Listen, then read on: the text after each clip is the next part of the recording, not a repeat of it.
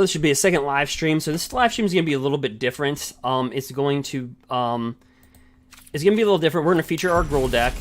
We're going to play with our Gruul deck, and just give me a second to get everything rocking in progress. Make sure everything's lively and moving and all that other type of stuff. And yeah, so I did a live stream and I didn't realize my mic was turned off. So anyway, I'm doing a live stream with so this MTG against you know, so it's going to be MTG, and it's going to be a matchup where we're basically going to be playing you know, a match with Gruul, but it's kind of a little bit different. It's MTG War on racism, and there's a lot going on in the world. So it's MTG War on racism, and there's a lot going on in the world. And I said, well, you know what? Things are kind of grueling. Let's play a Gruul deck. Let's play with the Gruul deck that we played 16 and a half hours with.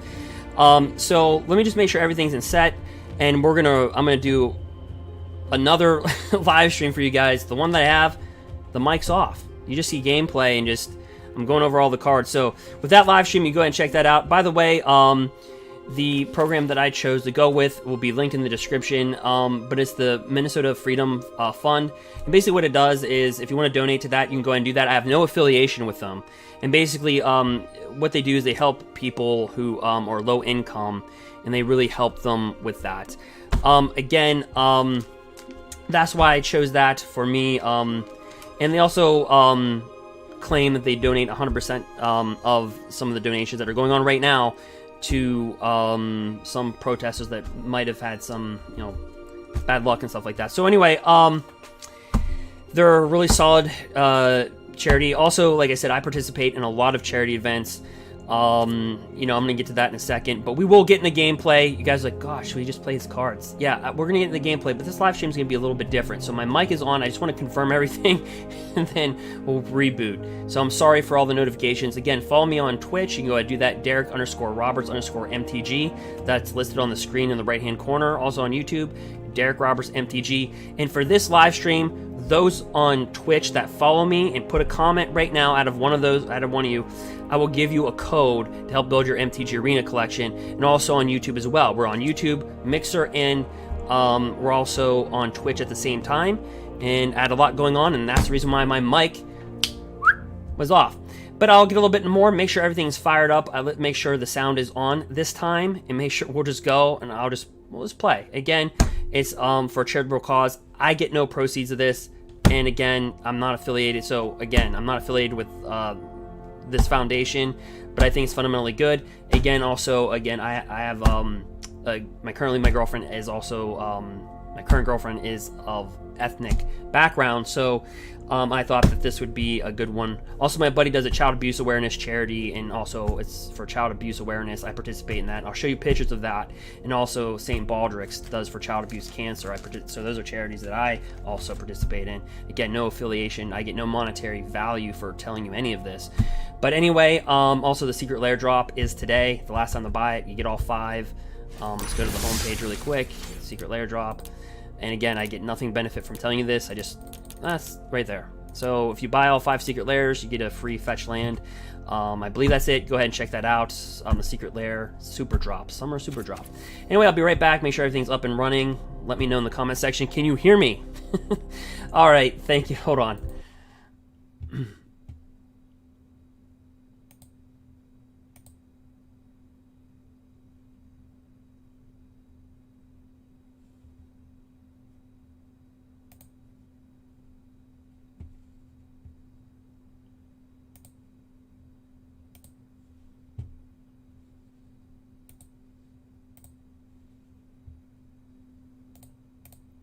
All right.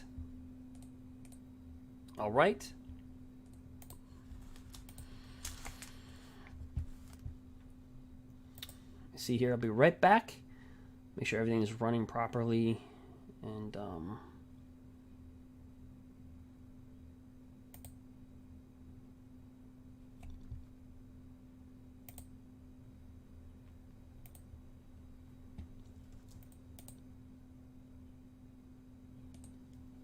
all right, just give me one more second. There's that backlash. Okay, so we're on.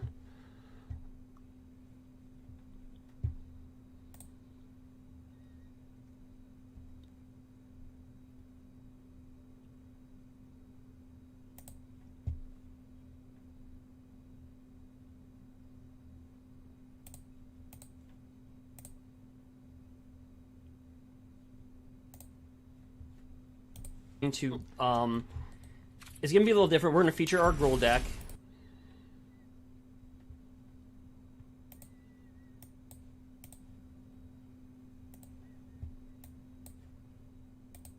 Into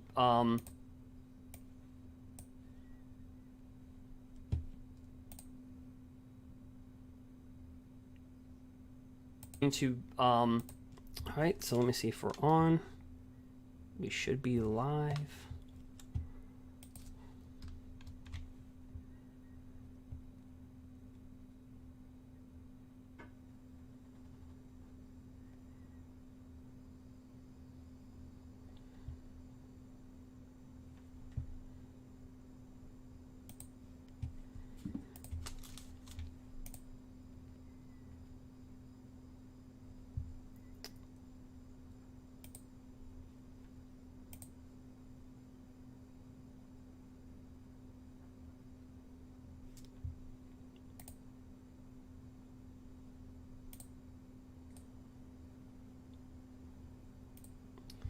Okay, so we are indeed live. All right, so basically, let me tell you. Okay, so again, we are indeed live. All right, so basically, let me tell you. Okay, so again, wow. All right, so this is a crazy start. All right, so basically, like I said, we're going to be running the Gruul. We're going to be running the Gruul deck, and just show you some of the charities that I've been a part of. So we'll go ahead and do that. And so my buddy does the thing for. So again, for this. If you're viewing this on Twitch or YouTube, so you can kind of go ahead and do that. So, but for this deck, for Gruul, and we're getting into the Gruul deck, but so again, like I said, this charity again does donate money to people that are low income, but there's also another charity. I just want to show you that some of the charities that I've been a part of, and you can see Mankind. This is me and a pro wrestler. Actually, you'll get to see a picture of me. It's for right here. This is me. You see actually in Saint Ball. This is my buddy's child abuse awareness. See if I can actually grab this picture and do something with it. But so right there is Mankind. He's known as Cactus Jack. He's a pro wrestler, and so you might know him as Mankind or Cactus Jack. He's on the right with the beard and all that other type of stuff. Kind of how all of us look right now during just everything. And I'm on the left right here, in the blue, and you can kind of see that right there. So this is for child abuse awareness. He's wearing the wristbands right there. So this is kind of me when I was kind of like bulking up a little bit during the summer. This was from a couple of years ago. But he was wearing the child abuse awareness, and this was actually kind of funny. Great guy. Met him backstage, and not a wrestling event actually. So I do believe in doing charities and doing fundamental charities that are really nice, and so. For me personally, those are kind of the things that, I like to do is, for some of the charities. So, and that's what you're seeing right there. So, those kind of help benefit, that. And then also, like I said, my buddy, he does also, for St. Baldrick's, you want to check them out for child abuse awareness. But for this video in itself, I'm gonna put the link in the comments. I'm gonna put the link. It's the Minnesota Freedom Fund. Again, they do help people that are low income find attorneys, and I think that's a good cause. And again, so all that. And I do have a girlfriend that my current girlfriend is ethnic. So anyway, we're not making this political. I'm just saying. So I'll go ahead and take that down right now, and we'll get on with our gameplay. And take that down. All right, make sure we're live this time. My mic is on. Here's the Gruul deck.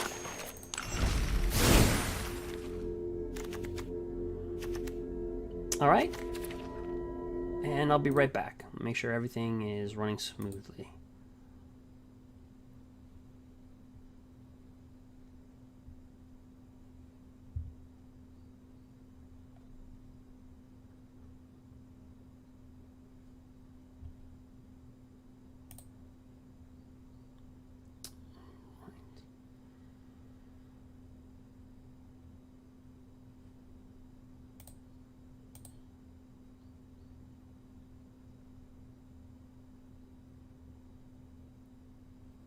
All right, so we're just gonna go ahead and go into the gameplay. All right. Sorry about that, guys. A little different of a stream. It took me an hour and a half to set everything up. I did a broadcast earlier, and my mic was just off. I was trying to broadcast. We're doing a big, thing, and I'm like, oh, people can't listen to me. So right now we're ranked 1327. So we kind of fell a little bit. So we're playing Mr. 549. So just wait for our hands. Right, meow.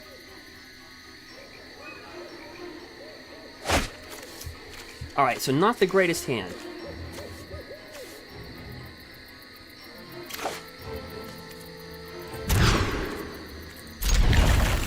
Oh, not good. Alright, so we got one Bow Crusher Giant, one Paradise Druid, and more land. Alright. Like, well, you just get more land.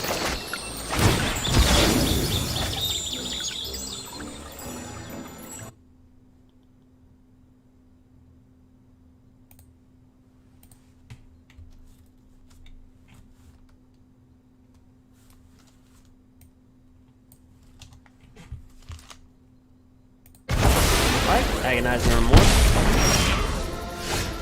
Oh. Some people might feel like that way for 2020. I'm just joking. Alright, so sultai.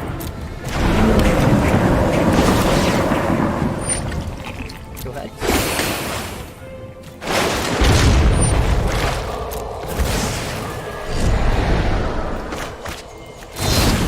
Shoot it for 2. We've already seen our hand, so sultai. More mana. Okay. So we have 29 creatures in the deck that we feature, and it's utilizing your sideboard. So we basically grab Gruul and make it more of a technical deck.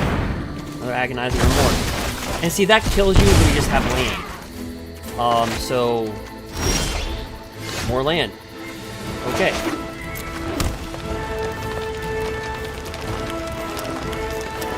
So they like to play it either two ways. They like to ditch as much as they can to the graveyard for Euro-type Nature's Wrath, or they'll get you with Casualties of War. And we don't have really much choice. We have no land. Like, we have nothing but land. We do have 29 creatures on the deck, so half our deck is creatures, pretty much. So dust that back. I mean, we really, at this point, I'm actually going to take that action. We don't have a choice. We really don't. So let's see if we can come back from this. Let's do this.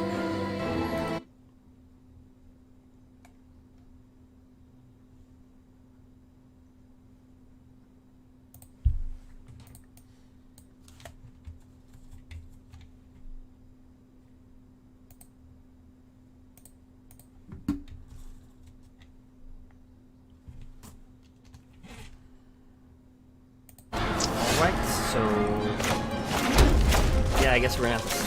Nope. Actually, we don't want to snipe it. That'll put him in his graveyard. He wants us to snipe that thing. Alright, so we're gonna need... Like I said, they like to be curved at 5 and 6 because of Nisa who shakes the world. And Casualties of War. So attack with both of these, I'm presuming. Nope, just with one.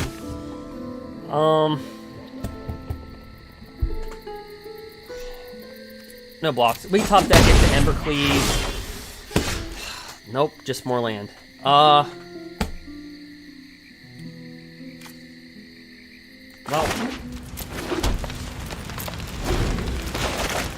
Huh.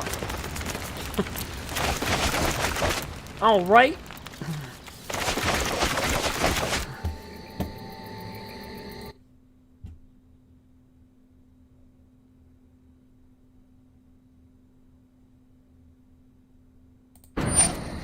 Alright, so he'll take 2 damage.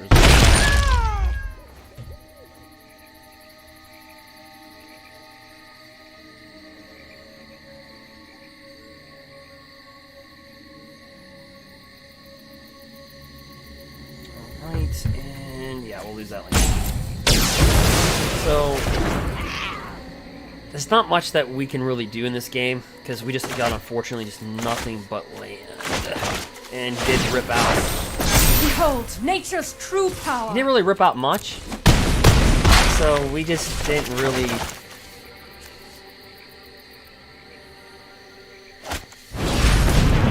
got 1, 2, 3, 4, 5, 6, 7, 8 land to... What? 3 spells? Yeah, I can do it. Alright. Good game.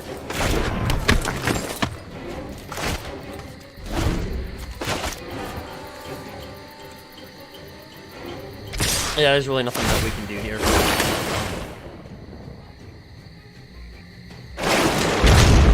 we'll just take all the damage.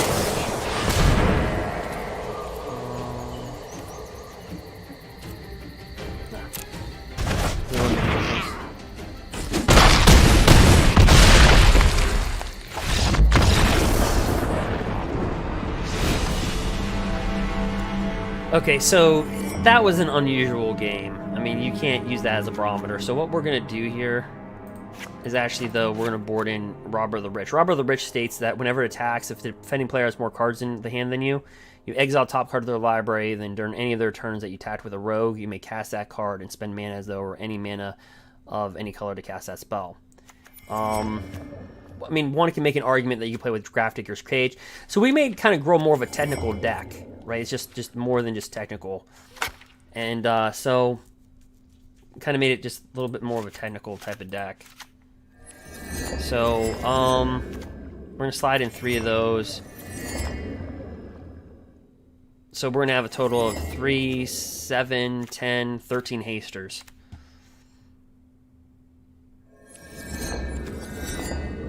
But one can argue to play with Return to Nature, because you get 2 for 1. You can destroy the Wilderness Reclamation, or excuse me, he's playing Sultai. I'm so used to playing Wilderness Reclamation. Okay, so versus that, yeah, this is pretty solid.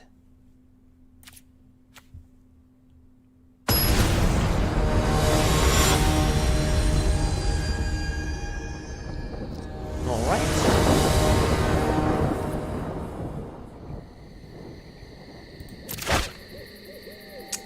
All right. So questing beast, we got one of those, 1 Bone Crusher Giant, 1 Shifting Ceratops.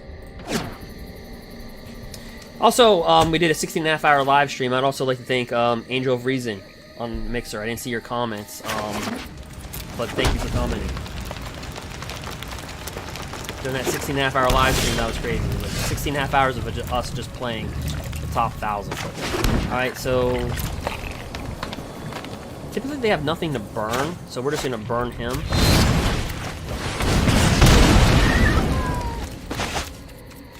Because he can just Ether Gust that.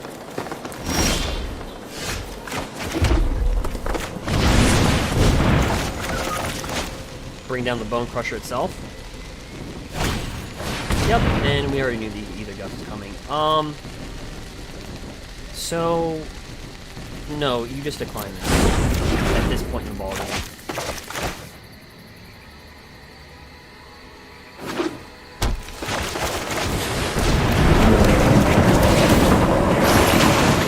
So again, they do like that spot, so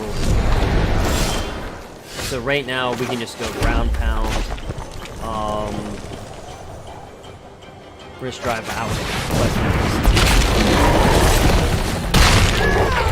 We can make an argument to drop the 5/4. It's got protection from blue, can't be countered, can get haste, but he can bounce this back. So if he bounces this back, we can just drop haste, haste, haste. Shakes the roll. And if we draw a card, so if he's got Ether Gust, he might do the Breeding Pool, because he can tap it for a green and a blue. But he doesn't. He doesn't have the counter spell. It's a good sign. So now we can just run over him with Questing Beast. That's why we dropped Questing Beast last turn, so if we top decked Embercleave, so we had our options available. We had options.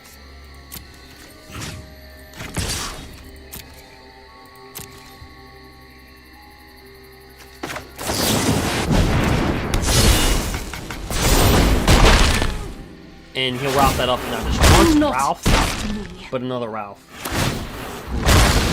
I must go.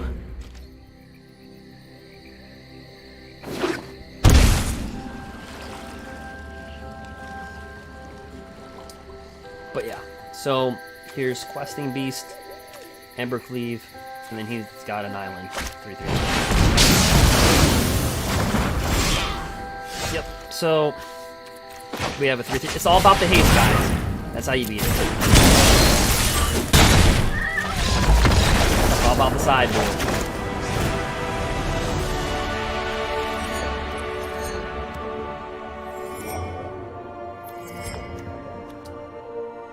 Also, if you want to see the sideboard, go ahead and follow me on Twitch. You'll see that on the Twitch panel. If you go to Twitch, you just hit the side of that.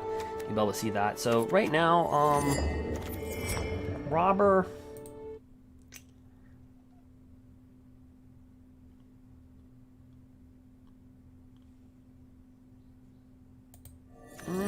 Doing pretty good. So yeah, let's just play this again. Here we go. Or sultai. We call it sultai control. I say sultai ramp. Sultai ramp control. That seems to be like the meta. Temur, reclamation, and sultai control. Seems to be the thing. So that's why we go with Robber Rich. We need mana. Let's go.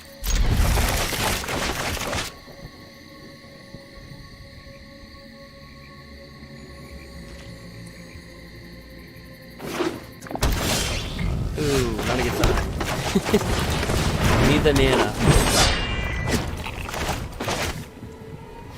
We might drop a... So, it doesn't have Growth Spiral. Okay, we need the mana.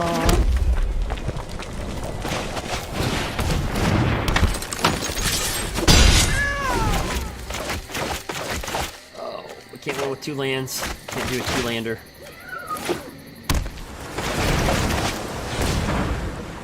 Let's see. Growth Spiral. Maybe he's got Agonizing Remorse in his hand. What do you think? Because he didn't tap this mana. So I think he does. I think he has it.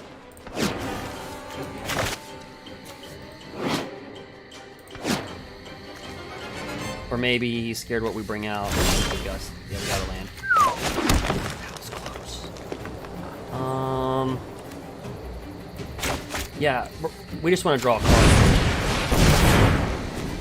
He could Ether Gust this back. If he does, we could go for that. We do draw a card.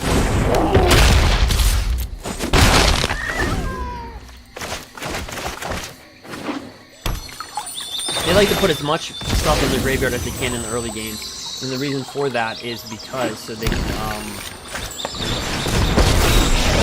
so we need to get a mana, a red mana, that we can just Embercleave over. But if we don't, it's going to be very hard. So we did draw a card, we should be able to get a mana.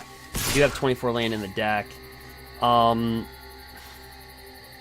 that's very tempting. But if we get Embercleave, that's lights out. So if we get a land, this all circumvents do we get a land.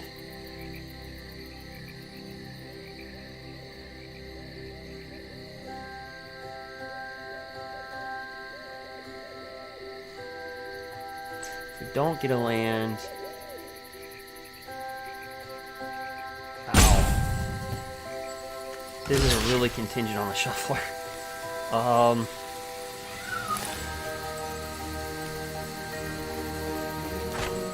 No blocks. Oh gosh. Okay.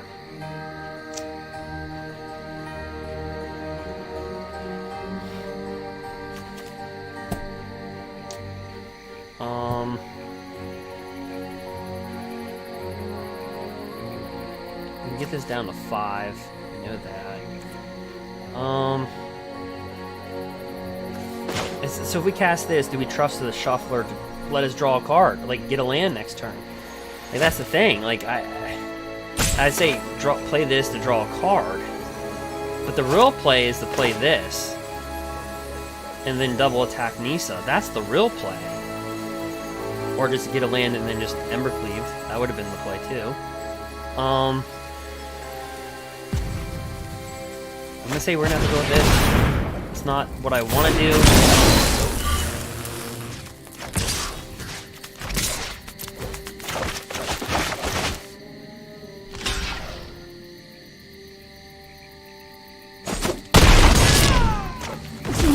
assume I am fragile. All right. So hopefully we can recover from this one pretty quickly. Oh, good, Midas. You did a tutorial and you made a mutate deck. Well, congrats.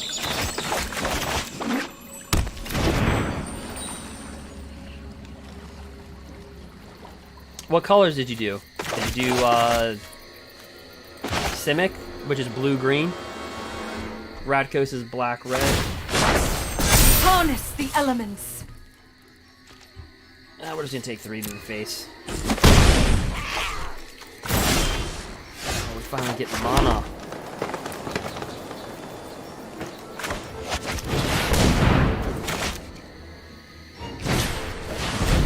Always has that Ether Gust.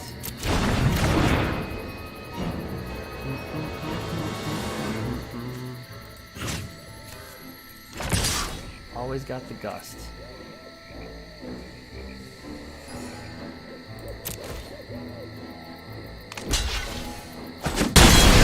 Well, we're killing his lands. So we're not double red. We're struggling to get mana. We're up against Nisa. We're taking 3 damage every turn. Does he have another Ether Gust? Is this like a... Is this literally, does he have... And he does. Wow. I don't know what to say.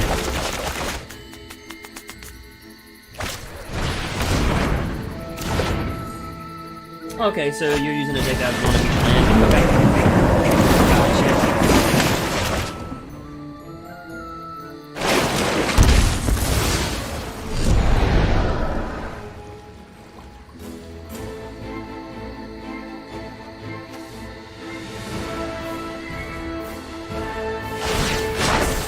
Be wary of the ground you walk on. Right, so...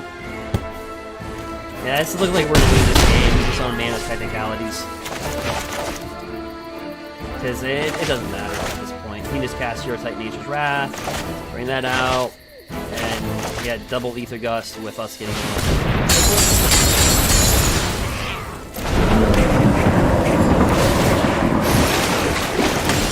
Yeah, I mean, we got no way out, so...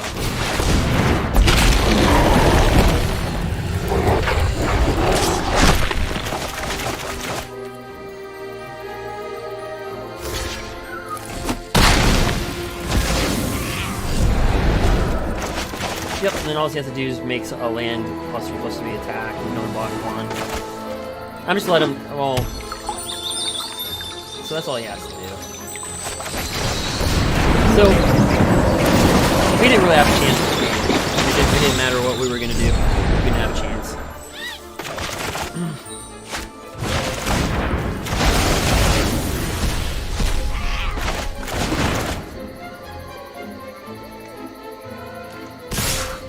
We did cause land issue. We did kill their lands, though.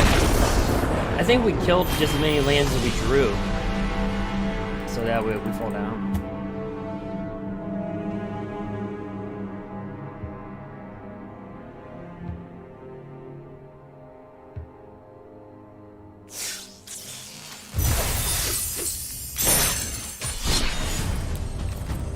Alright, let's try to climb back up. And again, I just want to thank Angel Reason on Mixer for your comments during that 16.5-hour live stream that I did. I remember people on that live stream, they watched like a couple hours of it, went to bed, woke up, and like you're still streaming. All right. I played versus guy before. The land. What is up with land? Oh gosh, we have 24 land in the deck. Or Kirk. Pretty low. Okay. What is it with land? So we're gonna have to rely really heavily off of Paradise Druid. Like, unbelievably heavy.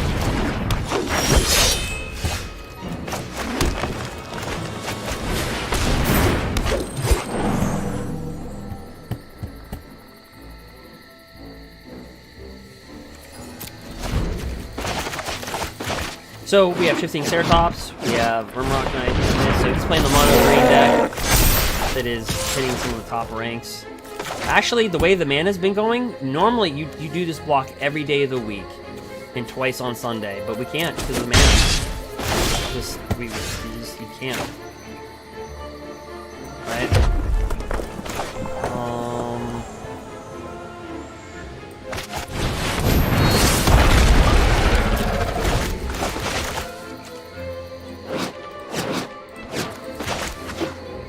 Here we go. Yep. This could be an Ozolith deck. That's why you kill Pelt Collector. Because he can just get really big.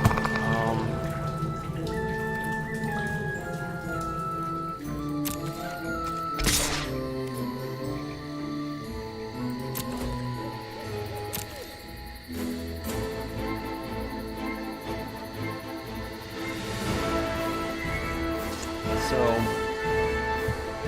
you just have to play the best you can with the best of what you can. We're trying to do that here.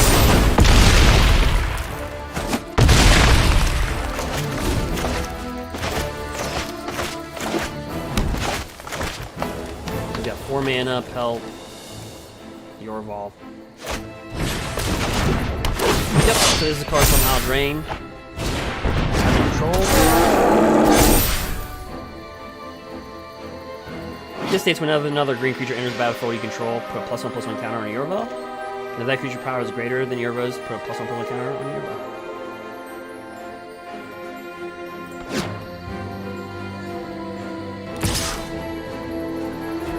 Yep. No box.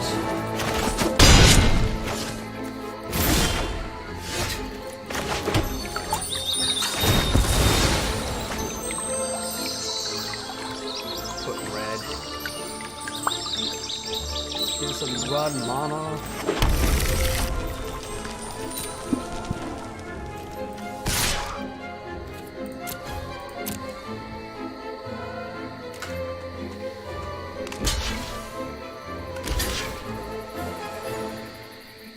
You're gonna block this really hard. I should have brought down Pelt Collector first, if he dies. Oh, let's do this.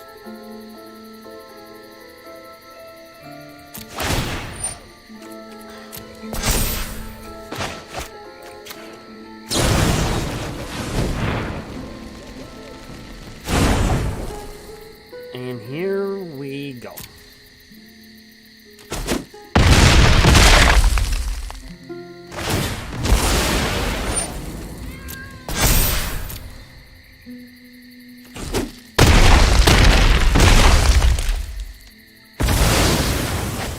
And that's the reason why I should have brought down Pelt Collector. Let's see, we got bigger.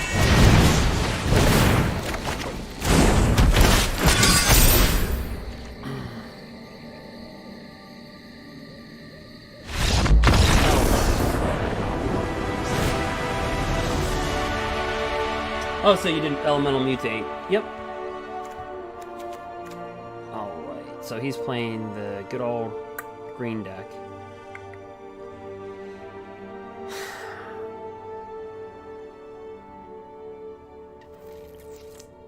Robber the Rich can get him. But I think we just stay in our base. I've played this guy before. We've played in Diamond League so many times versus this guy. He's pretty good. So again, like I said, if you want to check it out, the charity that I chose, and again, I get no financial. There's nothing there for me. Is again, you can go check out. I put that in the comment section. It should be in there. The Minnesota Freedom Fund. And again, they just help people with that are low income. Get lawyer representation. So a 2-lander again. Okay. This is gonna be rough. Yeah, it's gonna be really rough. Okay, so we're gonna have to rely on edge rolling for the draw.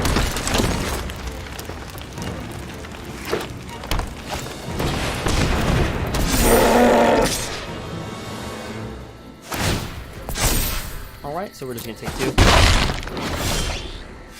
Whenever it attacks or blocks, if you troll another non-human creature, which is a troll, Wildwood Tracker gets +1/+1 until end of turn. Alright, so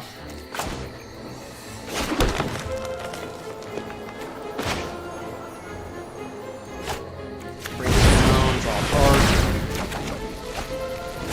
Domri's the winner right here. You put a +1/+1 on a counter target creature you control, then that creature doesn't fight, it deals a damage, and your creature won't die. Pass his turn. He can't block. Yeah, there's nothing we can do, we can't block. And we can block with this. Alright,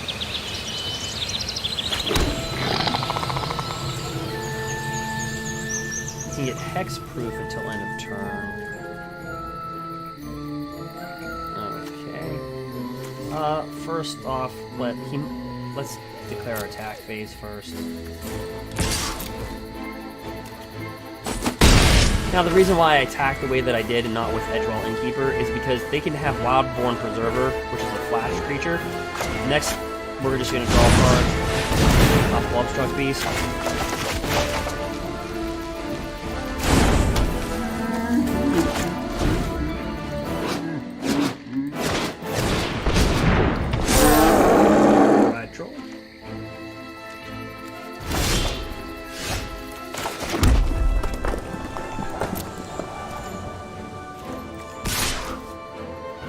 We're just gonna back off and act like we don't have anything, but when really we do.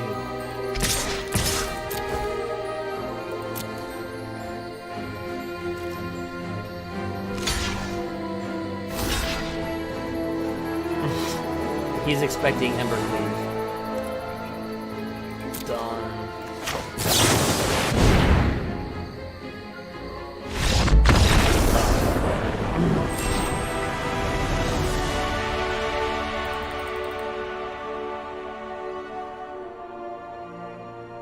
So we're back up.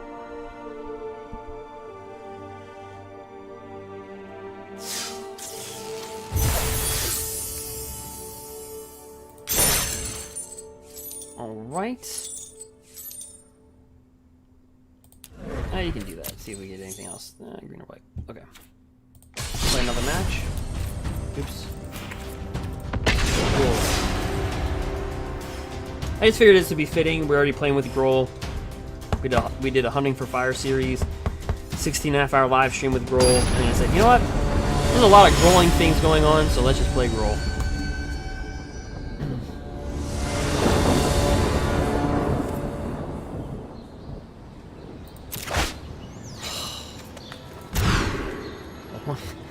I feel like we just mulligan every game.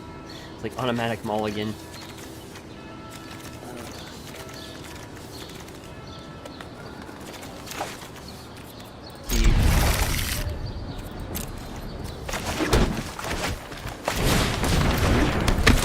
That really hurts when you have to mulligan. It hurts a lot.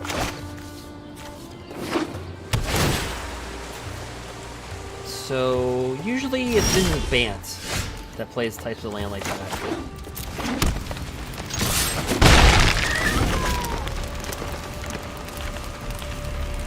Right. Temur, I guess, does too. So this Temur, yep.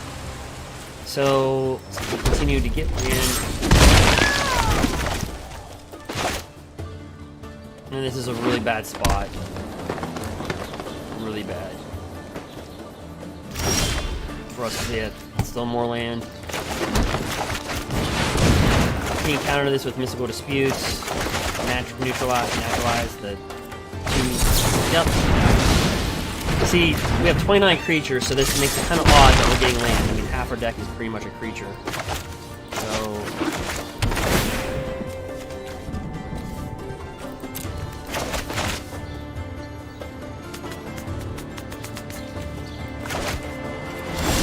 yeah, are we getting embercleave Edgewell Innkeeper?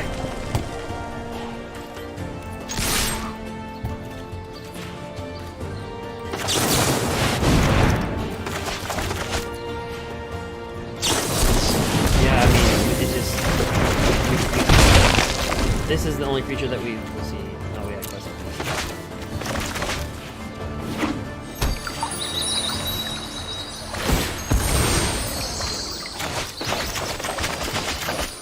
Yeah, Knight, yeah, I agree, like, well, mono green, though, they have that serpent that's hard to kill.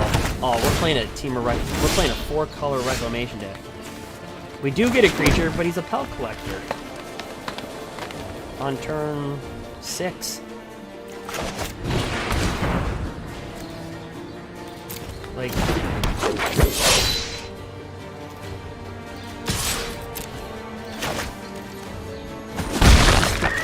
How are we in this game? Our opponent's like, well, you're gonna find out that you're not in about 3 seconds.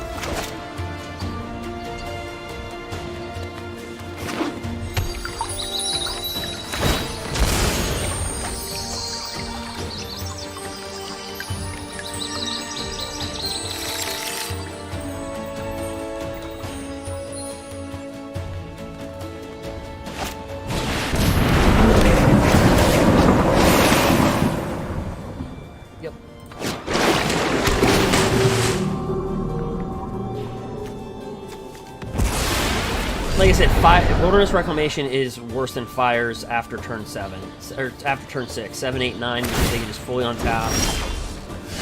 Wow. Okay. I don't want to play a land because it's just going to show how weak we are. I mean, honestly.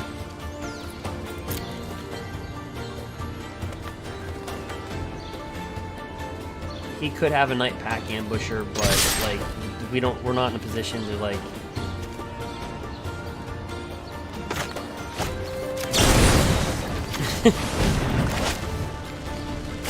Give him a little jab, little poke.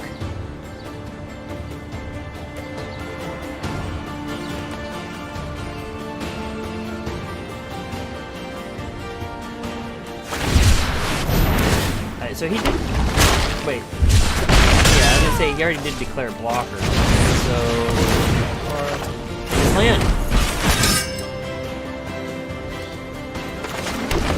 We have more land than a ramp deck.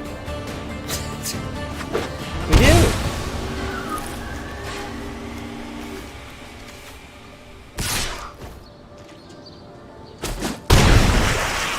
Look at that.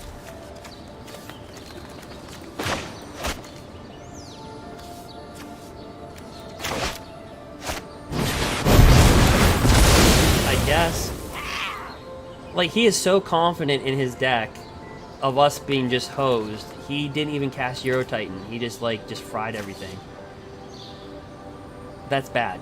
When your opponent doesn't respect your deck based upon your draw, you know it's bad.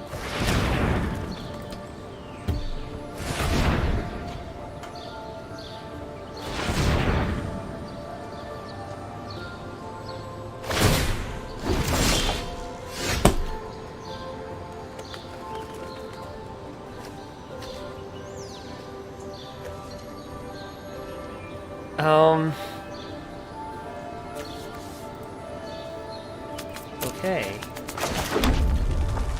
Now we're showing that we're really weak. He knows it. He's like, he's got more land than I do, and he's playing green.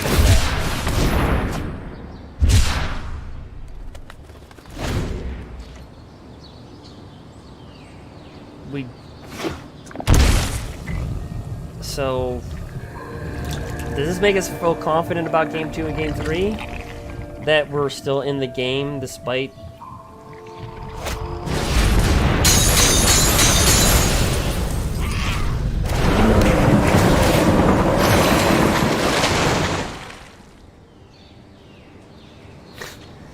Yeah, no, it's a little rough. I mean, we draw a Paradise Druid? That produces land. I can't drop this down because then we're just showing that we're completely weak.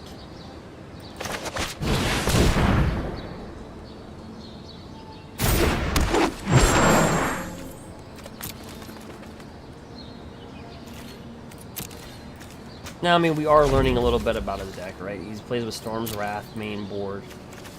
He main boards Mystical Disputes. So a lot of sideboard pieces he actually just main boards, right?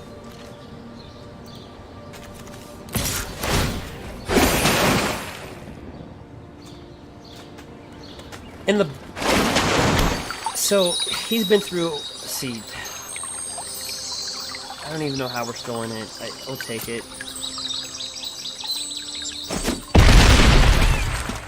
I could use a fireball right now, like the old card fireball, because we could do 1, 2, 3, 4, 5, 6, 7, 8, 9 damage, 10 damage.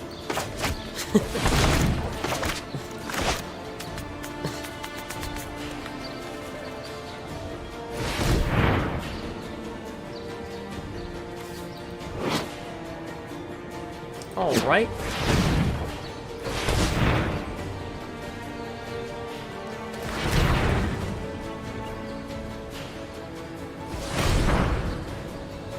So he probably has the, oh, that card from, I always butcher the name. Invasion, Inversion. It's, like 2 blue, 2 red, deals X damage, draw X cards.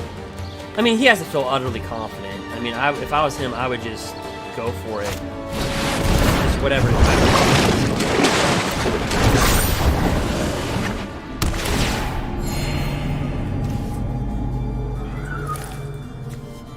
Oops. What are we going to embercleave?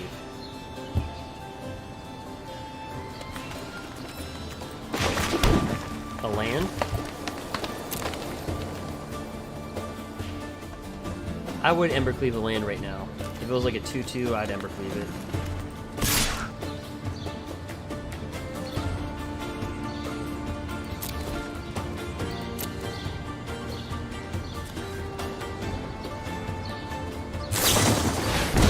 Oh, boo. This does nothing. I just felt like casting it.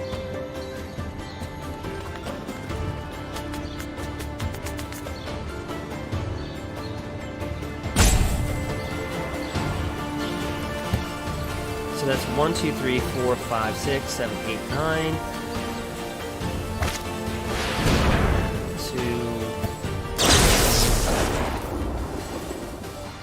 5 spells.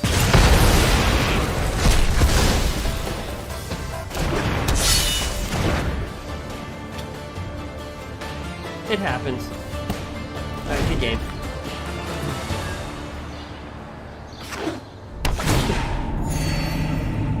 Das ist nicht gut. This is not good. I would embercleave this guy if I could. I would just embercleave him. If I can't, you have to embercleave your own creature.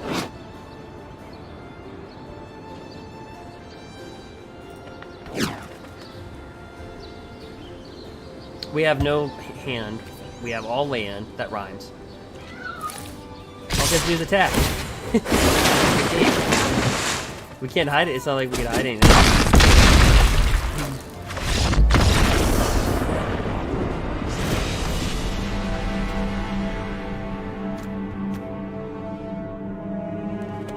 Yeah, just to show, we do have 29 creatures in the deck.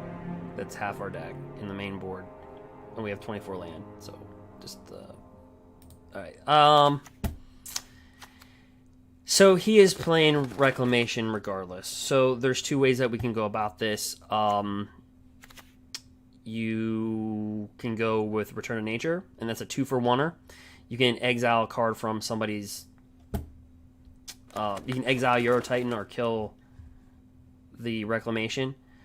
You can make an argument for that. You could bring Grafdigger's Cage, which would just stop Euro Titan altogether. But so there's an argument that can be made for anything. But we're just going to be utterly aggressive here and go 3 Robber of the Rich. Because the Robber, whenever it attacks, if they have more cards than you, you can exile the top card of the library. And then if you still control Robber or another Rogue, then you can, or if you control Robber, you may cast that card and spend as any mana if you can. So I think we're going to go with Robber. And just overpower with just shifting Ceratops.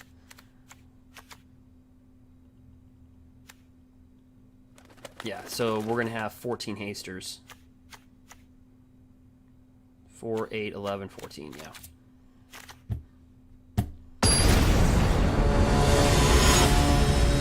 So the bad news is we got hosed. We lost game 1. The good news is our opponent doesn't really have much intel on our deck because we didn't do anything. We play lands. Alright, play first. Oh, boy, we'll take it. 2-lander again. Alright, take it.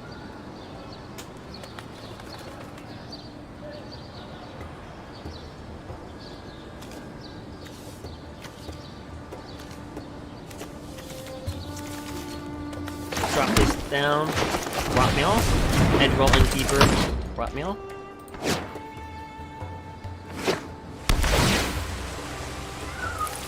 I think we have more creatures in our hand than we got the entire last game. Actually, we do.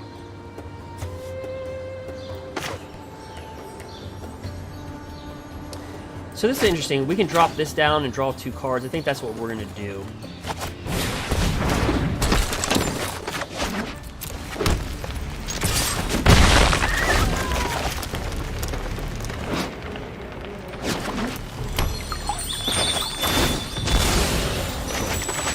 Right, so again, they like to put as much as they can in their graveyard to get Euro Titan.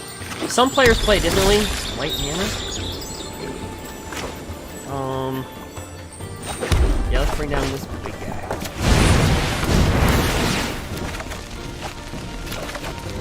Okay, so that was good because we weren't going to get any mana.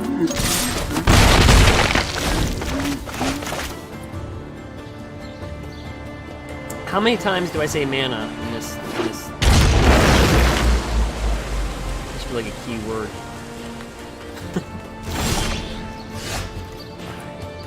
We got a mana. Table pass the right. So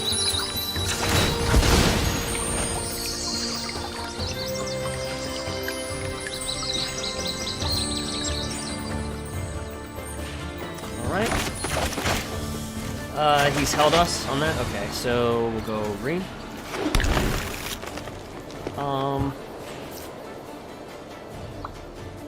You know what? He could be sitting on Ether Gust, and if he is, we're gonna make him pay for it by drawing 2 cards.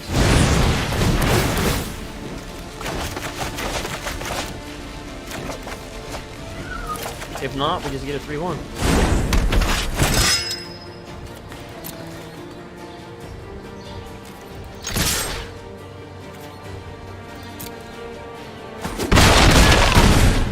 We'll attack.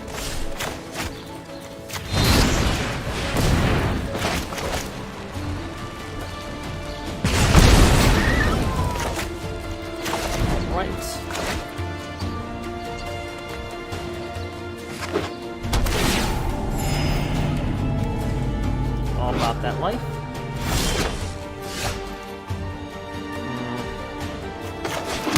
I don't even think I play Questing Beast or Shifting Ceratops because I think we're gonna let him see way too much. Let's see, 5, 8, 9. That secures the win. Well, you know what? Yeah, we're gonna play with Shifting Ceratops. So even if he flame sweeps, we'll still jump in there.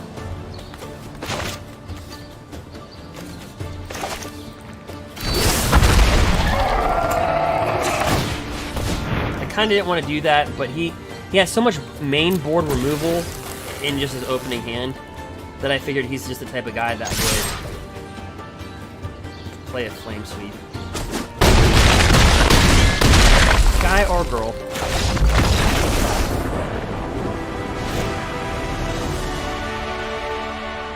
Alright. So let's keep that. So he's confident in his deck.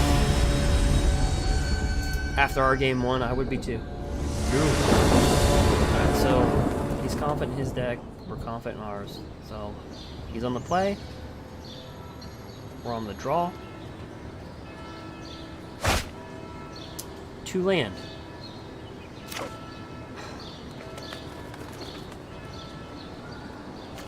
Okay, we're on the draw, so...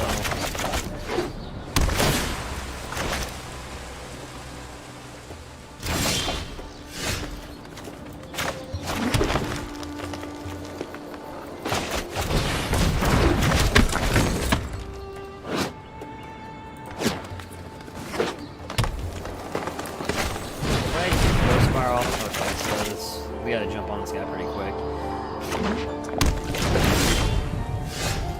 And I say that because you look at how the demeanor of him kind of changed. So we have to really just be aggressive with our edge roll innkeeper. See, we showed these. I didn't really want to show it last game.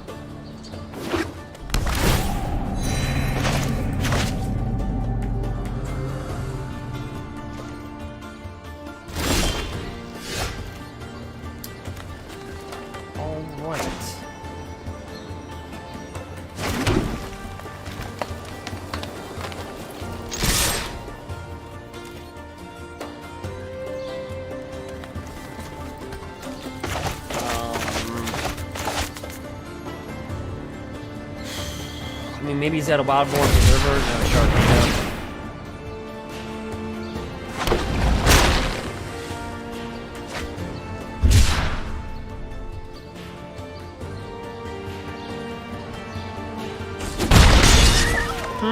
I'm surprised he didn't take the opportunity to really kill an edge roll innkeeper. Or even a Pelt Collector.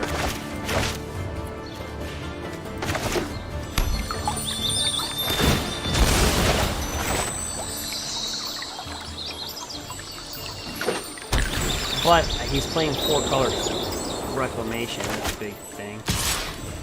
So it's like Bant, Temur.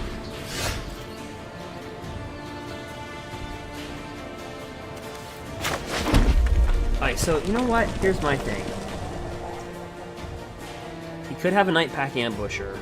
Here's what I'm thinking. He's sitting on a Storm's Wrath that deals 4 damage to each creature, and if we bring this out, it'll get Wrath next turn. So, I don't know if we drop that, so what I'm going to do is I'm going to opt to attack. If he does drop a Night Pack Ambusher or something like that, we can just embercleave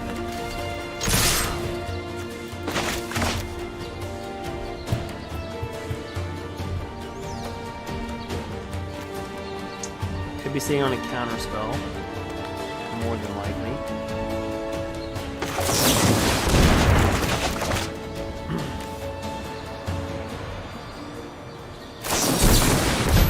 Yep.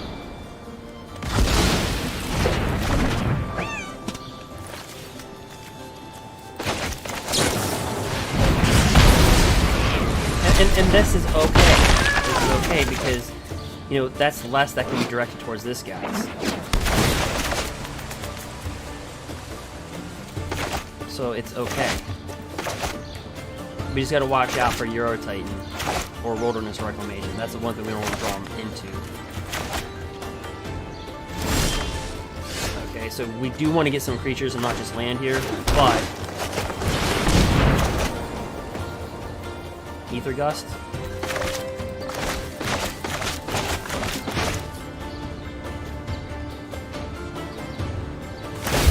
Nope. Cycle that out. We pulled 7 of those land, by the way, if you want to check out our unboxing video. So I'm going to attack with this.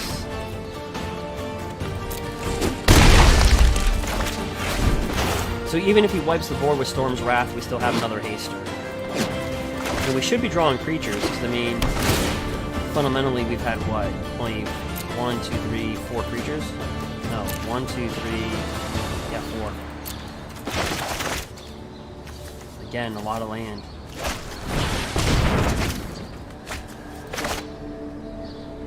And honestly, I think he's in the same boat. I mean, it's just like land, land, land, land, land, land.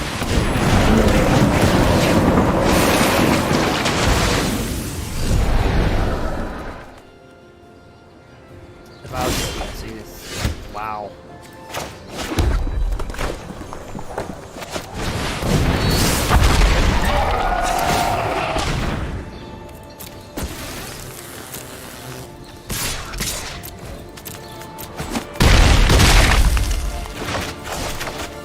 That's scary, guys, because if he's got a Storm's Wrath, we have nothing but land. Like, seriously. All right.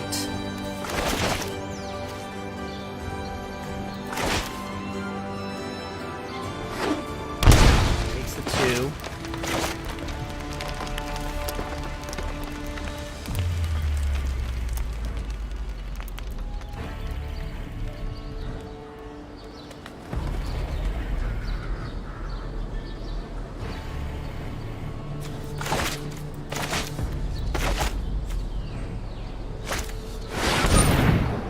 Hits us for 3. Draws 3. Okay. He could have cast Euro. He doesn't. He's down to 2 mana. So there's no way he can get 4 down in Reclamation. I think he just got flooded like we did. It was just like a flood game.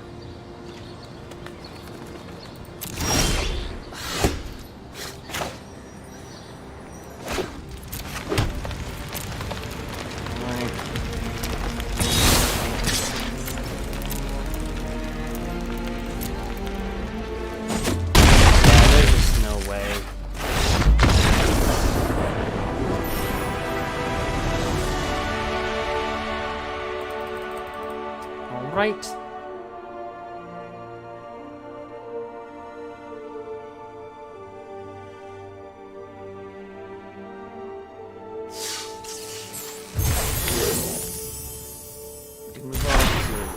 Oh, Death Sprout.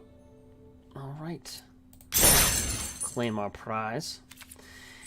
Anyway, so yeah, so whether you're on Twitch or YouTube, like, again, feel free to follow and or subscribe. Again, every Thursday or Friday, I'll be trying to help those that subscribe and also follow to help build their MTG Arena codes. And again, we're kind of doing this Rop Meow for, again, it's the Minnesota Freedom Fund. And like I said, this stream's a little bit different in the sense that so just a little bit, I understand things are happening around the world. So, and again, the reason why I chose this is just because, and again, I have no affiliation with this. It's just because actually, again, they just help people who are low income to find attorneys. And so that's what they do. That's the reason why I chose them. But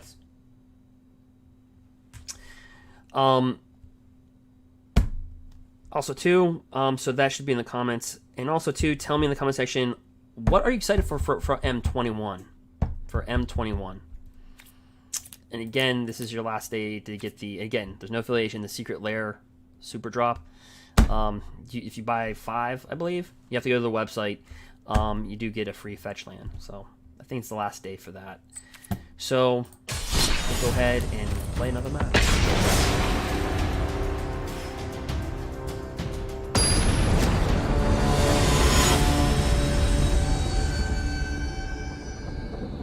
Yeah, just for, I just seen your comment on Twitch. Yeah.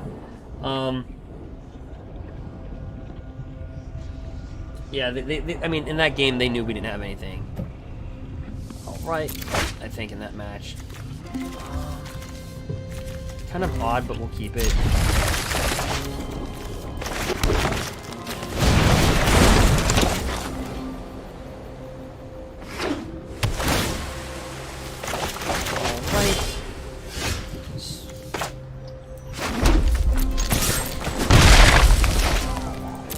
Be another Temur deck.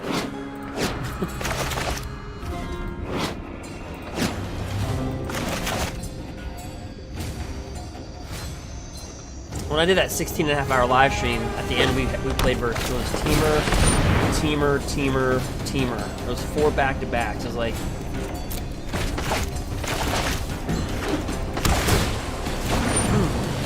I don't know, right? Temur usually has their stuff, the colors right.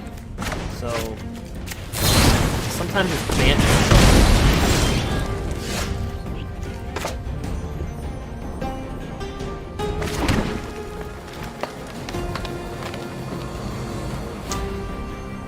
we're gonna bring this down, and I'm gonna tell you why we're gonna bring this down instead of Lovestruck. If they want to bounce this 1/1 back to our hand, we can still attack. Well, you know what? Actually, let's bring down.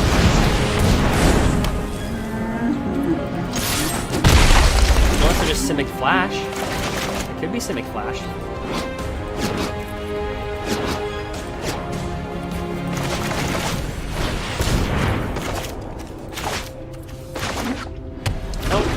Figured out what they are. They're sultai.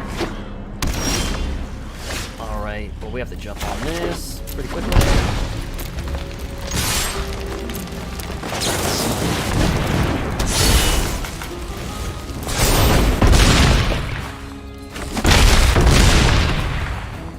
So they like the 5 and 6 spot because of casualties of war. You can destroy pretty much anything. A land, a creature, an artifact.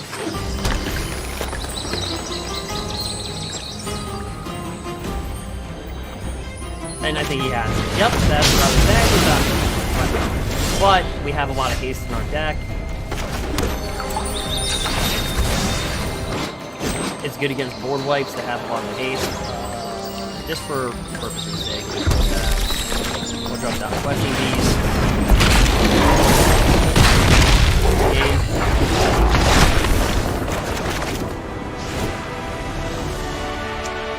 So he's doing sultai, so let's get rid of Domri's Ambush. And again, you can make an argument for a lot of these cards, right? Grafdigger, but I like to go more aggressive, Robber the Rich. And,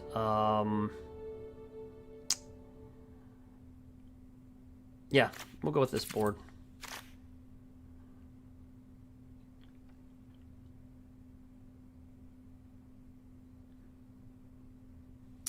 Yes, sir.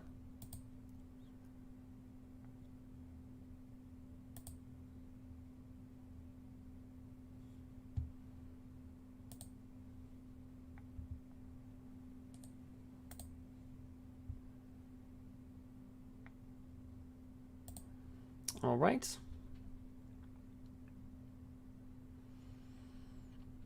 I know it's early in the morning for a lot of people. It's 3:25 in the morning. Well, Pacific Standard Time is 3:25 in the morning. Eastern Standard Time, you are waking up to some sunlight, hopefully, on the East Coast. It's your 6:25. Great Britain would be your, what, 11:25? Kind of a wonky hand, but we'll keep it.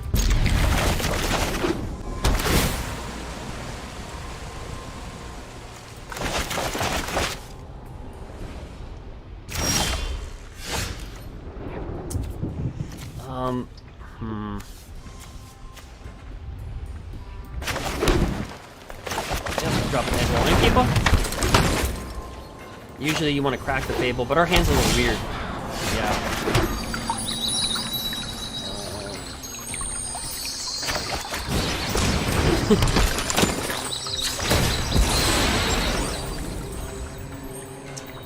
Yeah, we're gonna go red. Look at Edgewall Innkeeper. So I say right now he's got advantage. Yeah, we don't get a mana. So we're forced to bring that down. Double attack.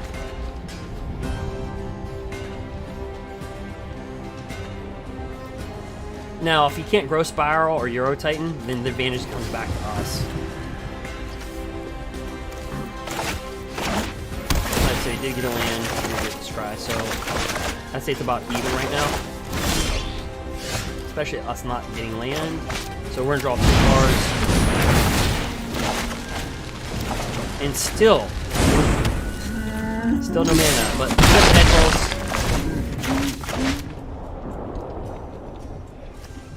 So it might be another 2-lander type of win, 2 or 3-lander. If we can pull it off. Nope. And we still have no mana.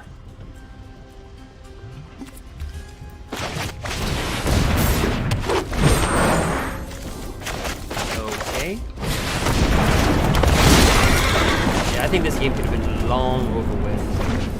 but alright, so that's what he likes on the sideboard. Yeah, we get it, but it's like too late, right? Well, no, actually, I made a mistake. I should play the 1/1. It gets you out of your game. Like when you're fighting the shuffler, you just. Wherever I go, don't flatter But I should have yourself. dropped the 1/1 right there.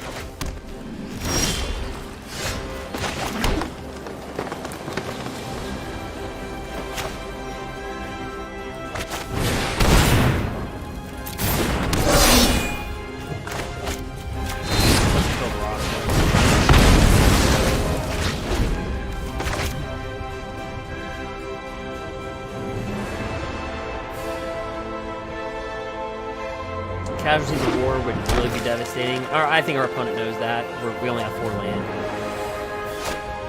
Yep, and you can tell they know we're short on mana because they killed our Paradise Druid over killing a 4/4 with Trample. So they totally know that we're hosed.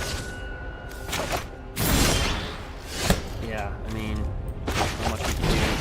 So we're just going to exchange hits here.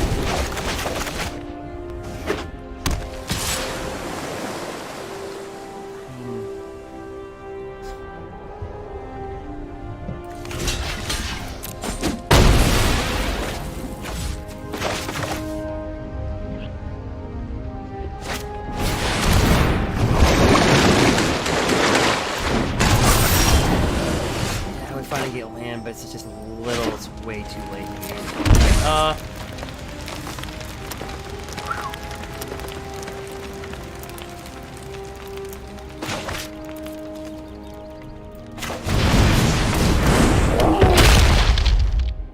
Cannot attack.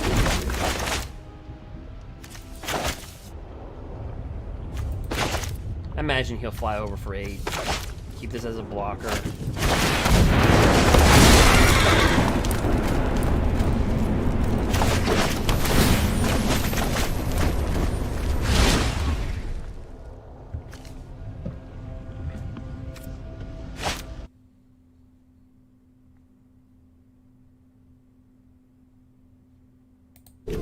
Yep, we have all embercleaves. Gruul Spellbreaker. Yep.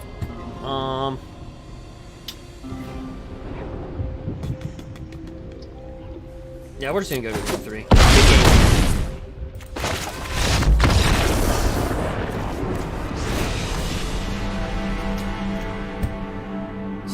Sultai.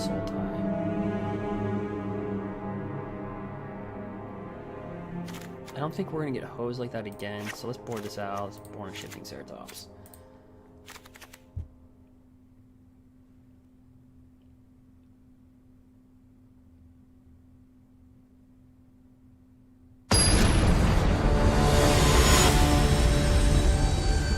All right.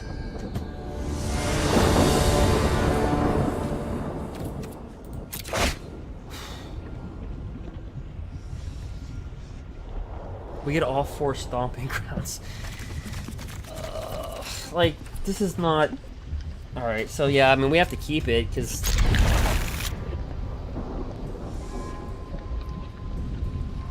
We're just gonna flush this out. I'm not gonna lie to you, we're flushing this out fast.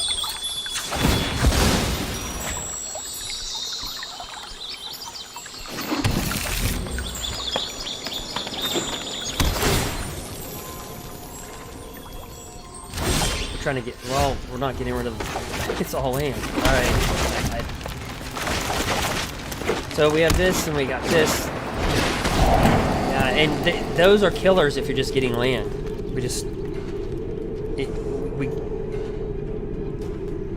mean, those are crushers.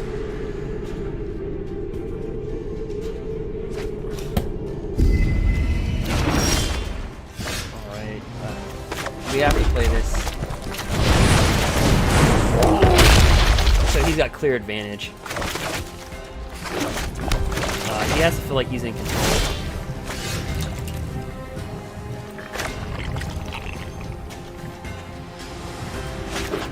I'm gonna bring this out.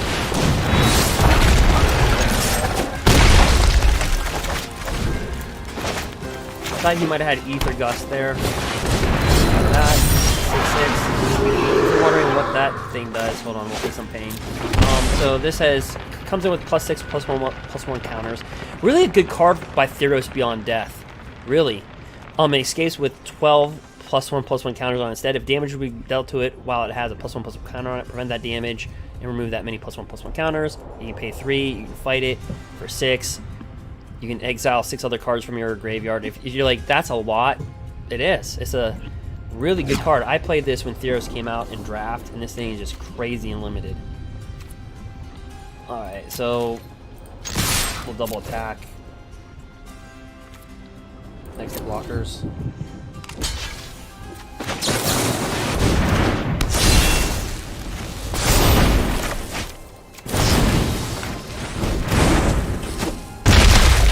Rimrock Knighted.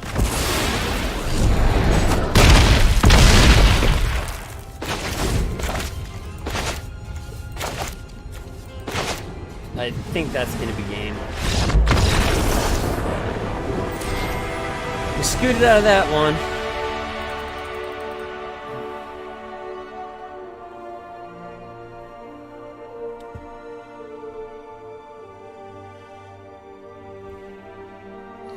Yeah, so, I don't know if you guys seen the new card for... Ooh, this is going to be a Mythic Rare. What are we getting? What are we getting? Don't play with them, but pretty good.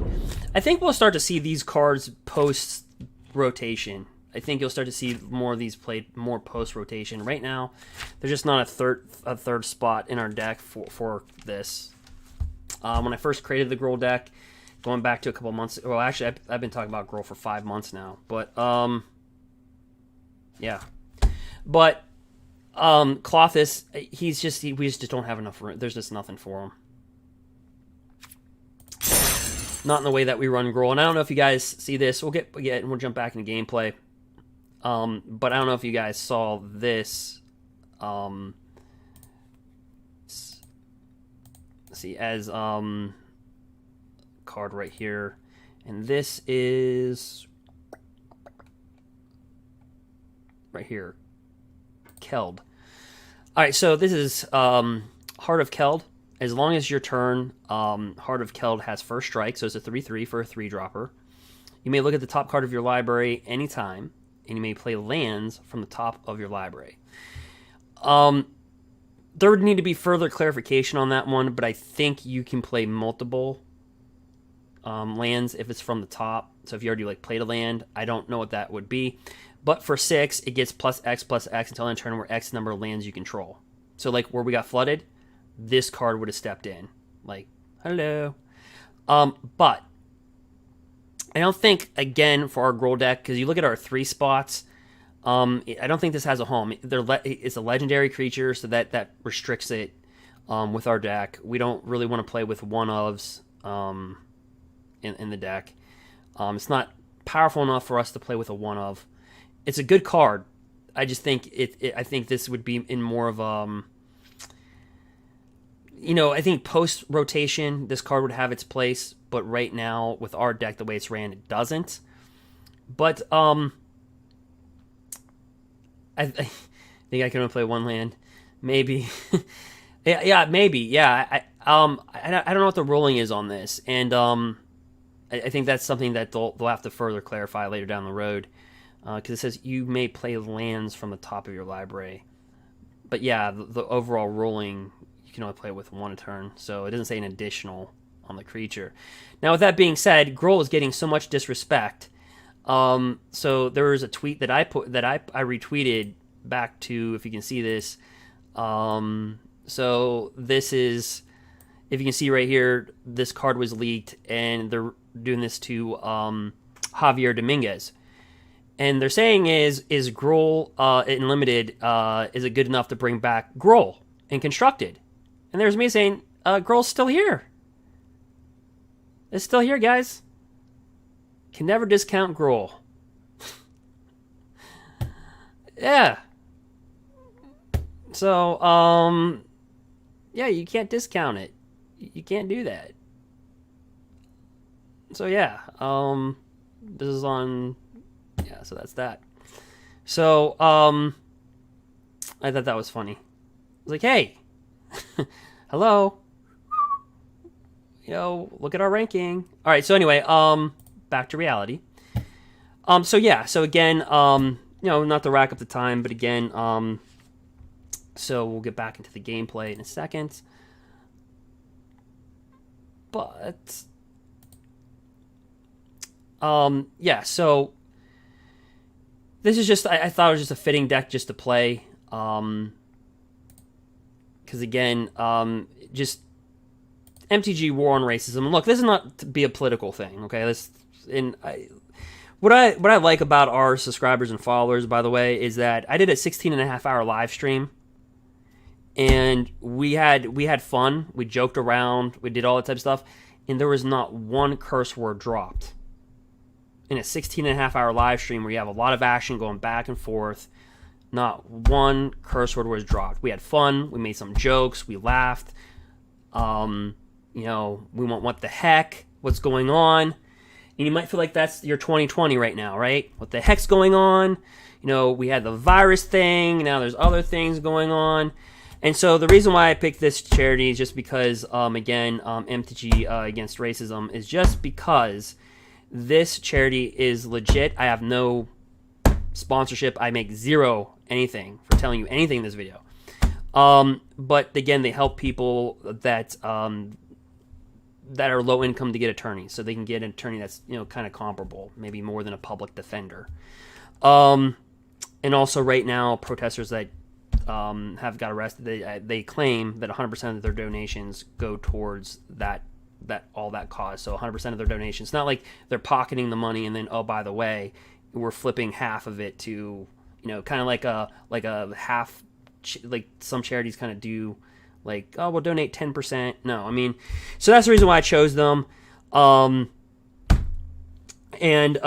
know, again, my current girlfriend, she's ethnic. So anyway, that's why I chose them. We're not making this political. You don't, again, it's just there in the comment section in the description. We're not, you know what I mean? And so, with that being said too, I do participate in charities as well. And that's the reason why I also wanted to do in this event as well. And, to get to know me better a little bit again, for those, some people didn't do that. There's me right there next to wrestler Mick Foley.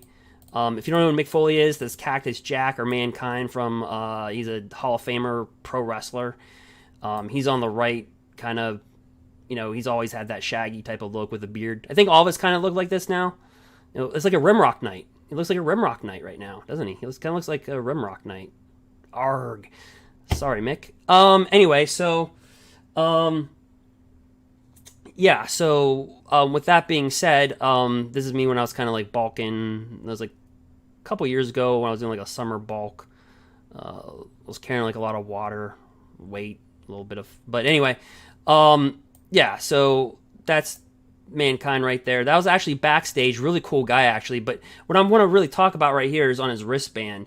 My buddy does a charity, it's Child Abuse Awareness. He does he's fanatical with it every single year, and this is what he's wearing. So we actually backstage. This is not at a wrestling event.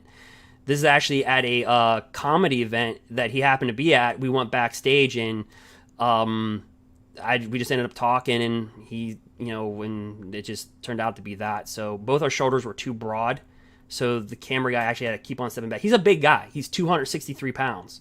I don't think people realize this, but this guy is 263 pounds. So he's a big guy, very stocky individual. Yeah. So I just kind of wanted to share that with you right there, and then we'll be getting back into weight training. Just kind of, you know, just kind of showing like different phases of, just different phases of what somebody can go through as you're going through a bulk and cutting and stuff like that. So anyway, we'll get back to the gameplay. But again, my buddy also, St. Baldrick's is a charity that you also want to check out. They do for childhood cancer.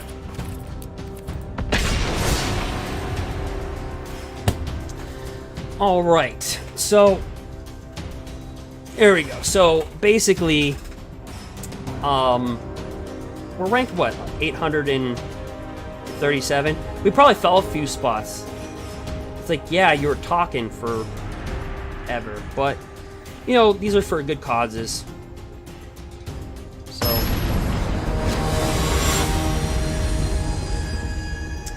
and again, throwing out some ideas. I thought we would do a deck, non-human deck. So we would do a half human, half non-human deck. And what I'm gonna let you guys do in the comment section, on Twitch and also YouTube, you can dictate the deck that I'm gonna play. Basically,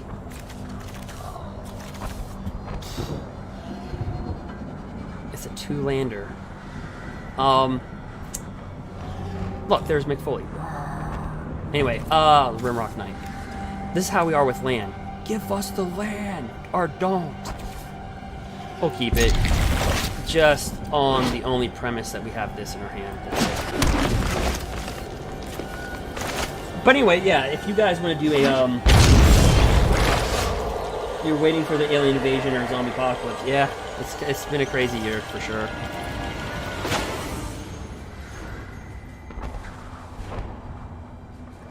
Alright, well, we got mana. So actually, what I'm gonna do, sultai. Seems like sultai and Temur are like the things, right? So let's. Oops. I just said I wasn't gonna do that. I meant to drop down a Rimrock Knight.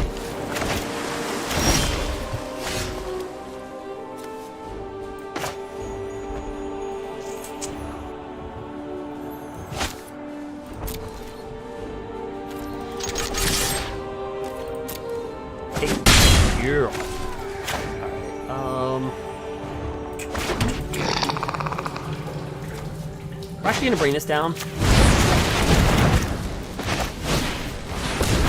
He's like, yeah, I'm growth spiraling. Again, so another sultai deck, so they like to be at that 5-6 spot, right? They like that Nisa, Casualties of War. So we have to be utterly aggressive. That's why I dropped that down, right? Because we just have to be.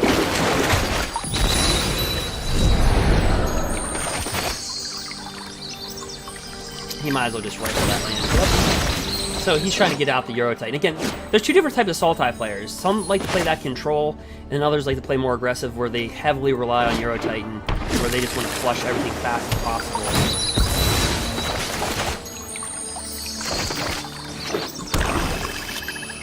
And that's not good.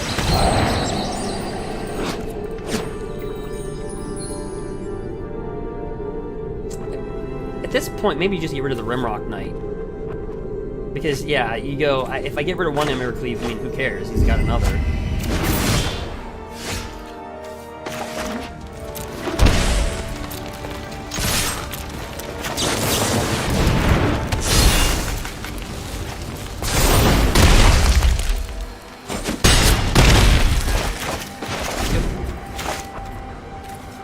So he's got 6 in the bin. He could cast Eurotitan. He could do that. If he's got Casualties of War, that would be crippling.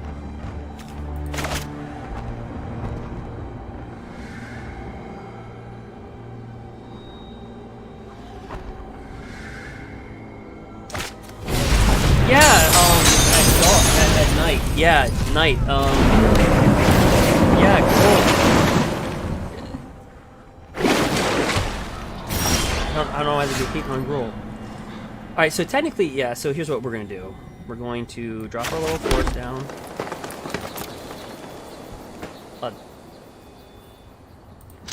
Attack with these both. Nick. Now, technically, like, you see people will nick this for 2, and then they're able to override that. So we'll do that. But technically, it would go down to like a 6-4, right?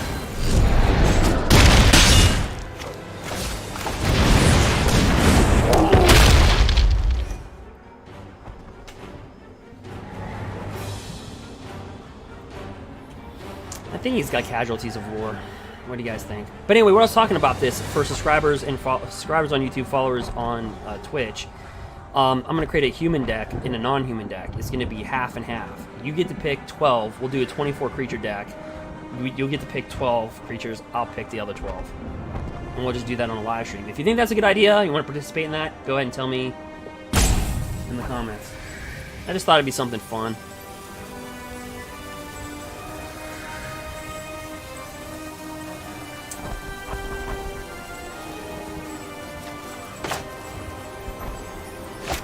Alright. Ooh. I guess you're gonna take... Ooh. So, our outs. Questing Beast, Shifting Ceratops, and land.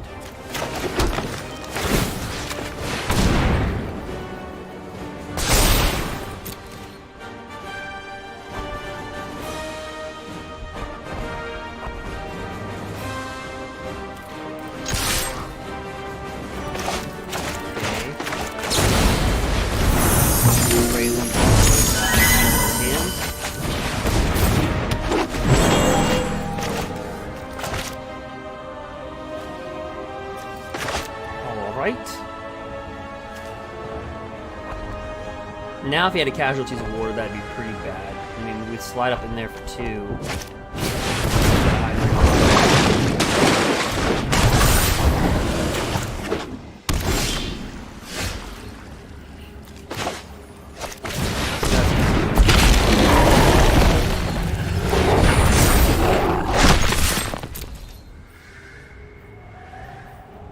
Yep, that'll just be 6.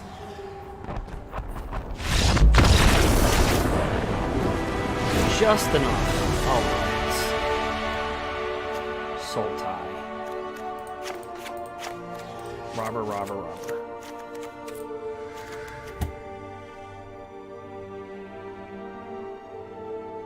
Eldraine's even still powerful. Think about it. With Fires, Oko, Once Upon a Time, you still have Robber the Rich, you still have Embercleave, you still have Questing Beast, Edgewall Innkeeper. I mean, basically half our Gruul deck is Eldraine, and then the Temur Adventure, Temur Clover. I mean, pretty much every single card in that deck, besides 2, main board is Eldraine. That's still strong. 2-lander is better than a 1-lander.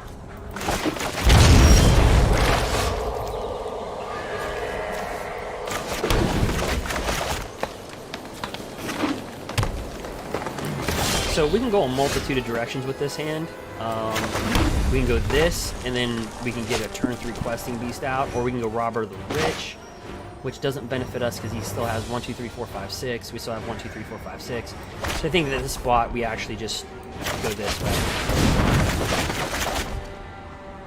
He might gust that. If he does, we decline it.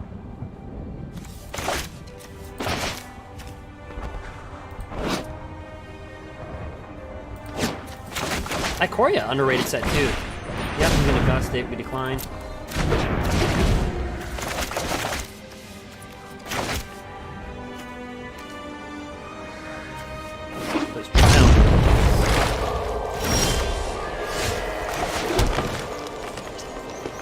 Well, if you can't kill him with kindness, kiss him with haste.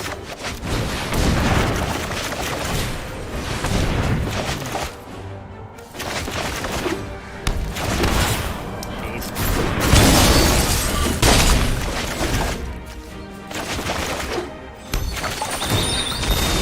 Yeah, he's definitely a guy that really relies on Euro Titan because he just tries to put as much stuff as he can. In this land, we are all connected. Now, he'd be more inclined just to do a forest. If he knows his forest is gonna die, yeah. Rise, my elemental So friend. we'll take that.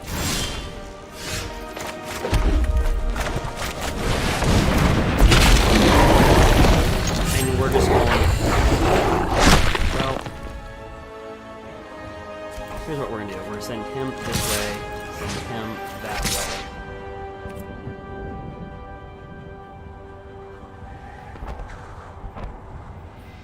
Actually,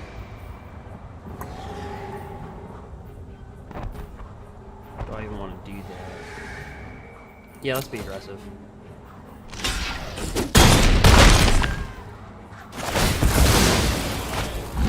this aggression.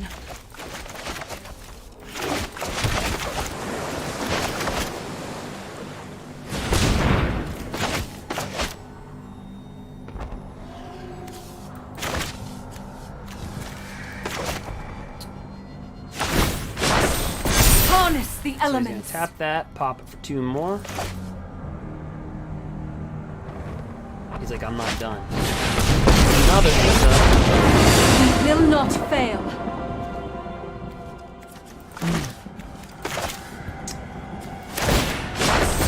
Behold, nature's true power.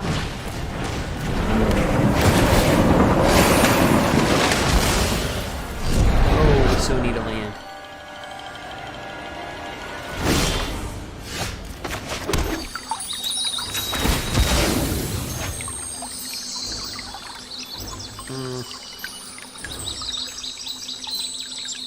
We'll go with green.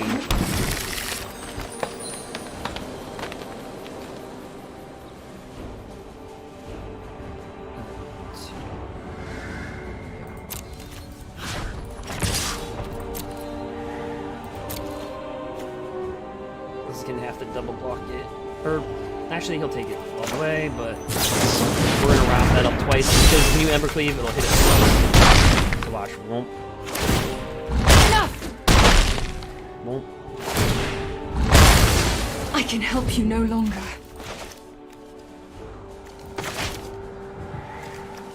He can bring out Euro Titan. He doesn't have enough for Casualties of War. Okay, now he definitely doesn't. Casualties of War would have crippled us.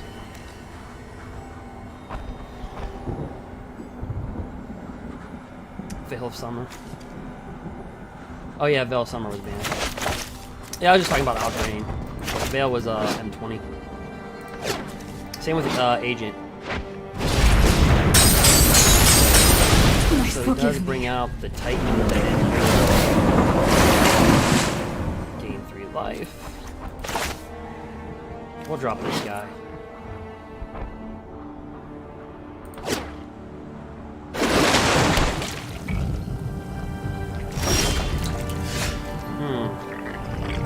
Yeah, we still drop this guy because he can't be blocked by let's see.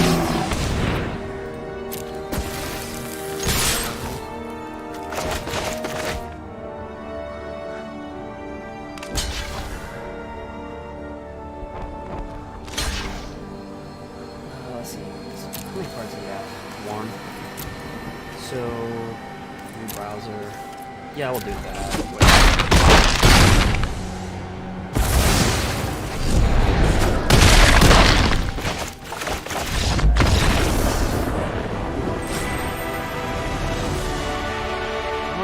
We're back in the top 600.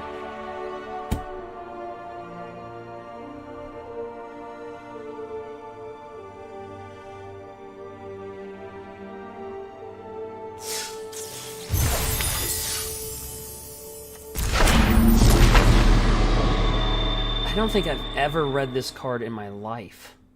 It's a Beam Splitter Mage. Whenever you cast an instant or sorcery spell that targets only mage, if you control one or more other creatures that spell could target, choose one of those creatures, copy that spell. The copy targets. Okay, yeah.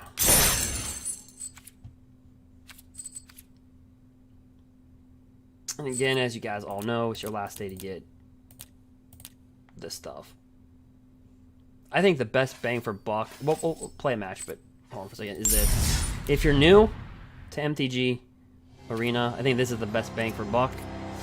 You get, for $5, 2,500 gems and 5 packs. You're like, what is 2,500 gems? Well, for $5 you get 750 gems, so going back, this will get you about 3 drafts and 5 booster packs for $5. So it's like the best deal. I also think the best deal is also your pre-release kits, because you get 6 booster packs. You get 6 booster packs. Oops. A 20-sided die, and you get 1 rare outside or mythic rare that's going to have a pre-release stamp on it outside of your 6 booster packs. So basically, you get all that 6 booster packs, a rare or mythic rare outside of the 6 booster packs. So it'll be like in a little wrapping. And I have a pre-release date stamped on it, and then you get a 20-side die and little things to put your cards in. So typically those go between about 20 and 25 bucks wherever you get them. But I think that's the best bang for buck on both ends. So here's our board. I kind of like our board.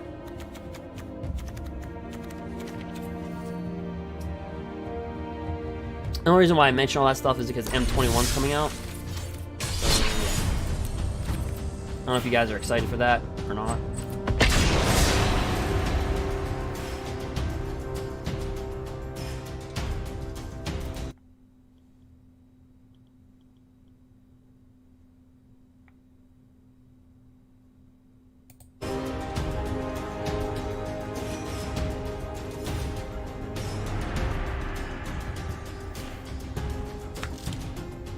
But yeah, if you guys, whatever you want to see, come in the comment section. I just thought it'd be neat just to build a human, non-human deck, half-half. Alright, you're on Sky Nomad, so that automatically kind of tells you... Blue-white control. There is a Bant Urion deck floating around, sultai Urion, so I'm going to put them on Bant, sultai, or blue-white control. And keep it. We're gonna flush this out really quick. We're not gonna pop it first. We don't want to show our colors yet. They also reprinted this. They also reprinted M21 and M21 Stable Path.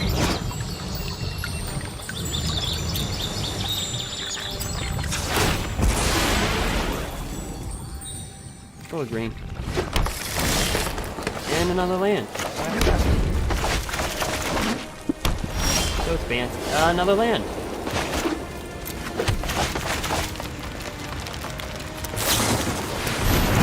Omen of the Seas. Scry 2. Scry 2.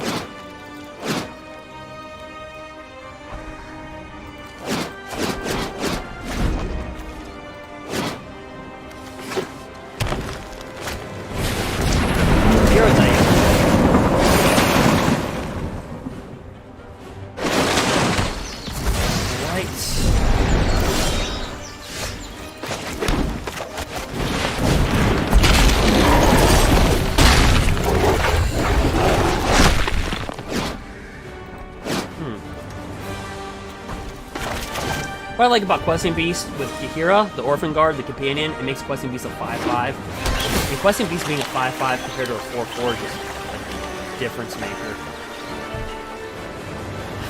It's utterly huge.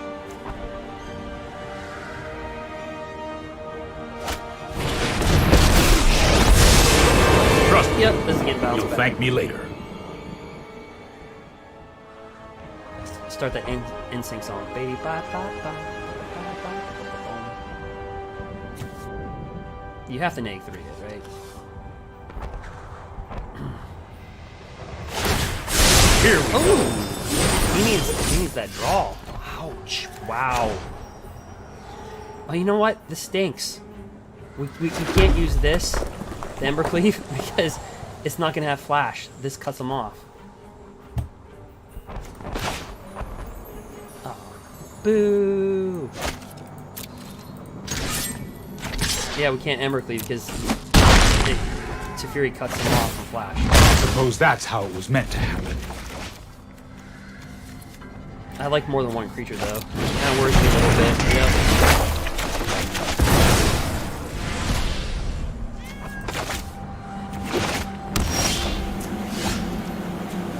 Yep. Okay, so we're gonna do something that's rarely ever seen before.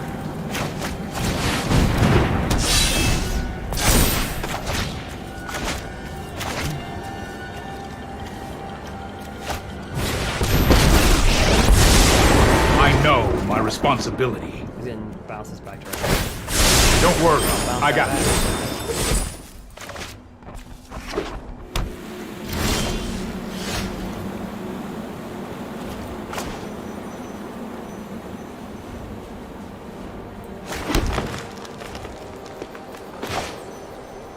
I guess.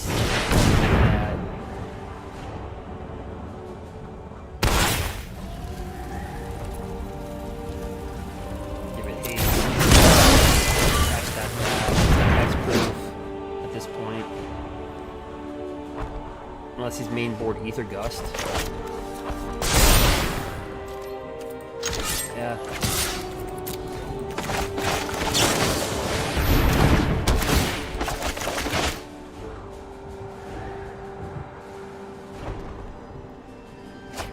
So he plays like Bant control. And honestly, guys, I'm so used to questing Beast. I was thinking I'm gonna wrap this up. This might be a bad idea.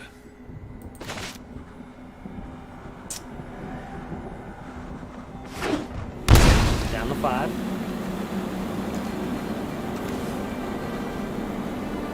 He's got options.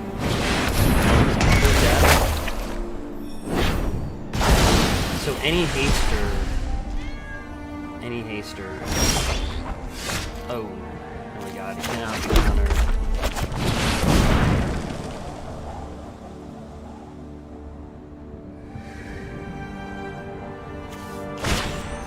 Shoot the gust. Okay, we'll take the action, obviously. Alright, so main board is gust. Let's try this.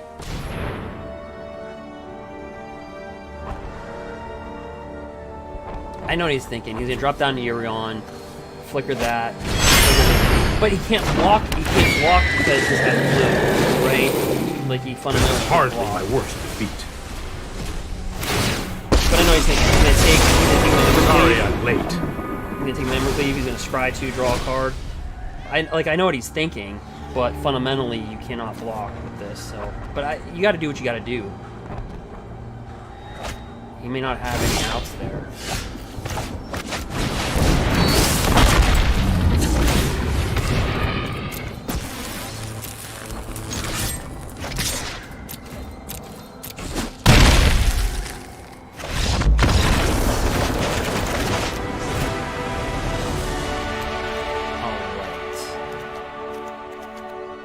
Ambush is pretty good in this matchup because you can kill their planeswalkers. Not bad. I mean, Destiny Spinner, creature enchantment spells you control can't be countered. But he's also playing an 80-card deck, and you know it's going to be hard to just rely on. I mean, what would they have? Like probably 3 mystical disputes, probably 2 more gusts in the. I mean, I don't know. So I think we're just gonna do Robber of the Rich. He seems to be the winner versus control decks. Like Grafdigger takes care of a lot. Like this is a very technically sound. Like Gruul, people just think it's not technical. It's very technical. I mean, look at every card that we have in this deck does something. It just doesn't. It's nothing just sits there. It's just everything in the deck. Everything. And because we can pull Shifting Ceratops from the sideboard into the main board because of the meta, that allows us to really get more of a sideboard down. So that allows you to throw in those Destiny Spinners. That allows you to go ahead and say, you know what, we can go ahead and just do, like, it really just allows you to do that. And so, because of the meta where it's at. And I just don't think it gets a lot of respect. But we run it a little differently. I mean, there's not too many people running Destiny Spinners. You know. Yikes.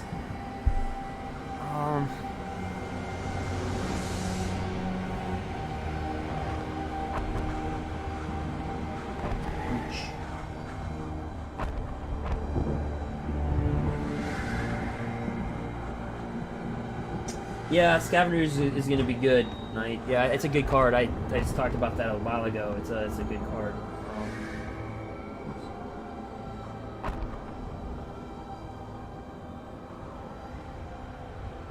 Yeah, it's a really good card. All right, so let's see. What are we keeping? We're out of green quite a bit. I mean, do we think we can just sneak underneath him? No, I don't think so. Oh gosh, here we go. That goes. I guess this goes too. That's why I like. Alright, so top deck land. We need to get a land. Okay, so Fable's good. Yeah, we're gonna...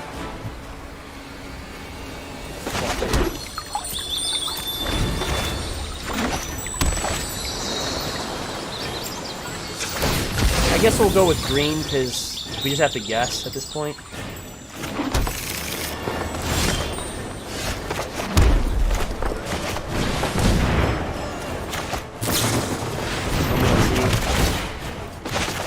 If this card was printed like 10 years ago, I think it would be a rare. Good. Alright, so we exile the top card of the library. Hopefully something really good. A land. I think everything means a land. Last casket is right there. Alright. That's a very weird sideboard versus our deck.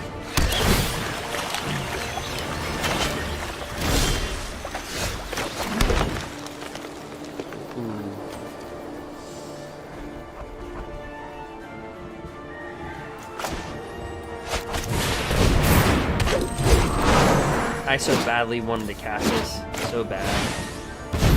He's already bringing this back.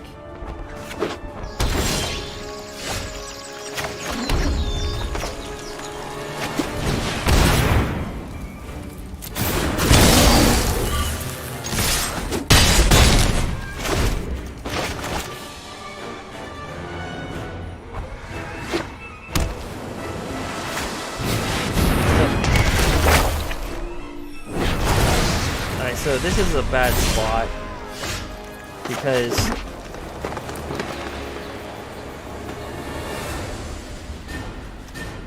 we can slide up in there for 5, well actually 7, then he'll bring this down, flicker all this, take all of our stuff. So I'm hoping we can do this. Ready? Hopefully we can throw him off his game. Attack with this, embercleave with this, and force him cast this down and exile our embercleave. We want him to get our embercleave out of here. So hopefully he casts this. Hold, yep. We didn't want to give this up.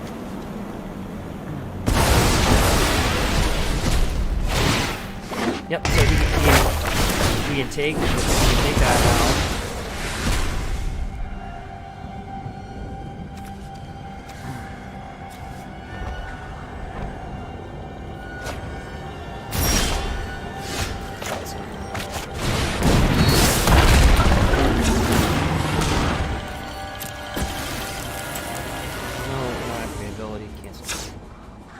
Attackers.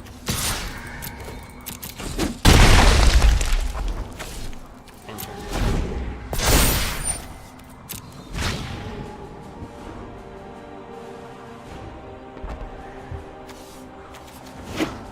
So this kind of puts him at a tough one. Remember, he's playing 80 cards, so it's kind of hard to have. Yeah, he's cycling. He's going to be looking for something like Shatter the Sky, another Elspeth's Conqueror's Death. Yeah, if he hits us for 4, he might have a Shatter the Sky, but we have so much haste in the deck. With the Robbers, with the Ceratops, with the, Shatter the Sky, so he got everything that you'd ever want. Like, we had just so much haste in the deck and so much mana. Not ability, we only have...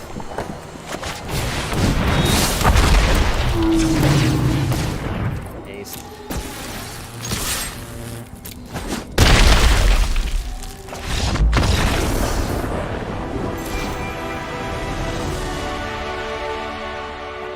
Ranked 411. 411.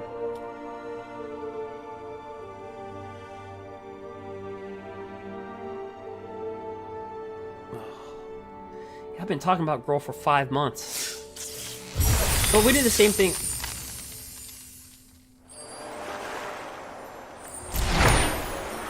Might of the Masses. Target creature gets +1/+1 until end of turn for each creature you control. I'm actually surprised I didn't see a lot of play. Like a little bit of play.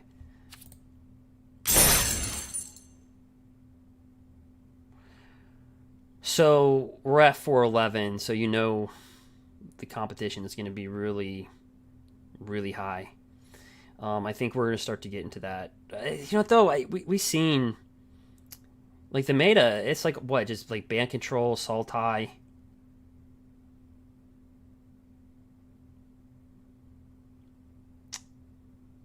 Red deck wins. Oh, yeah. Let me redo this. You cannot say the meta without Temur Reclamation. I say Temur Reclamation is the #1 deck. It was in the top. Sometimes it was #1 with Fires and Agent with Winota in the format, and heavily represented. I know at the MTG Open, you can go ahead and watch your gameplay, unedited gameplay, and you can see it was heavily played.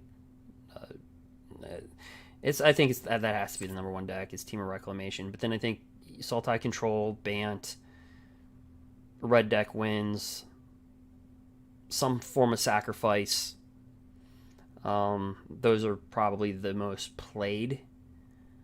I think the scariest sacrifice deck is the one where they have that Citadel. That thing is just, I'll show you. It doesn't look like much. I remember when this card came out, everybody's like, this card stinks. Oh. That thing. So, you may look at the top card of your library at any time. You're like, 6 mana, it's not worth it. You may play lands and cast spells from the top of your library. And that's kind of like the one Keld thing that we've seen for land. So I don't know if you'll be able to play multiple land. I think maybe you will. If you cast a spell this... So it says, if you cast a spell this way, you pay life equal to the converted mana cost rather than pay its mana cost. So in a Jund Sacrifice deck, your volume is going to be really low. Like, you have Trail of Crumbs, 2 mana. The biggest thing is a Mayhem Devil, which is 3. So you're not taking much. Then you sacrifice 10 non-land permanents, and that can include the Citadel itself. And then each opponent loses 10 life. So what they do is they hit you with the cat, they ping you with the Mayhem Devil, and then they just rip this off. And that's, to me, the most devastating one. Like, this thing, that's the most devastating Rakdos. It's to me, that's the most devastating. And it's really hard because at that point, we lost to it earlier today, and we won versus it. So I'm not sure how strong I feel about that, but... Oops.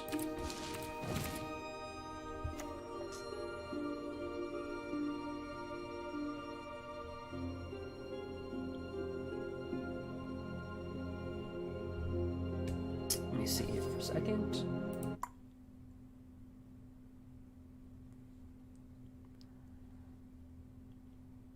All right. And again, you can find the charity, again, in the description and also in the comments. Oops, and I just went back.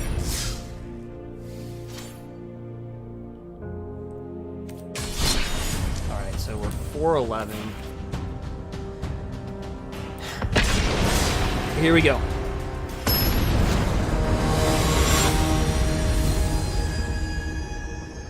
Okay, so... playing coil. So mono green would be probably played at this type of level, because again, that Coiled Serpent, Mardu can't get rid of it. Like Despark, so that's a 1 white, 1 black exile permanent for a Raider for 2 mana. That doesn't get rid of the Serpent. Then they run Dire Tactics. That doesn't get rid of the Serpent. Our Dominant's Ambush doesn't get rid of the Serpent. And they're playing Umari, the Collector. So it's going to be all creature deck. And they go first. Lovely. So they're going to run the Serpent. They try to cheat out the... Oh gosh, Simic Ramp had to work to get it, but it's that 7/7. It's got Vigilance. When it comes into play, creatures get +2/+2 and haste. They try to cheat it out.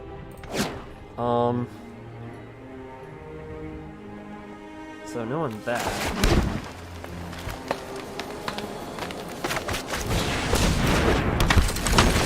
yeah, this is not a good matchup for us. And how do you know everything's going to be a creature? Because what else? It's going to be a mutate deck.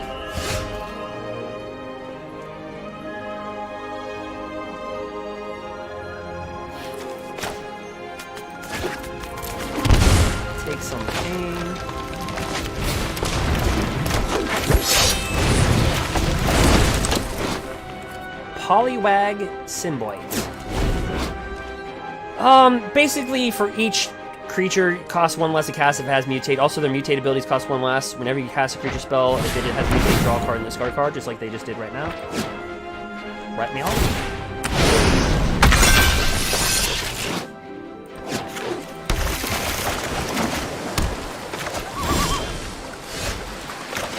Draw a card.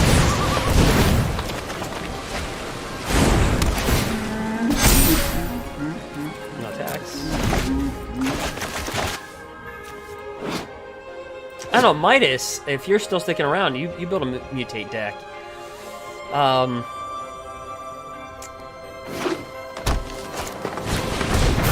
might actually like this. Brings that back to his hand.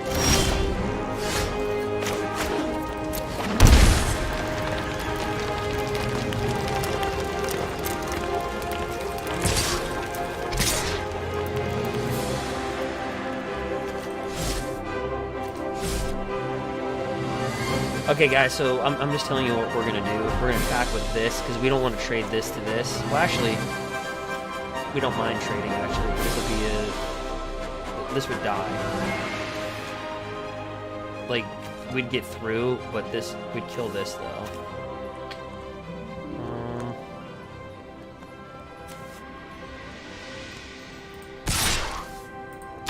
So we'll attack with that.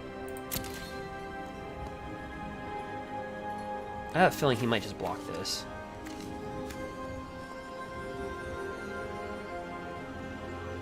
But he doesn't really need Paradise Druid, right? So, yeah, I had a feeling he was going to block like that.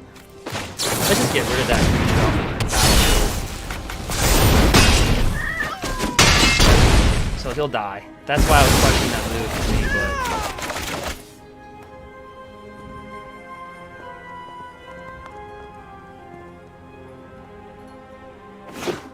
really like to cheat out because each creature costs 1 less to cast, and if he's at this level, I'm guaranteeing you he's got this. He wants to cheat it out.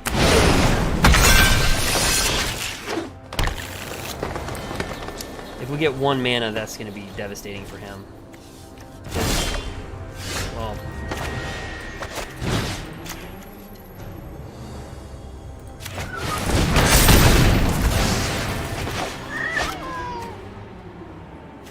why does this have hex? What is this? I forgot. What is this? It's a Paradise Druid.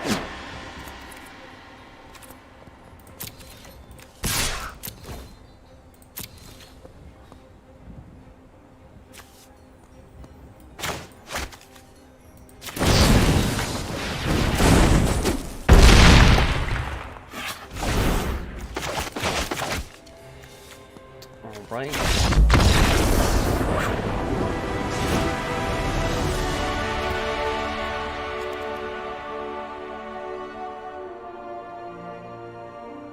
There's really no sideboard for that.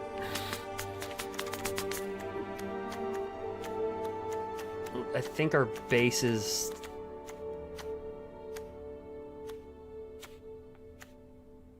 like, maybe another Domri? But if he's gonna really lean on that hexproof and try to build that creature up...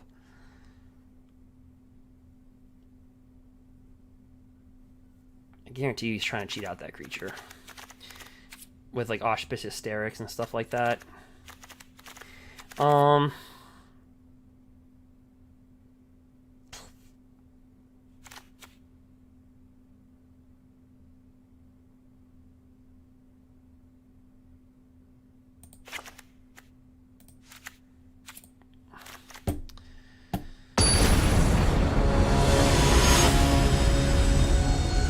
We're at 410. We jumped up 1 rank playing this.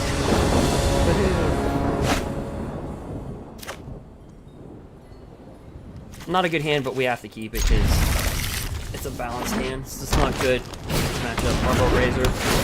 Yeah, don't let this fool you. This can turn into a 3-4 like next turn. If he has the mutate card. They usually do. It's that 3-4 that mutates. The 3. Search for lands. Nope, it just automatically brings that back. so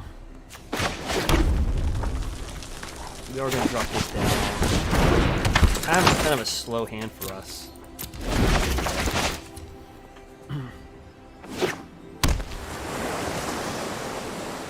Cast it, probably.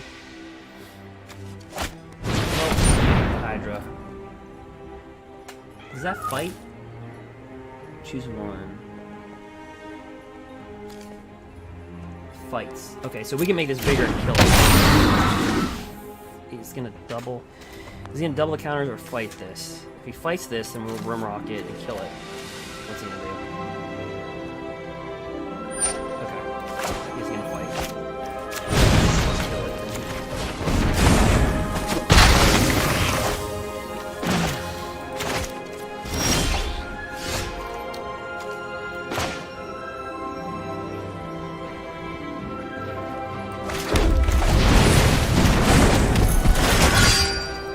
This is everybody. 2020. Alright, so. There we go.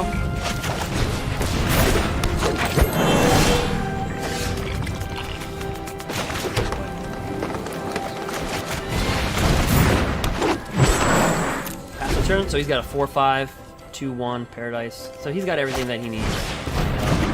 Wag. So all of his spells cost 2 less, basically. So that's what I was talking about with Octopus Hysterics. So he's going to try to cheat it out.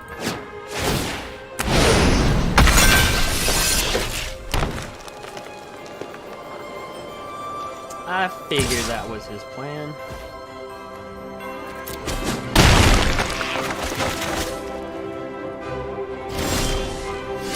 And we're getting land.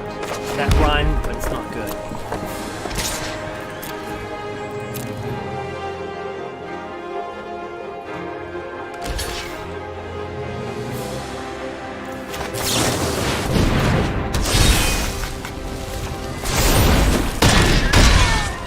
You just gotta make your next move your best move.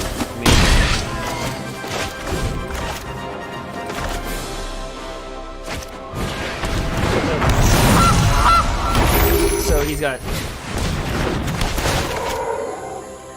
He can magic attack these two. Those three. We'll take it.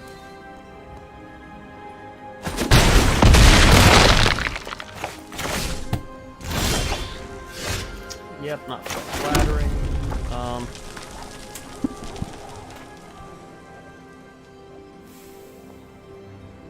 I mean, this thing can't block. But at the same time, shoot.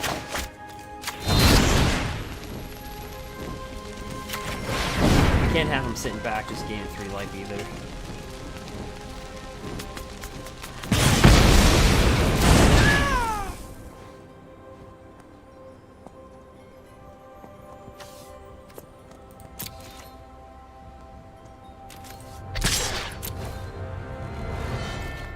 Imagine a block.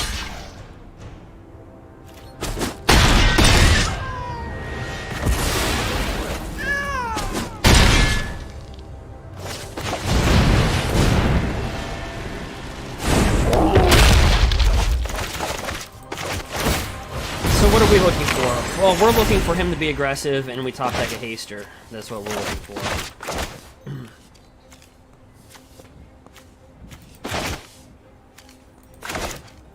We want him to be aggressive. We want him to attack, actually.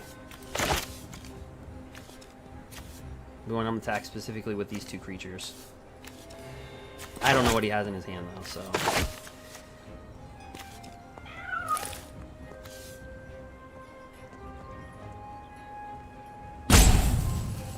And he doesn't know what we have in our hand. Of course, unless he's watching the video, then he does.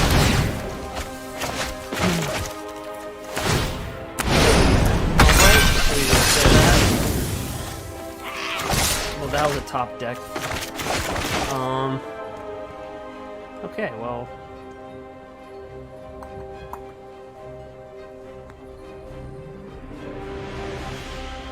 Yeah, like you have to block. Oops.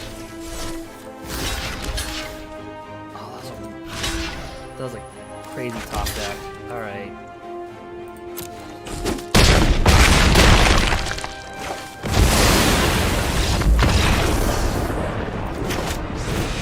Oh, that thing had trample.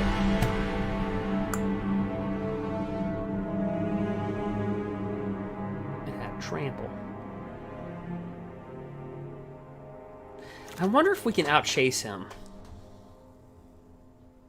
We go first. What do you guys think? Do you think we just outchase him with Robber the Rich?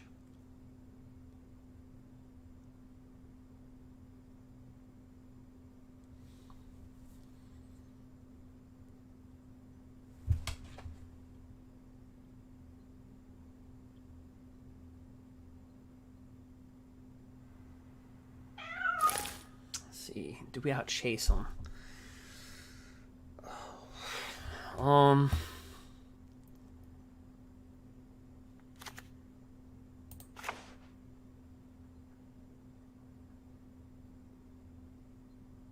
So he's okay. So I think he's trying to cheat. He's trying to cheat out the 7/7. We have no choice but to be aggressive.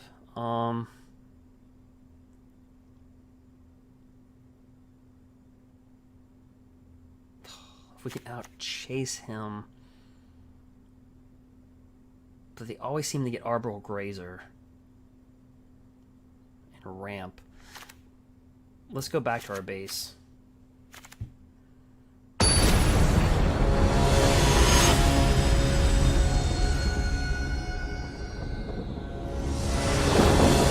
Those mutate creatures, yeah. It's a thought. May the shuffler gods be with us. I don't even need a shuffler god, I just need a shuffler prince, really. Or princess, right?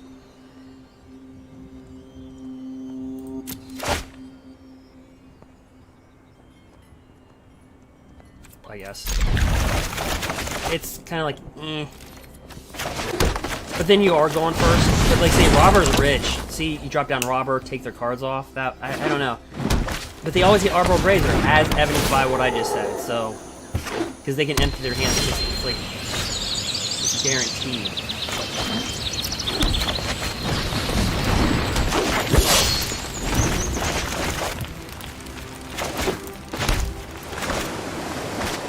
Yeah, they always get that. They always get those, like, guaranteed ironclad. They're always going to get Arbor Grazer. They're always going to get that. You've seen it in both games. Alright, so anyway.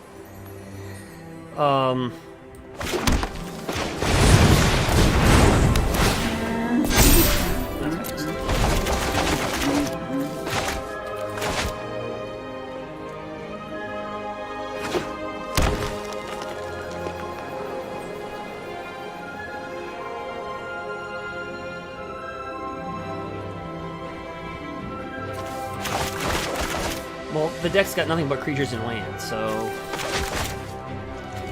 it's Arbor Grazer. That was weird.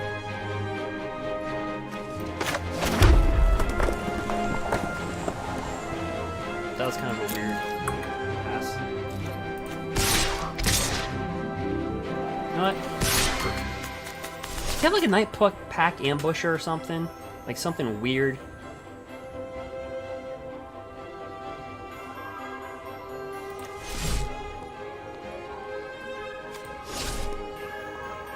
Guys, we're attacking. We're just trying to not.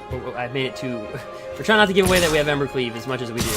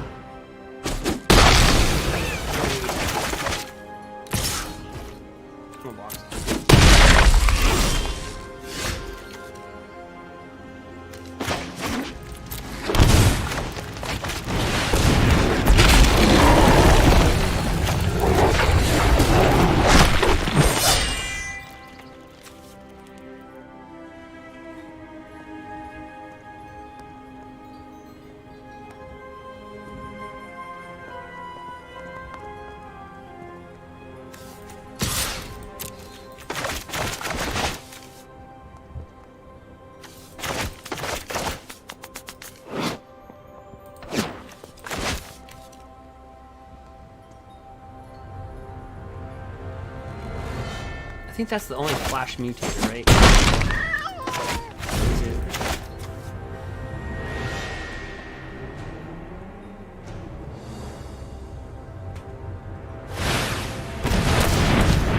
Does he have another Hydra? He might. Oh, Poliwag.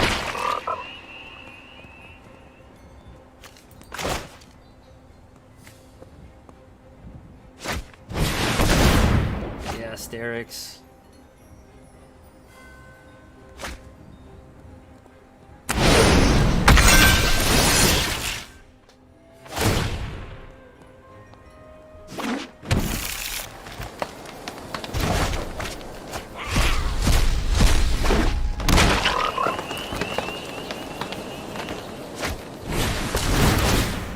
You know what? I actually think Robber of the Rich, it wouldn't have went through. Because they always get the Arbor Razor.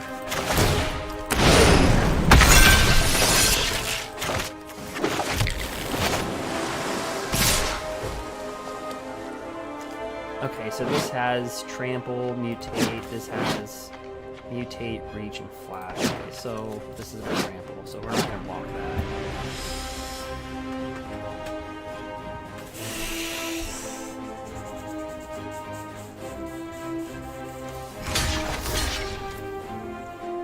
Does this have Trample? Okay, it's got Flash. Okay.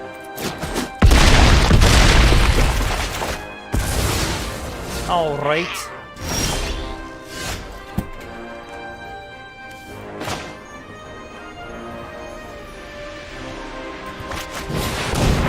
Yeah, we have no choice.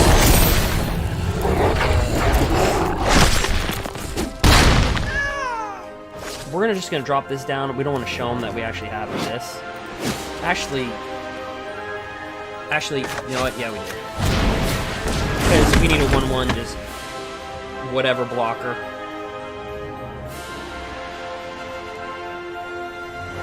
Seven to 7. Game 3.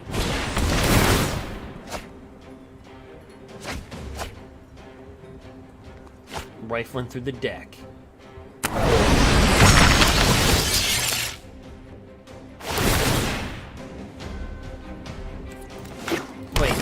You know what? See, I can't see what he had. I can't.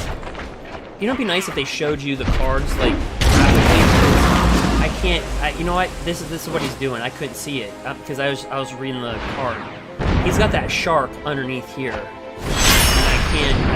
That's what. So he's able to bounce back creatures, and I couldn't see that. But obviously now I do.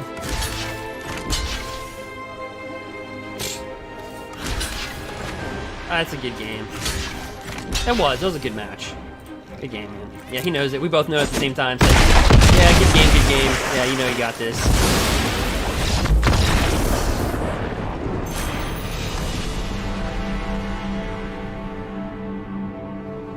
We didn't fall that far behind because technically we played the number 30, what was he, number 30, number 33?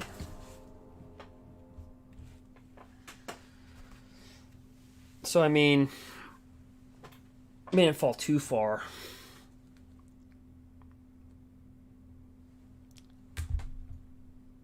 Fell from 410.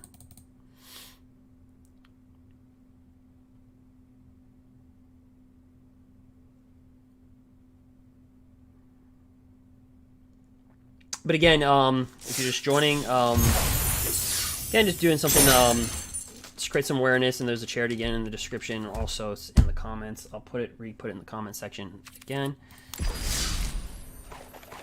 Let me take a breather here.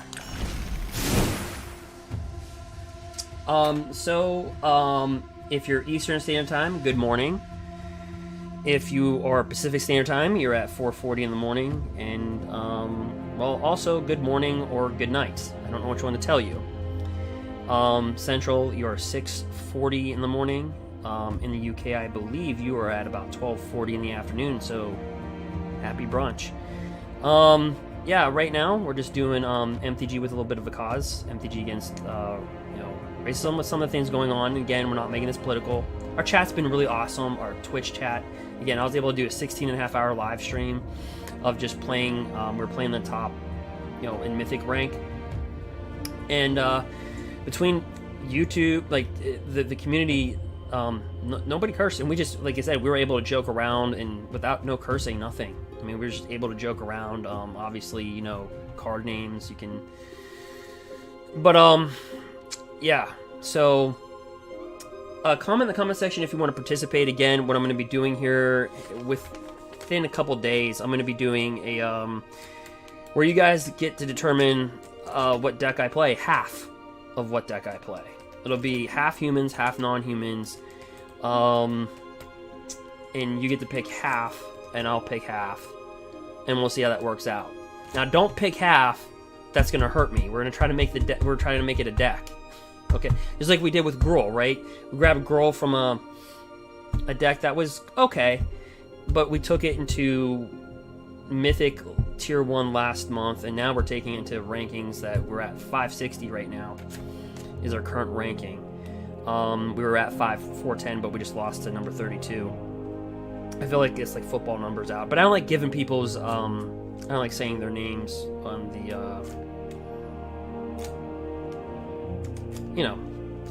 over the thing, so I just call it like their football player, like number 32, or like bingo, or whatever, the lottery, whatever. Anyway, so that is that. I'll put that in the comment section if you're new. If you're new, welcome. We have a great community on Twitch, also on YouTube. If you do subscribe to YouTube and follow also on Twitch, I'll be giving away a code, especially those who have commented in this video, because obviously this is a little bit different. I'm live streamed on multiple platforms. My computer's not loving me right now. But I just tend to do things live and just wing it. And, but with this, I didn't wing it. I actually spent an hour and a half prepping for this. You say, well, how would you spend an hour and a half prepping for a live stream? Well, you have to make this thing called a thumbnail, which you don't see on Twitch, but my YouTubers do. The second thing is that I'm on multiple platforms, so that creates a lot of things. And number two, I already did a live stream, 2 hours.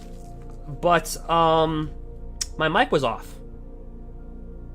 And even though there were some good quality matches, if you want to watch this gameplay without sound, that's great. But I don't feel like that's good enough. I believe in quality, not quantity. I don't make 3-4 YouTube videos a day. The most you'll get is once a day at best. I don't even think I do once a day. But I just didn't think it was good enough. That's the simple answer. So if, like I said, if STNAs can be out there, run around dealing with patients, if respiratory therapists, medical doctors can be out there, as classes are canceled for me, at a research university, I can certainly make a good live stream. There's no excuse for that. So that's what I did. So I redid it and it worked out because we ranked up pretty good. And it serves a good cause. Killed 3 birds with 1 stone. Okay. I also want to thank Angel of Reason on Mixer. I didn't read your comments until way later on that 16.5-hour live stream. So I want to thank you for that. I also want to thank new subscribers, Midas. Hope your Mutate deck goes well.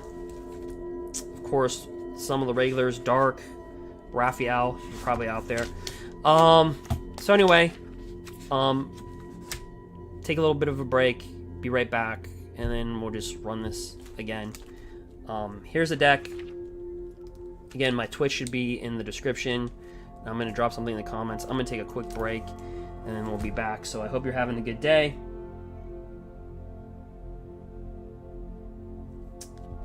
But we'll be right back.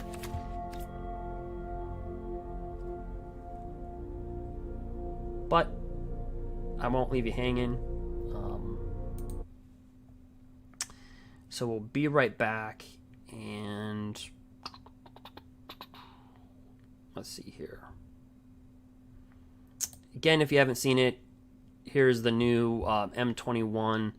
I waited till after the person that spoiled it, because I don't like to do spoilers when somebody has earned a spoiler. And the person that spoiled this, they deserve that respect. But anyway, this is Heart of Keld, and if you're interested, why are you talking about this? We're playing Gruul. That's the reason why. So it's an M21 card. It's a legendary creature. It's an elf warrior, so it's not a human. As long as your turn, Heart of Keld has first strike. It's a 3/3 for a 3-dropper, so it's like nice. It's just a nice overall card. You may look at the top card of your library at any time. Now, here's the thing that I think might need clarified as we go forward, and I even think the person that spoiled this even had the same question that I'm proposing. And I actually made a comment on their Twitch because there was some questioning about Gruul, and I had to say, well, Gruul's pretty good. So anyway, but yeah, so it says you may look at the top card of your library anytime. Now, here's where I think the clarification needs to become is that you may play lands from the top of your library. So does that mean you can play an additional land? Or you could read that both ways. Now, Citadel, you can play additional land, I believe. So I believe you might be able to do it on this one. But from a technicality standpoint, within the rules of Magic the Gathering, you wouldn't be able to. So I don't know what would override what. But it's -6 ability, or it's -6. Gosh, it's not a planeswalker. It's 6 ability. Is it gets +X until end of turn, where X is the number of lands you control, which is really good if you get flooded, which we've had a few games of that. Only with 24 land, but here's the thing. That's a really good ability. So what do I see this in? I mean, if you can play with additional land, I don't see this in Gruul. I don't. I see this more in like a Temur ramp deck. Right? This is something that could replace something like Simic, the Risen Reef that we play with. We took Simic ramp, by the way. I have a whole series on that on the YouTube about that, Simic ramp. But yeah, so I think I can see this in post rotation because Gruul will take a hit. But our 3 spots are just really good at this point. So that is that. So I think our 3 spots are pretty good. But anyway, let me take that down. It's like I don't want it. It's like you're playing Gruul. Okay, so we can officially take that down. And yeah. So we're going to be right back, and again, we're ranked at 560 right now. So I'm going to be right back. This is our deck. Again, if you go to Twitch and you go on the side and you hit deck, it'll come up and it'll show you the deck itself. Now, there has been some changes to the deck as we've adapted to the meta. Robber the Rich has been inserted, and we made this more of a technical deck. And you don't think Gruul's a technical deck, but we've done it. Destiny Spinner, Return of Nature, Dahmer. You're like, why is one of Dahmer's Ambush in there? Well, because we have 3 in the main board, and it's kind of important to have 4 sometimes. So what the meta allows us to do is main board shifting Ceratops, 3 of them. So the technicality of this deck is in the description, but you can, on YouTube you can read the description, on Twitch you can't. So the reason, so you have 3 in the main board, shifting Ceratops, which allows you to free up your sideboard. And so how we ran this deck is we play it versus the top decks, and then we also run our sideboard at full capacity. So we're not just going, well, we're just going to put one of these just because. No, there's a reason why there's 1. You don't need 4 Return to Natures when you have a Mystic Repeal, right? But you don't need 4 Mystic Repeals if you have Return to Nature, because Return to Nature versus Wilderness Reclamation serves a multi-purpose. It's remove Euro Titan from the graveyard, plus you hit Wilderness Reclamation, so you have 2 options. Where Mystic Repeal is linear, it has 1 choice, and that's target enchantment. Now, when Fires was in the format, Mystic Repeal was certainly more of a dominant card, but that's out. We have a new meta. Welcome to Gruul. In 2020. Grafdigger's Cage still, even I stress this, I've been harping on this card for such a long time. Like, I'm pounding my table right now because I've been harping on it for so long. When Luca and Agent Treachery when Noda was in the format. I mean, heck, even with Cauldron Familiar, creature cards in graveyards and libraries cannot enter the battlefield. 1 mana, it's an artifact. I think this could be a sideboard in any deck because it's an artifact and it's a 1-drop. Alright, so it's really now it's more towards Cauldron Familiar. We play it less, but we still have to respect the meta. Because there's a lot of decks in the meta, right? I mean, you still have some of your Temur reclamations played at a high rate. Bant's played at a high rate. Sultai is played at a high rate. I can argue each of those decks are 25% of the meta. Now, then you start to get to the other. You get mono green. You get us playing Gruul. Yeah. Gruul's not really heavily presented too heavily, but I think it does well when presented. But you have a lot of other decks. Red deck wins, Rakdos Sacrifice, Jund Sacrifice, which goes back to my Sacrifice decks that we play against. But there's a lot of variety. I mean, we just got beat by a Simic Mutate deck because they get things out with Auspicious Hysterics. So anyway, this is the deck. But I'm going to take a little bit of a break, but I just wanted to show you the deck breakdown. So if you're on Twitch, you can see the deck list. Just go to the side and just go. If you're on YouTube, you can just read the description of why this deck's formidable. And yeah, so we're also going to, at the same time, I'm going to take a break. So, and I'll be back. And so, let me... I can leave this here. Or do you guys want to listen to music while I take a little bit of a break? It won't be that long. It'll be like a 2-minute break. But so I don't know what you want to do.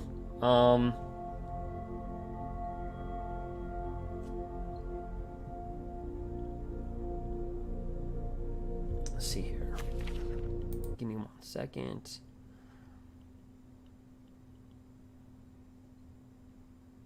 All right, yeah, we'll just go. I'll just go on a break. I won't leave you hanging. I'll leave you with something. You're like, you just left me with nothing. There you go. And I'll play some nice music. And again, I'm gonna drop the charity if you feel like donating. That's up to you. I'm not affiliated. So. I picked them because they're legit. I'll drop that. So this will be appearing on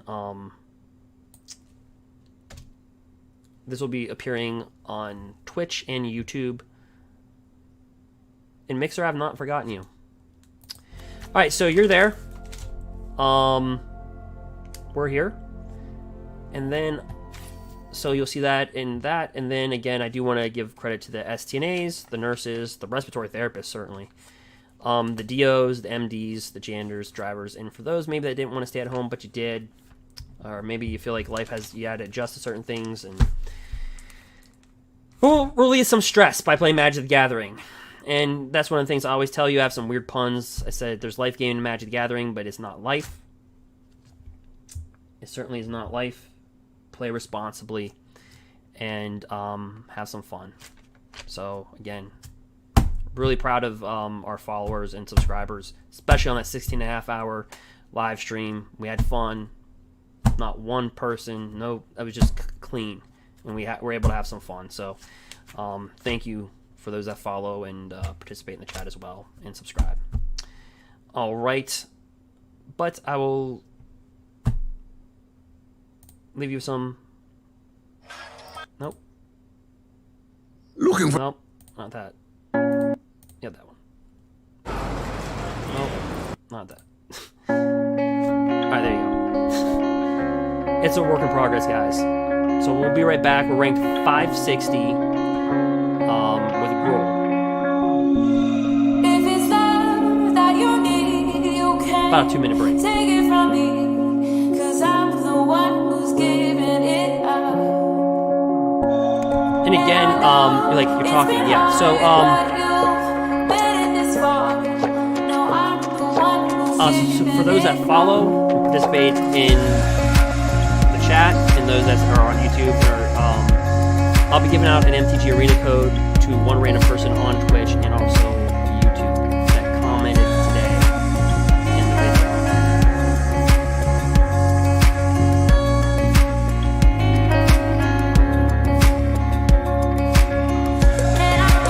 I'll be back.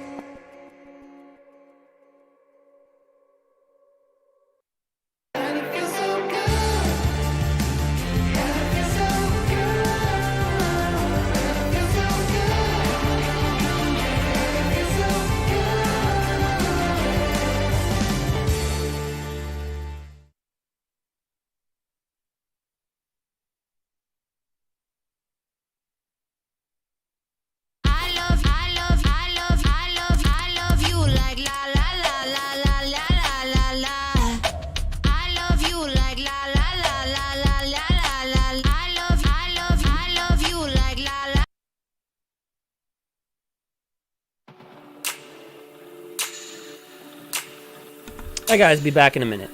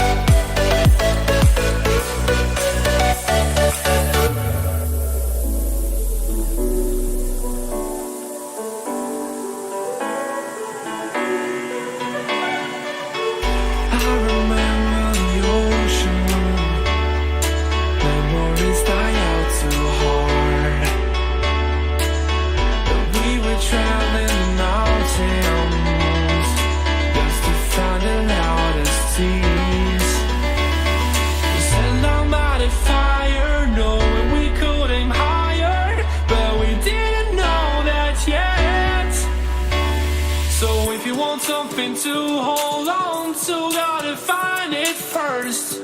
But here I am, 'cause I've been laying under palm trees, waiting for the summer, knowing there's nowhere to go. 'Cause I am happy on this island, wanna be my fun. All right, we are back. So let's go. Oh, like disappearing act, and then we're back. All right, and again, you can check out the list going on by the Twitch.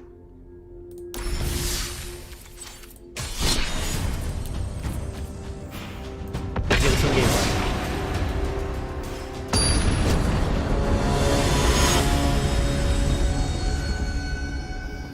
All right.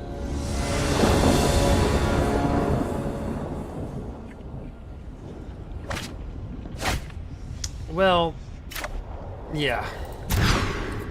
Ouch. Yeah, this is... Oh, embercleave's got to go. Oh, gosh.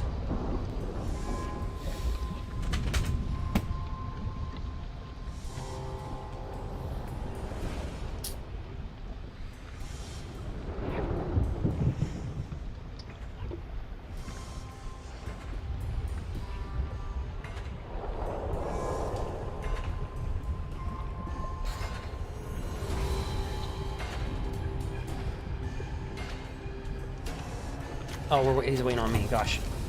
All right. So, health collector. Let's see. It's so bad. We don't even go first. Oh wow, this is gonna be a brutal one. Play it out though. Play the best of what you got.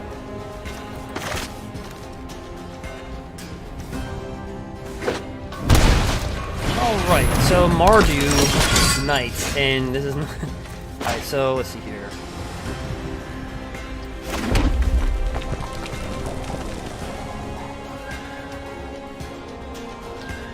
I would gladly trade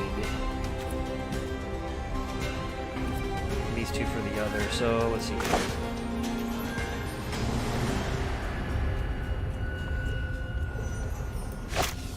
Do you want to trade? You don't.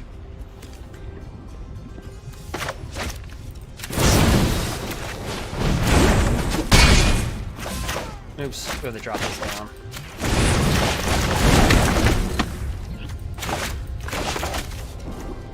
So this is a deck that has problems with that serpent, the coil serpent, because all their disparks and dire tactics I can't get rid of it. Nope, take it. I go. Domri the Ambush is going to be a stud in this match.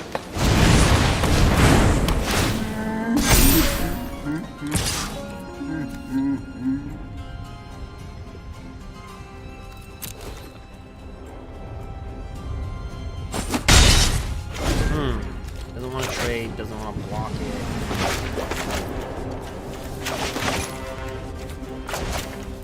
Now, they can always have embercleave, but I don't think the deck needs embercleave. Like, it doesn't need it because it's already got too many buffers. He's like, oh yeah? He's like, watch me. Okay. So, put this down.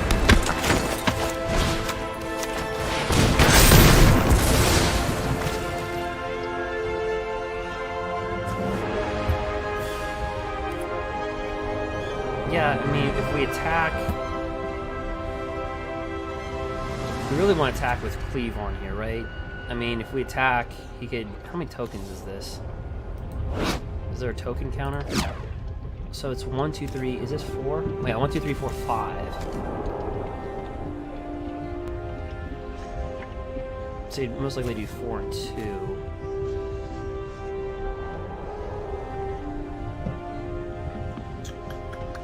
This can get out of hand pretty fast.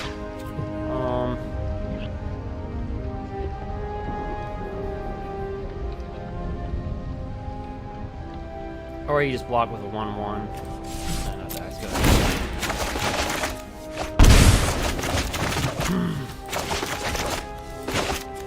A little too much overanalyzing there. It's like, you know, very good cards. So all of his humans get +1/+1. These are humans. These are humans. So yeah, good draw. I think they play with like 2 of these in the main board, right? So they're not going to have embercleave in this type of deck. I believe they will not. I believe they won't do it. But he will attack with tokens.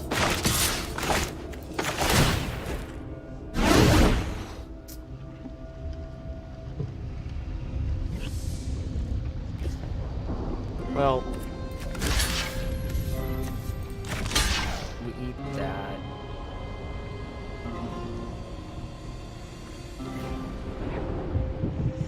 Actually, this ain't gonna be a fast game. He's gonna kill us quick. But no. Nope, nope, stop.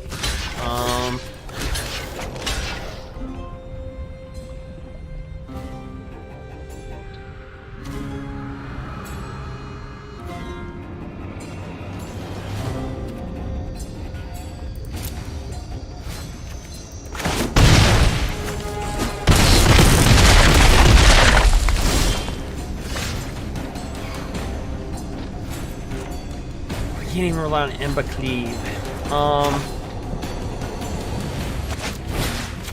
Oh, he's gonna win the game no matter what. He's got all the blockers in the world.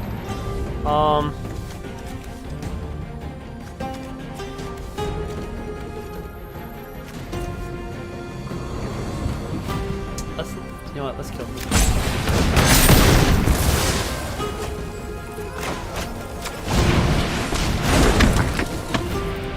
Obviously that's the game, because he just, well, 2, 2, 9. Yeah, I mean, all he has to do is attack.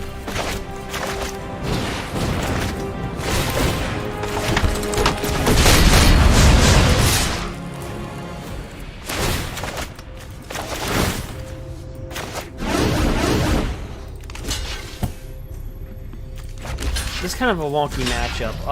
So I mean, it doesn't matter fundamentally, right? But it doesn't matter, just game.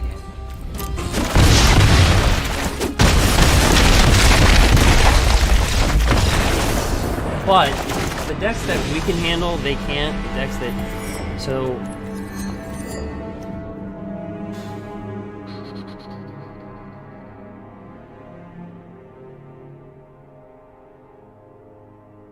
Domri's value goes up pretty heavily here.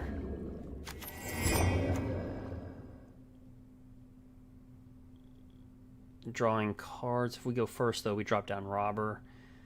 Maybe we can get somewhere with that. So I'm going to take 2 of these out and put in 2 Robbers.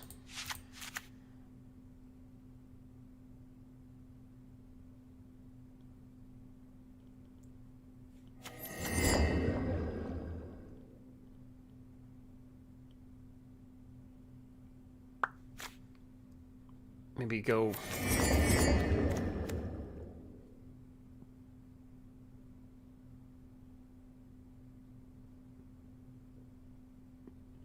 Yeah.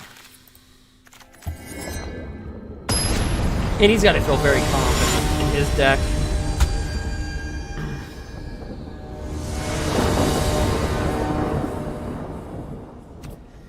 Well, hopefully you don't mulligan twice. Okay, so there's our Robber. The whole point is to go first, get some of their stuff out of there with a Robber. And the Great.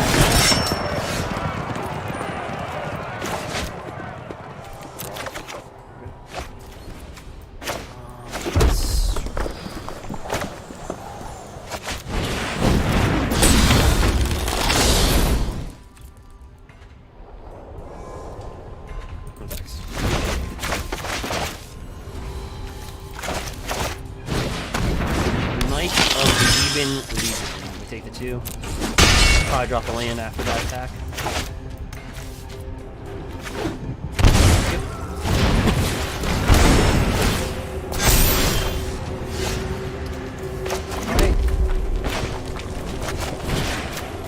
that.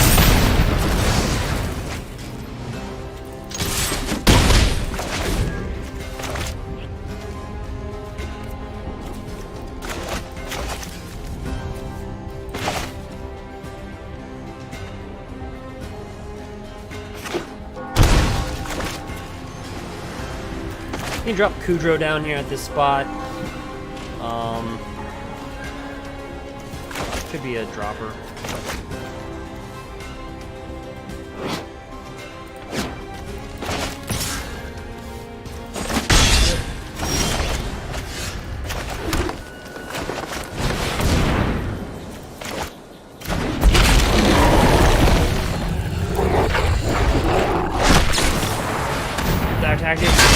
Now that's what I'm talking about. They can't do to this coiled serpent.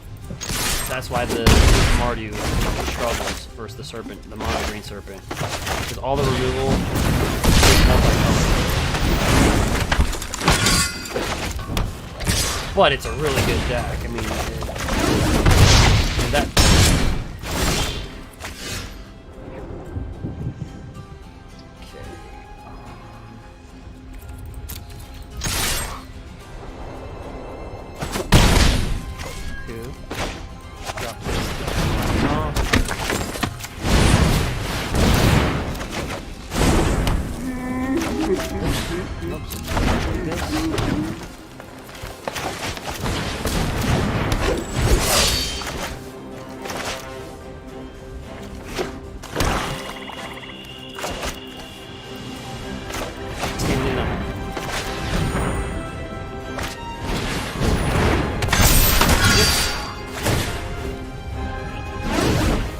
Does he play with cleave? I mean, that's an embercleave attack.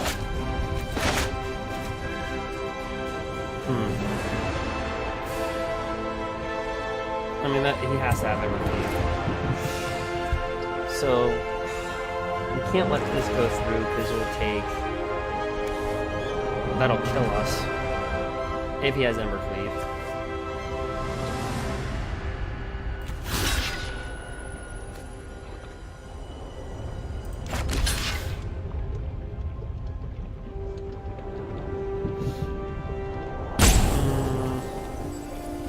So if he has embercleave, that'll kill this. We'll take 5 from that. Take 5 from that. So we have to make a block.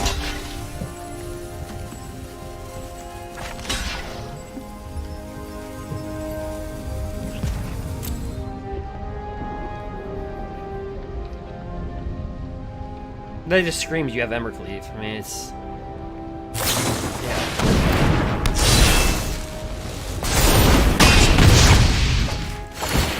Should be down to 1 life, if I calculated that right.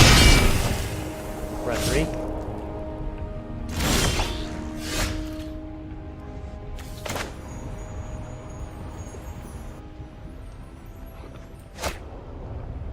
Oh, that's got lifelink. Well, that was bad. Alright,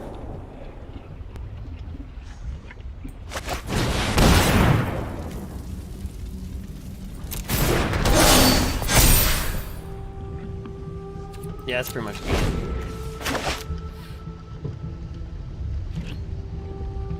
He just has this full attack. It's over.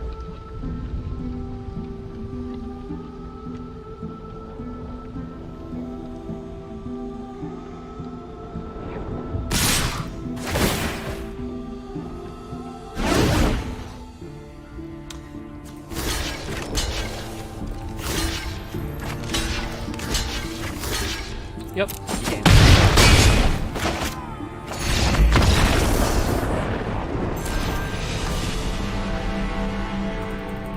So we got whomped.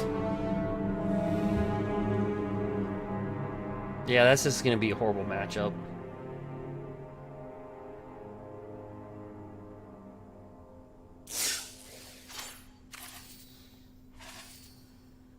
The thing is, like, versus Mardu, can we actually, like, board in anything? I mean, that's where, like, the Slave Fire comes into play, right? Like, you sideboard the Slave Fires.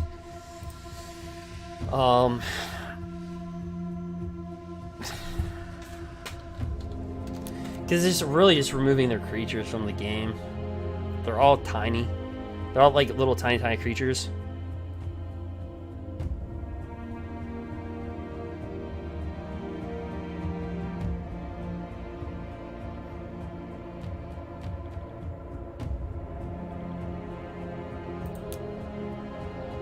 But I still have to respect blue-white control.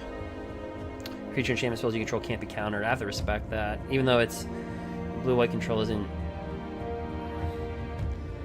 It's more sultai and more Bant. Still kind of have to respect that. So I don't think we change anything to our board, but if... Mardu Knights does become part of the meta, then yeah, we have to... I would probably take out the Destiny Spinners.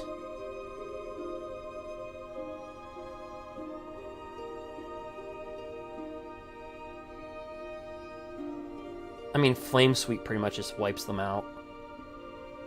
Unless they get Kudro turn 3. You know, they get Kudro, but I mean... I don't know, that's not something that we have to really worry about right now. But it's a possibility.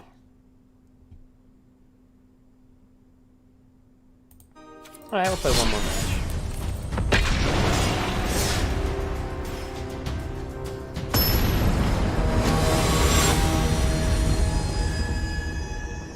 Alright.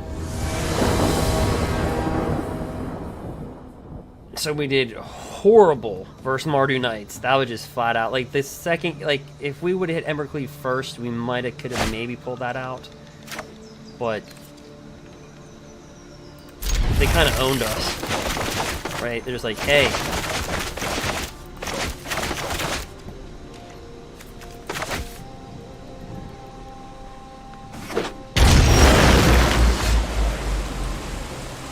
Yeah, Knight. It's the first Mardu Knights, but I'm very well on Mardu Knights because I figured, I mean, actually, if we wanted to climb up the ranks faster, I'd play with Mardu Knights, right? That's why I've been talking about Mardu Knights quite a bit, even though we haven't... the comments coming from YouTube guys on Twitch. Yeah, it's one of the first in a while. But I was really surprised that it's not heavily represented because it's But you have to think about it, like the board wipes just absolutely hurt the deck. So it's kind of like a trade-off. Let's just get this lane out of our hand. What we can kill. That's why they struggle with that Serpent. I kept on talking about Mardu struggling with the Stone Cold Serpent because it's got trample with a big body, and mono green kind of owns Mardu a little bit. So it's kind of like what we can handle, they can't, and we're not. That's not a good match for us at all. Like if we go to a game 3, I'd consider that successful. I would consider that successful. We just got lit up though. That's why I originally had Slay Fires in the sideboard. If you look at on the Twitch, and I think you would know that. But that's the reason why I had it, because I expected, I thought it'd be more represented.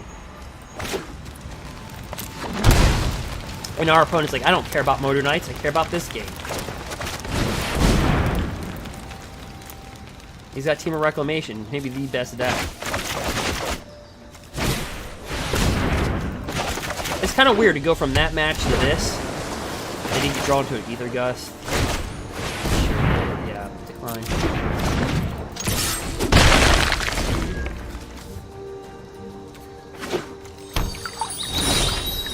Oh, no land. Okay, so we're giving this +1/+1. We're not attacking. The reason why he might have Night Pack Ambusher, I don't know.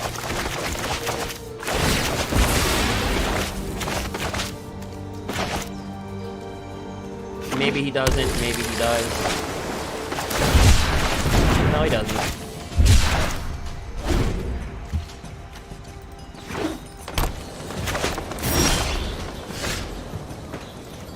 Land would be great.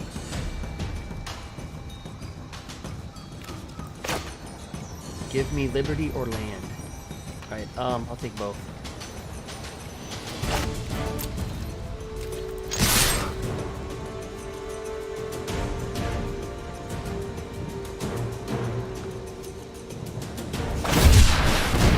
No, but there's always a typhoon.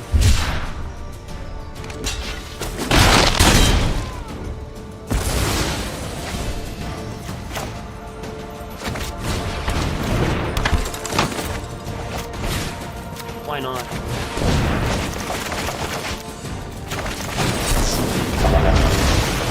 Get out of his hand. We just need a land. 1 mana. I'll take some.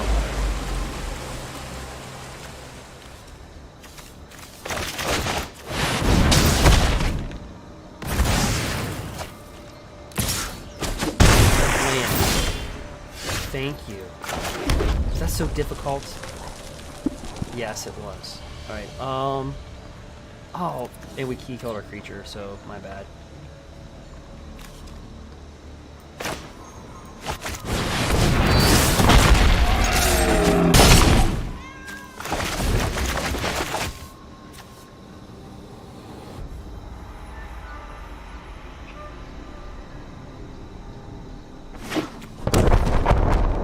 Got blast zone.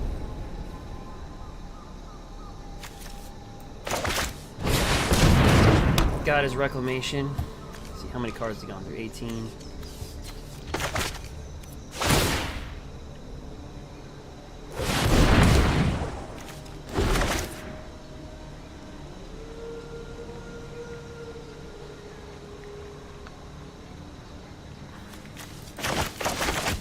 Let me guess. You have this, and you're going to kill the shifting Ceratops. Or do 8 to that and draw 8 cards and not kill the Ceratops, so if we get a land, we win. Oh, it's got protection from blue.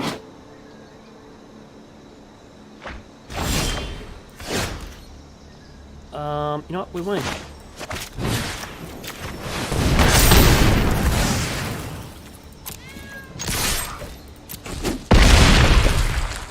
You know, out of all the things you don't think of, I totally forgot. I'm so used to this just killing, like, just red. You forget it has blue in it at times. Yeah, you can't kill. Yeah, you can't target.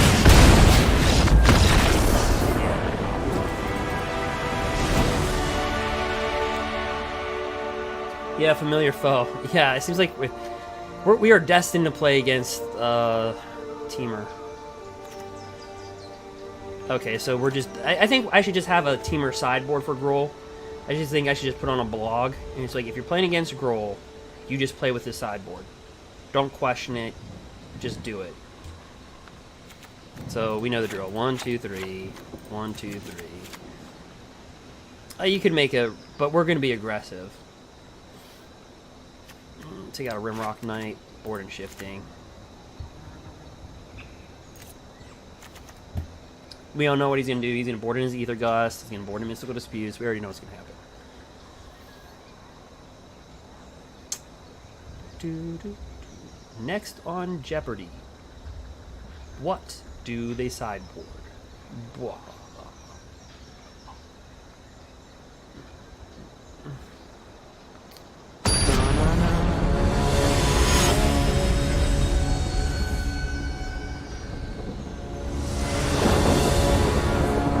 Chandra Avatar versus Fury Time Ravler, or Master of Time. Whatever set you want to pick him from, you're good. Robber of my riches. You know what'd be the best job in the world? Just to do like voiceovers for movies. That's got to be the easiest job. Like in this action-packed thriller, we have Robber of the Riches with Embercleave. Is he gonna mulligan or keep? That'd be like the best job ever. Like, how much do you get paid a year? About 500 grand to do what? Well, my finances are not your problem, but if you have to.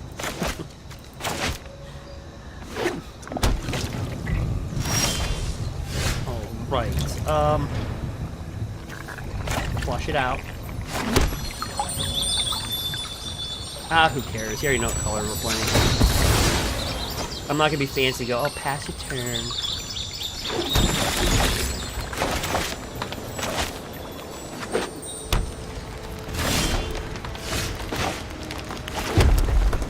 You know, this is actually more interesting. Robber isn't the clear choice here. Paradise Druid, because that gives us more speed.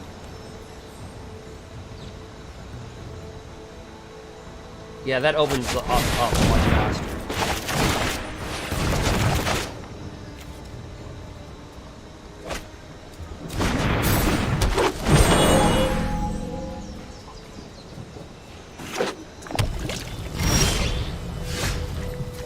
Gives us more speed. If he's in a gust, let him gust the beast, not the Ceratops. He doesn't have enough mana for Mythical Dispute. Yep, of course. Alright, we already know the drill. You know what, we're gonna take that action, so we'll draw the deck.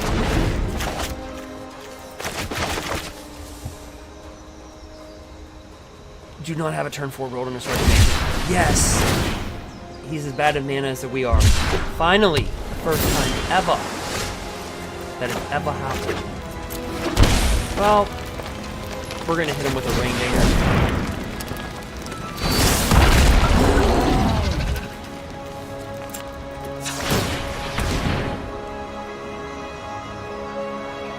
He's gonna kill us with Brazen Bar.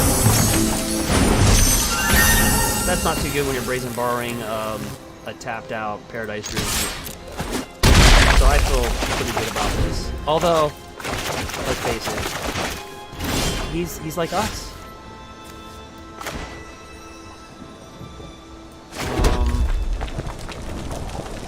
Well, you can miss school.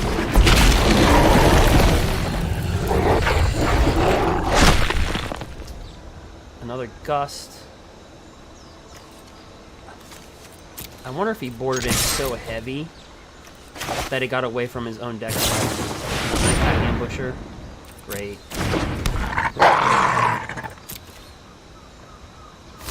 I should have just attacked with this and embercleave.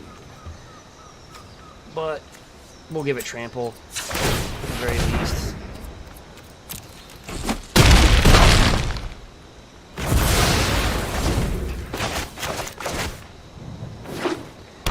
Now I don't feel as good.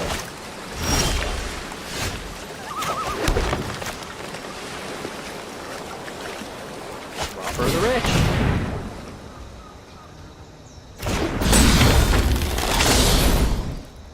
It's very important when you have embercleave to get to your attack phase as fast as you can. Because if they're going to do something, you can still cast it retroactively.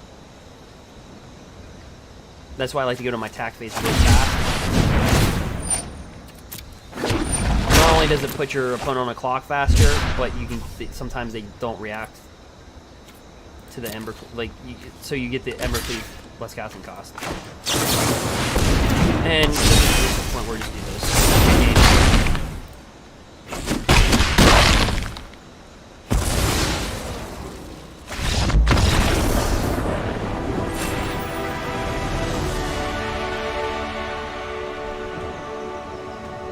559.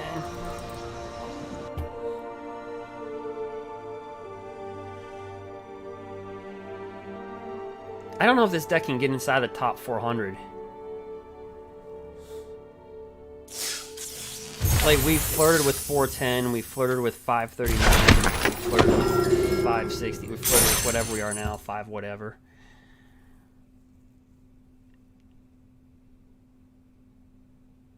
I don't think there's anything else we could do, though.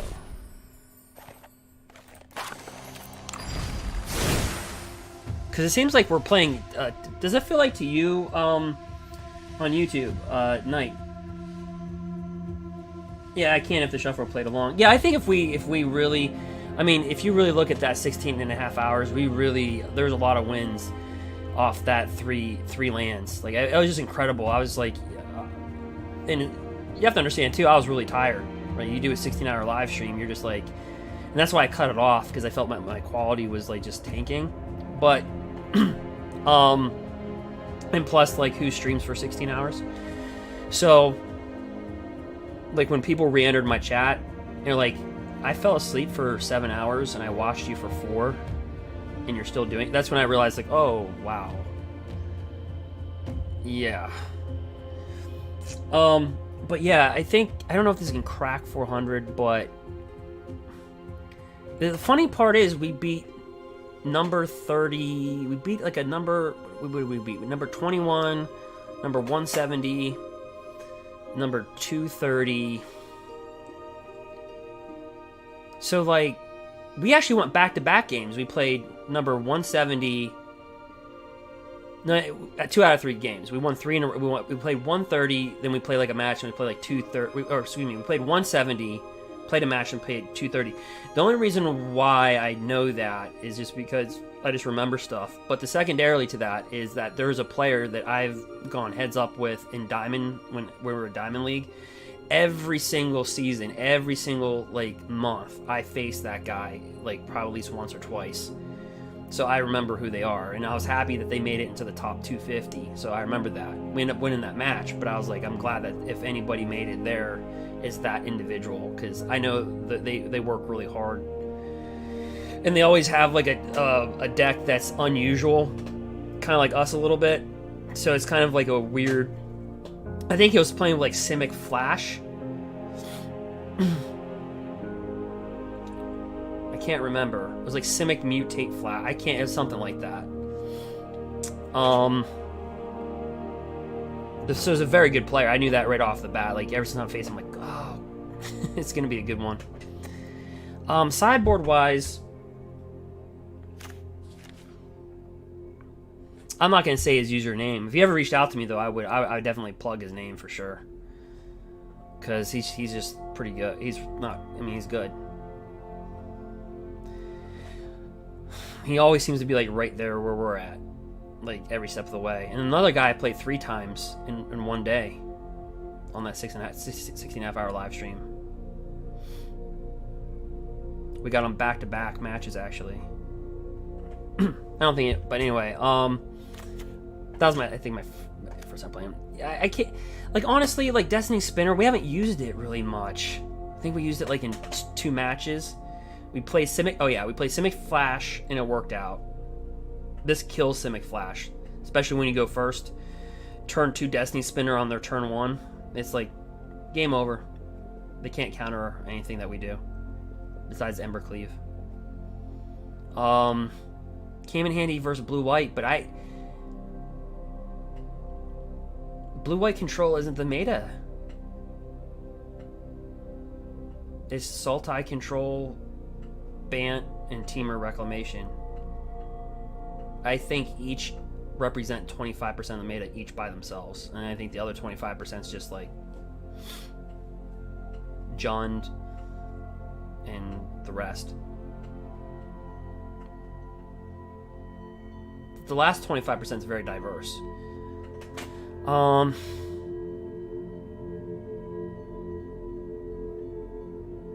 don't think we make any cuts. I mean, I can't.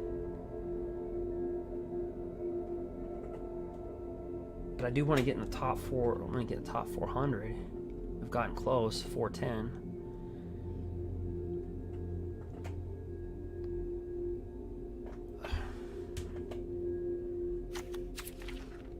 I mean, I just think until M21 comes out, we've pushed this deck to the max. And I think that the shuffler works with us a little bit too. I think we'll be, like you said, I think we'd be, yeah, I think we could.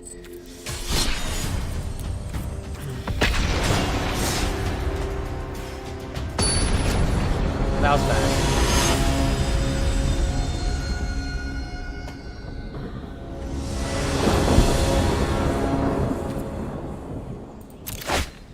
Oh, that's horrible.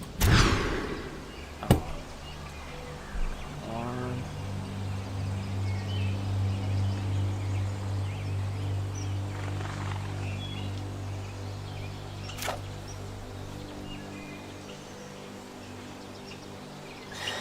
I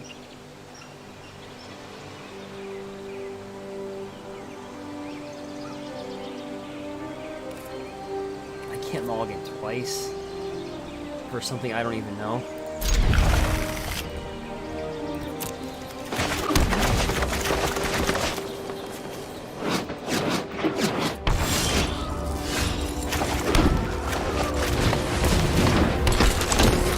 This is gonna be jump back twice.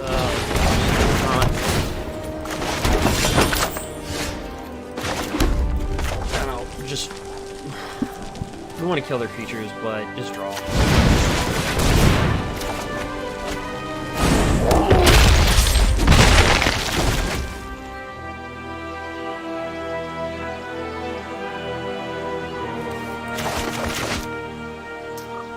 And if everybody's thinking Grafdigger Cage, you are reading my mind.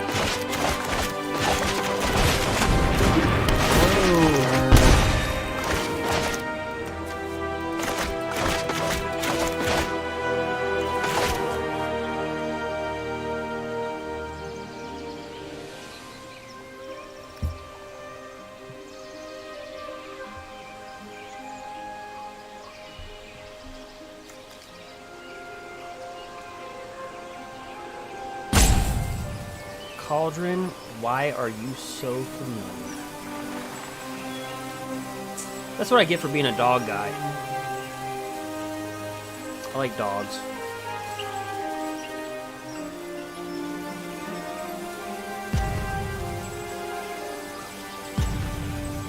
I had a pit bull shepherd growing up.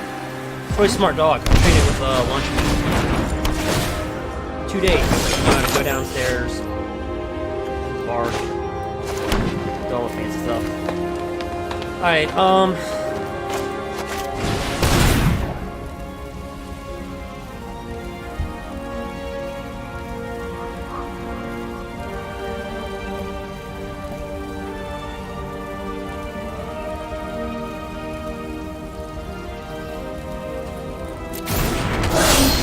it's got trample, that's the reason, so you can't just chump block it with Cauldron. I am going to attack though, because I want him to waste one of his foods. Because he doesn't have Witch's Oven. Well, no, we know he's gonna get it, but he doesn't have it, so. Speak of the devil. It's a Mayhem Devil. Yeah, pluck this, shoot this for 1.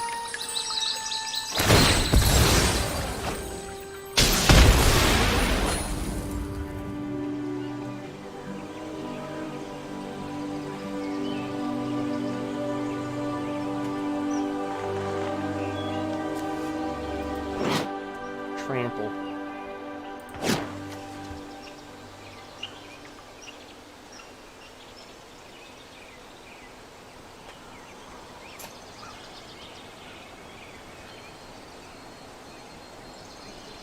Well,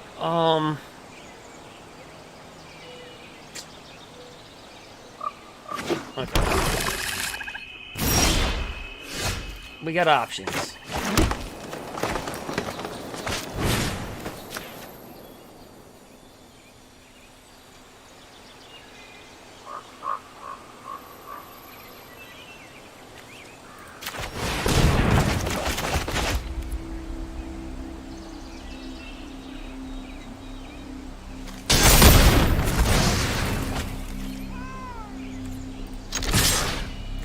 You pop this, bring the cat back.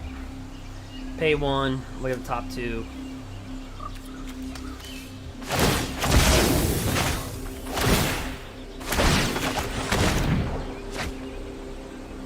Oh, it's a Witch's Oven.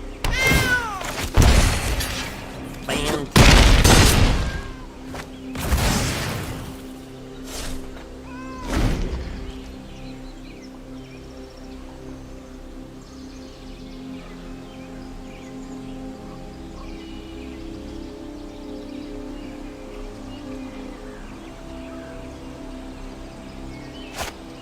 Thanks, Nemon.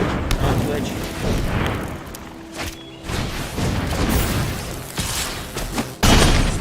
Yeah, claim the first one.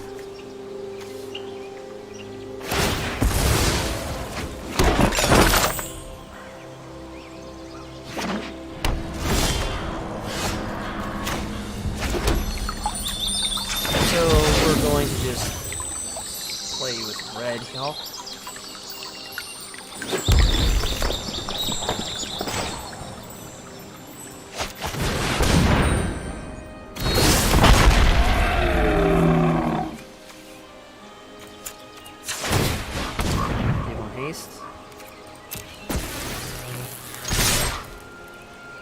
Oh, we so badly want embercleave.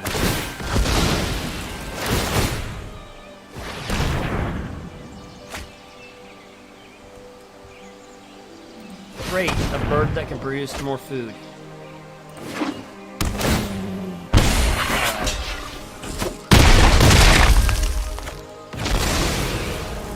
have to get embercleave next turn. And people are wondering, like, why are you so anxious? Because this deck can kill you in a 2-turn instant.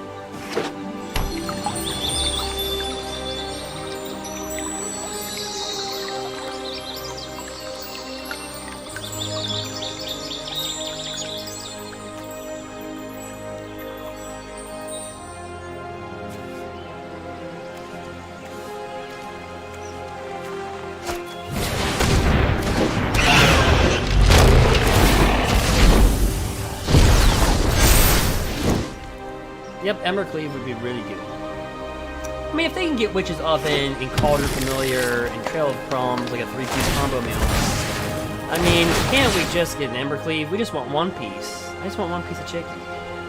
They got their biscuits, they got their mashed potatoes, they got their chicken, they got everything. They got their combo meal. And then they got Corvolve. After they got the combo meal, they won out and they got dessert. They ended up with a Corvolve. Can't be easy, can't. Never can be.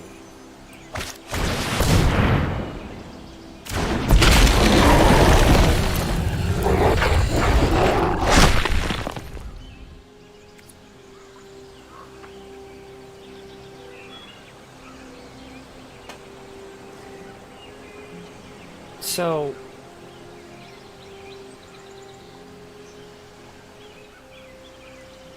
if he blocks this,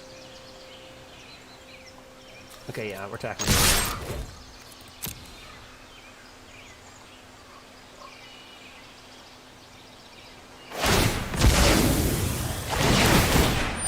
Because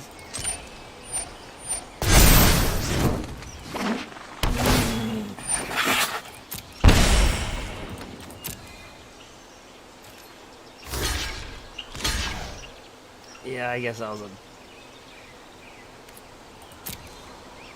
I was good. Yeah. I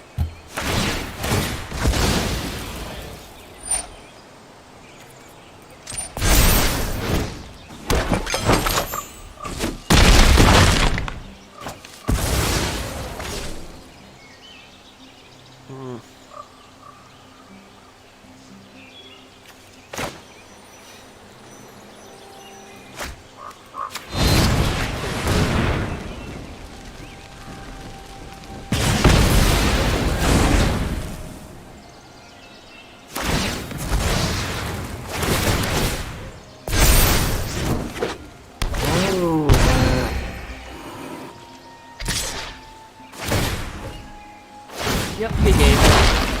99. Alright, so...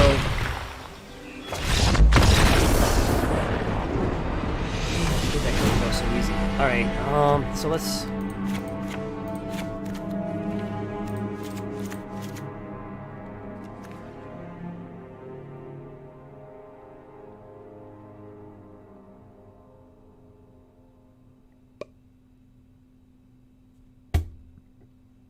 Can we rob her of the rich?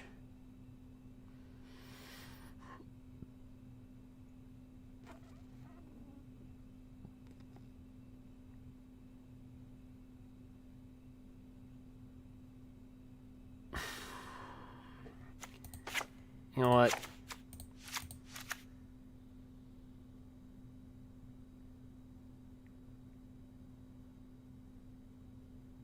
Where are we at? 29 creatures still.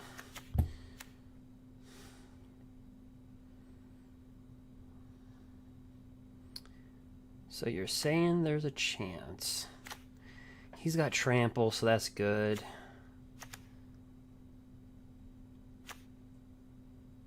Yeah.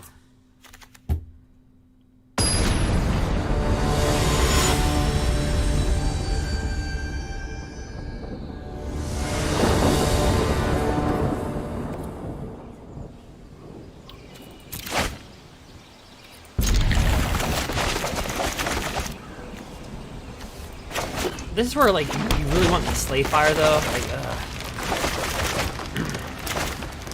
Because Slayfire just kills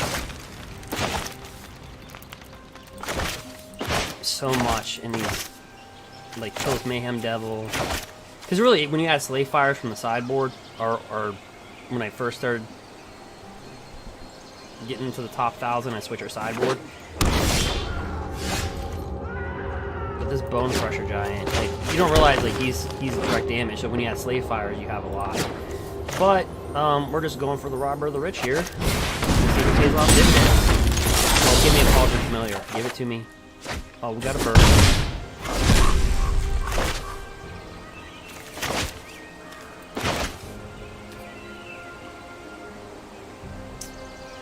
In Matthew McConaughey voice. Alright, alright, alright. Oh. Burn it. Well, we don't want to cast this yet, just in case we take something good from them. Give me an... Oh. What do you sideboard? Oh, got a land. I want to take their bird. We're probably better off.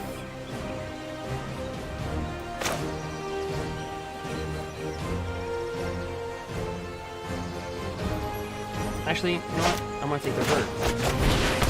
I die this game, I want to take their Gilded Goose. I want to take their bird. Here, I'm giving you the bird.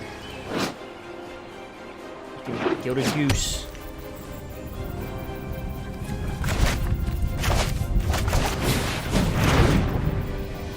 Conveniently, this probably just has a Witch's Oven, right?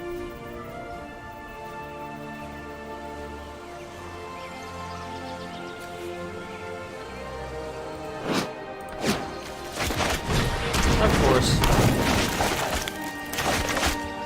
Of course.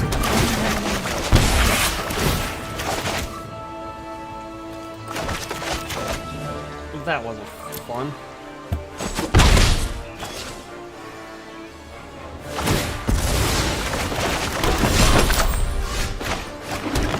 Let's do these.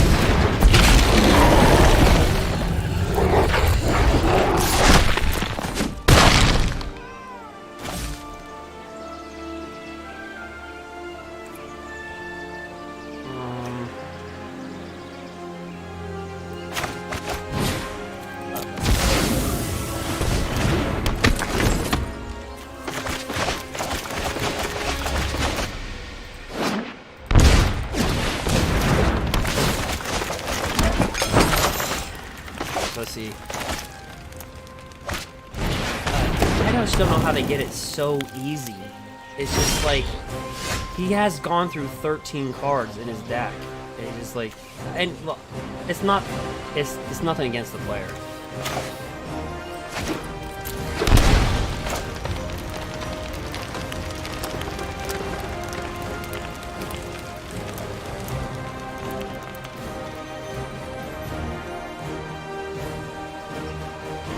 Here's what I think we do. Does he have another claim to firstborn? So I think we do this. Let's draw a card here. I probably should like bad choice by me.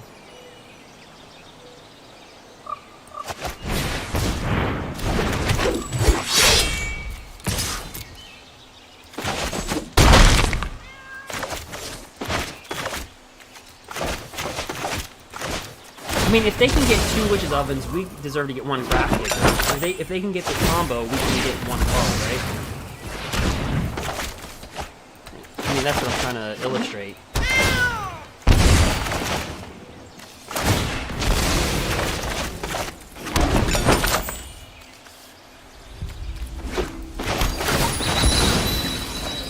Because they literally have to get 2 cards, we only need to get 1. So technically, mathematically, we should be able to get it before they get this. Just, you don't have to be a rocket scientist to figure that out.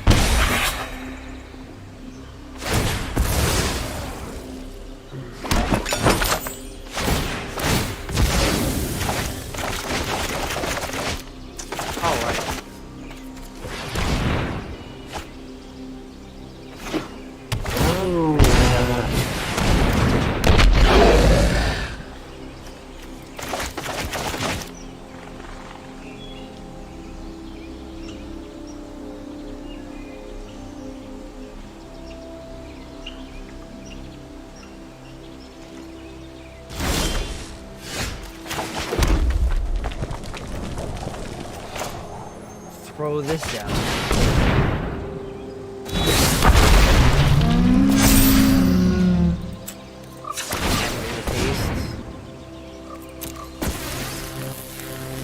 Alright, so he can be at 12 life. Because he'll pop this. I'll bring it back so he can be at 11.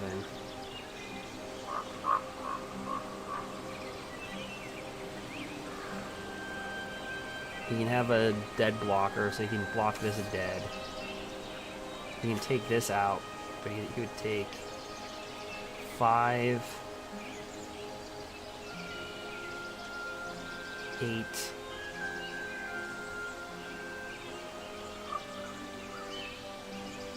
Sometimes in life you just don't think. You just do it.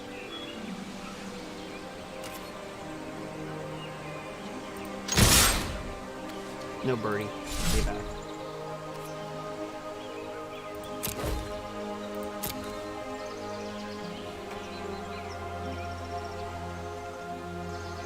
How this works out, I have no clue.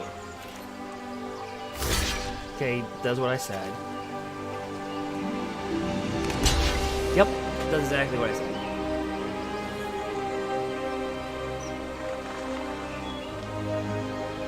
So he's gonna take 10, he'll be at 1. Well, he can, no, let me back up. He can sack.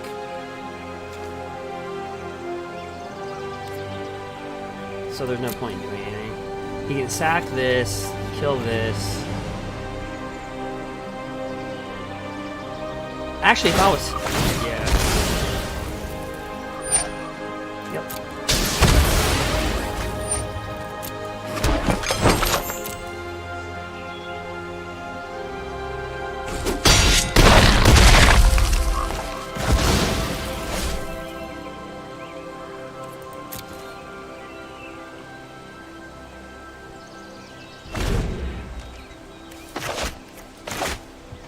So... we also have to start thinking about creating food tokens as well to gain life. I know it sounds weird to a lot of people. It's like you got 1 life, you're at 12, but this deck can kill you in 1 turn.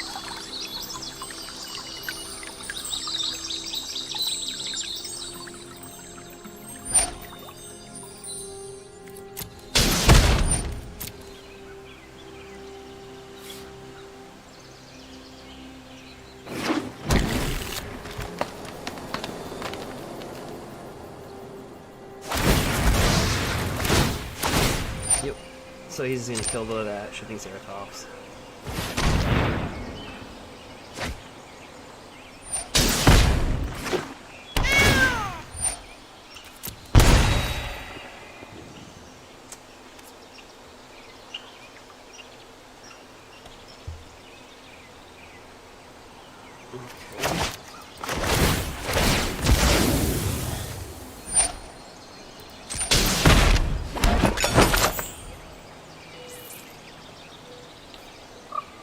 And this is what I'm trying to say. I mean, like, so they could just kill you in 1 turn because, like, it's just they get their combo meal, like it's a fast food restaurant. And they just get it, like, you pretty much expect it that they're gonna have their combo by at least turn 3.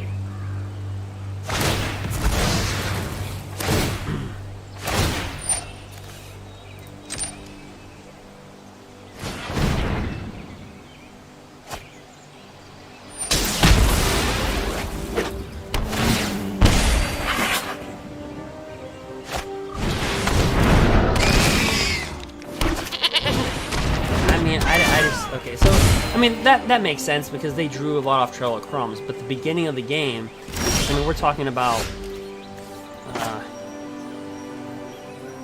mean, geez. I mean, like, we should be able to get embercleave. That'd be like us equivalently getting embercleave and Grafdigger. Them getting Witch's Oven and them giving Cauldron. Like, that's the equivalent, like, if we just got Grafdigger and embercleave all the time.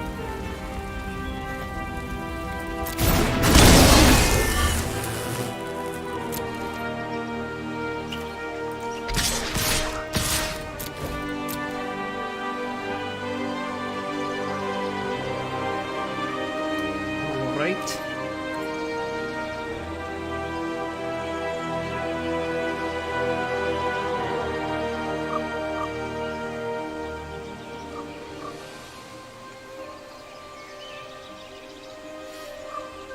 So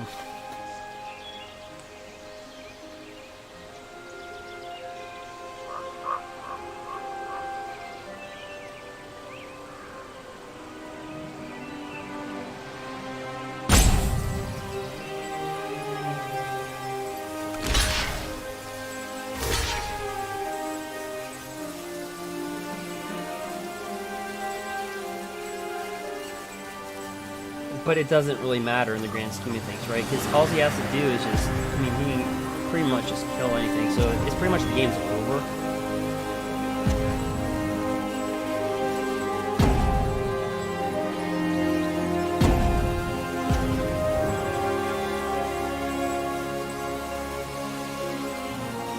So, I don't know. The only thing you can do, like I said, is board in the Grafdiggers like we did.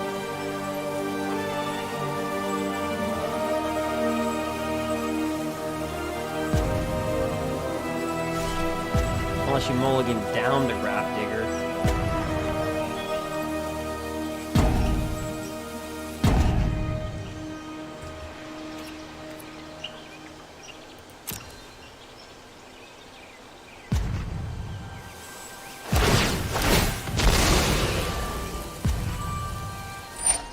Yeah, and they can just go to town. So like I said, it's just, if we didn't have the big creatures, we'd already be dead. It's just Gruul has the big creatures and it just delays the game. But Grafdigger shuts this deck down. It's just they get their combo mill. But anyway, so the Mayhem Devil. So this game's out.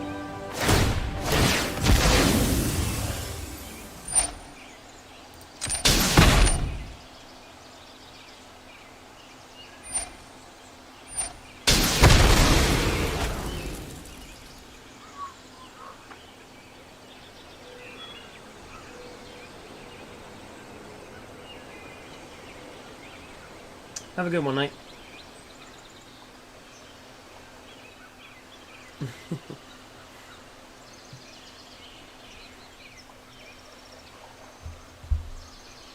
All right, but it's a good deck. It's a very good deck.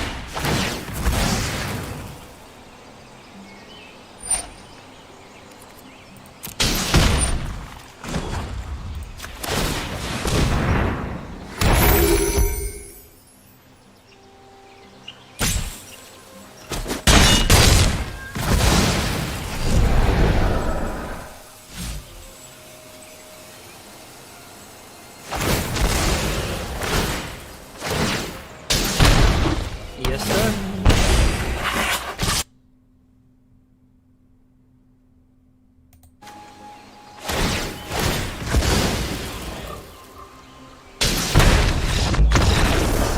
That was a stinker. Ooh, we fell from like the top five, what, 560 to 900? I just still don't know how they can get Cauldron and Witches, and we can't even get Embercleave or Grafdigger. Amazing. Alright, well anyway.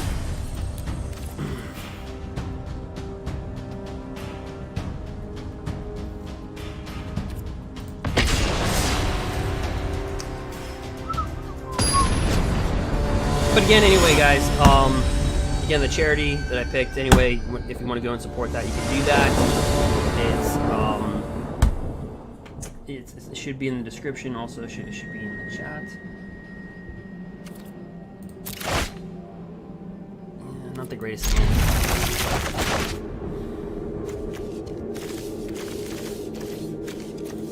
But we'll take it.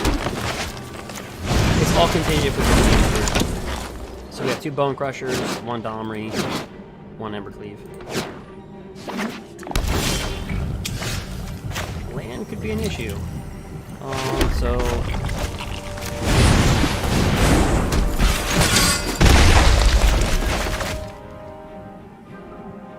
sultai control and Bant control and Temur reclamation like that, right? Yep.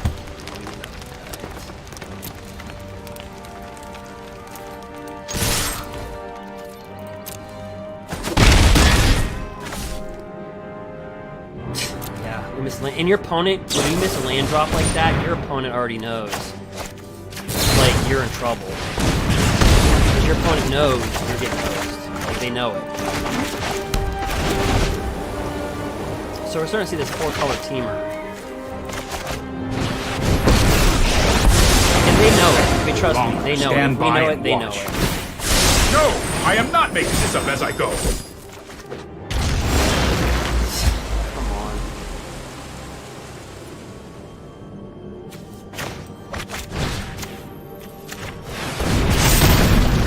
Now what?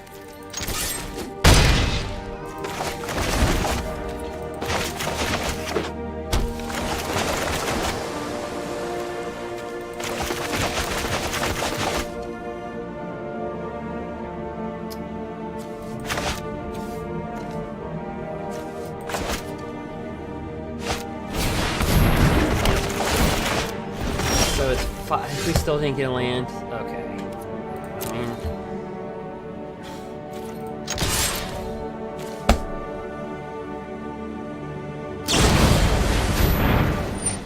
I can't even play my deck. I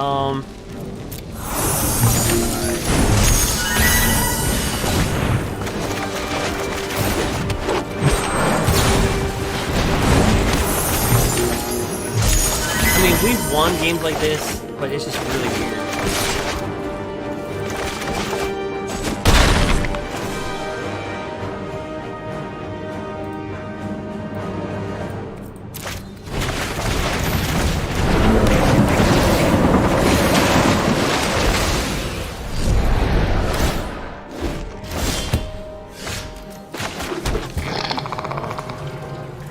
But they can sit on counter spells by now. Like, we're really behind. He's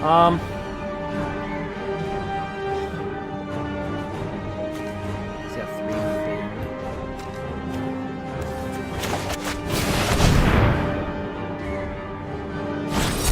Yeah, that's what I'm saying. And we don't have the mana, so like they can just sit back.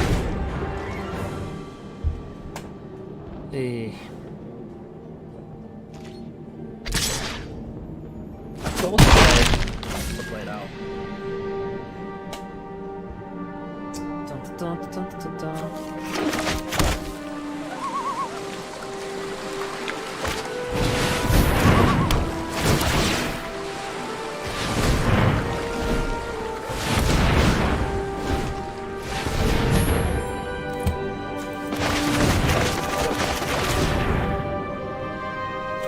So you can hit us for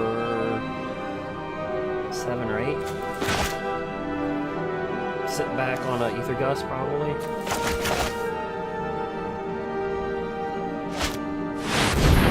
Yep.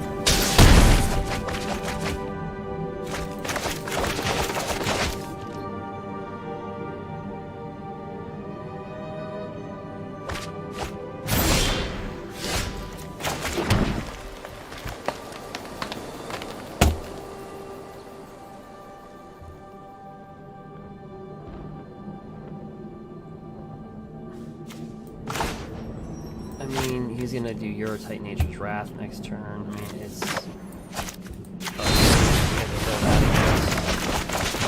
But yes, if you want to, you just either got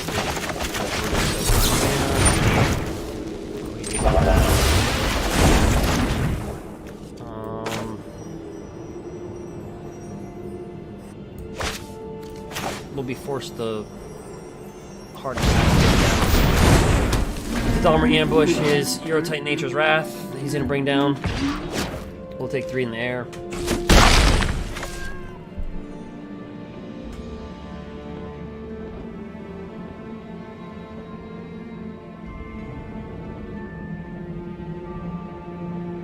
But Reclamation is a really good deck. I mean, these are all good decks. It's just... Shuffle has not been the last 2 matches.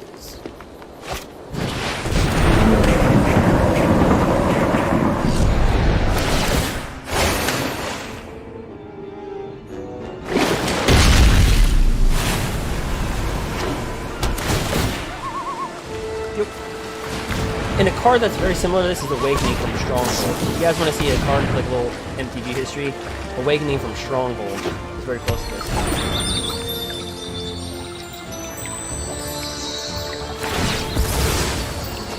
Not bad.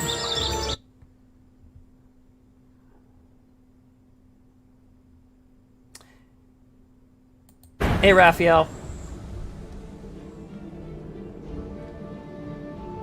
What's going on, man?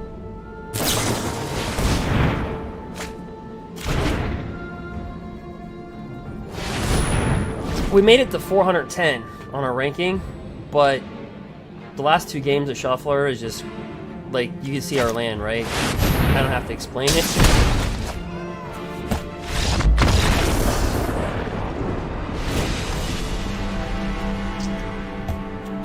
Okay, so they're playing Rakdos, so we're just gonna board in 3 robbers. Take out a Rimrock Knight and board in this.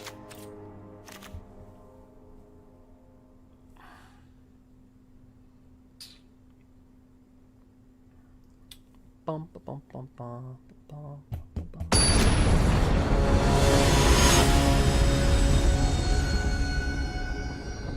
Number 9.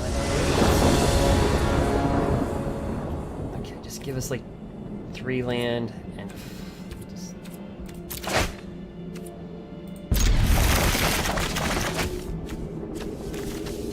Boom. Reclamation. Alright, bring this down.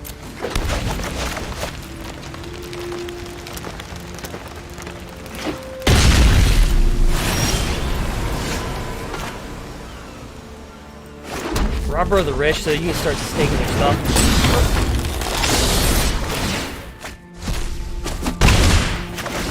Try to disrupt them as much as you can. Take those triomes. He might have gotten to a growth spiral.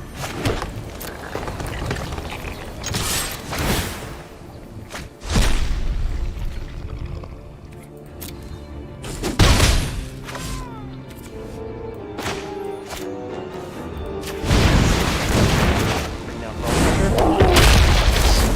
The rationale behind that is because of embercleave.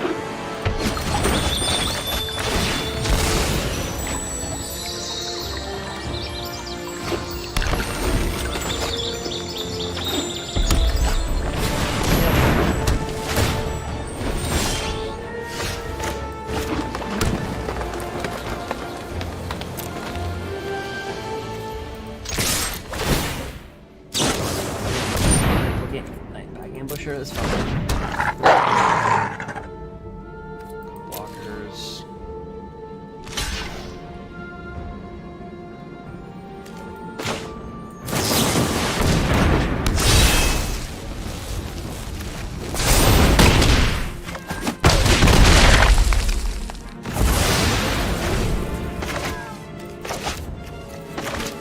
We can drop this in for haste next turn.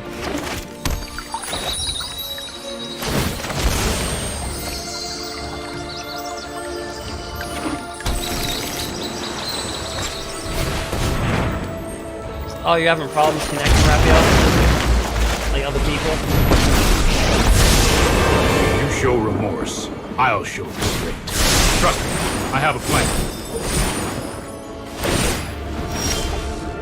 And say they can do that because they can untap with this.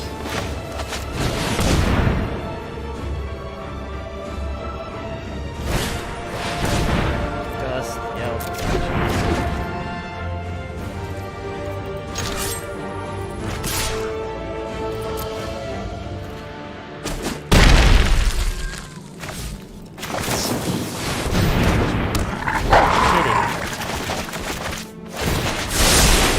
I've got time.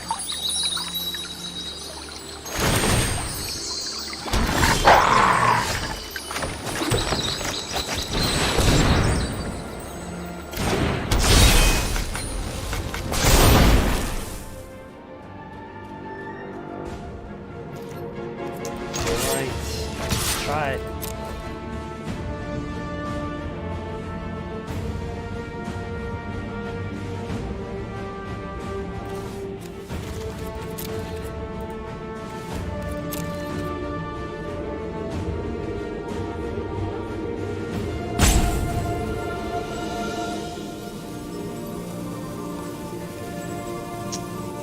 do.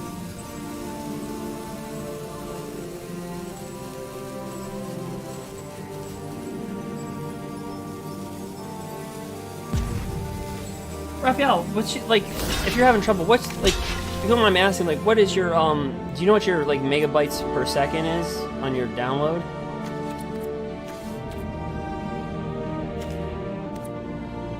Because, like, how internet works, unbelievable. Jeez, oh man, the draws on this guy.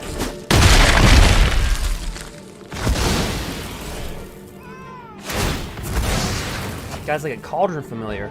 Got 9 lives.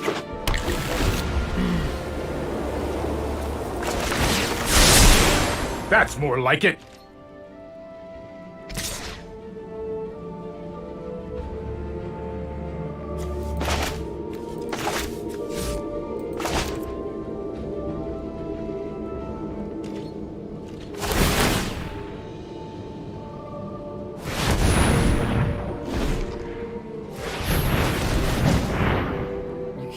Did he top deck the inversion? Did he top just?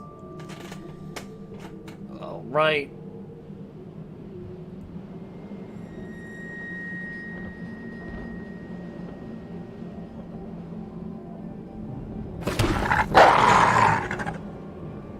He's gonna kill this. He's gonna draw a bunch of cards. No, it hits us. I guess he's gonna. I would trust my top deck as well. He drew a lot of cards. Yeah, there's like. It's a tough match, so we just run this like this.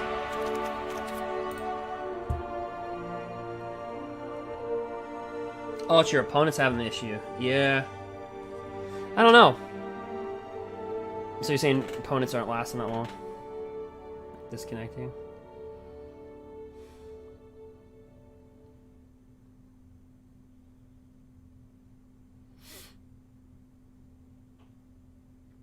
Sometimes you hit rough patches.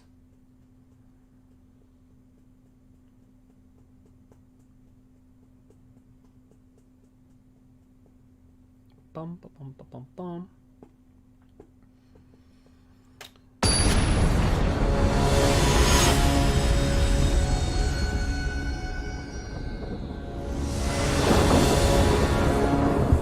Opponent plays first. It is Gruul versus a Temur. Reclamation.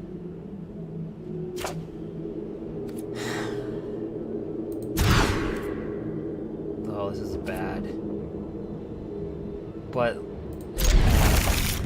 I have to take it, but this. The first hand was good. We didn't have land.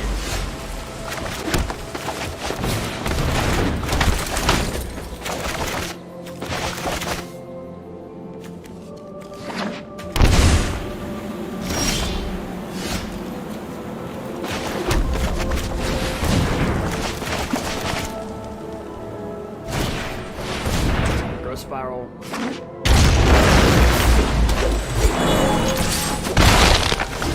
Attack 1.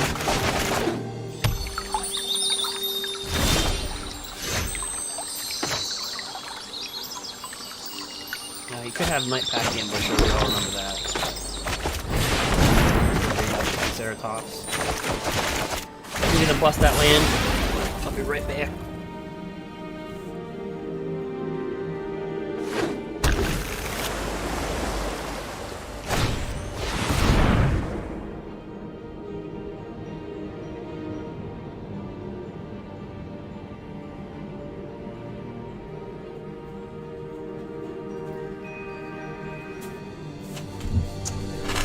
Ether Gust, yeah.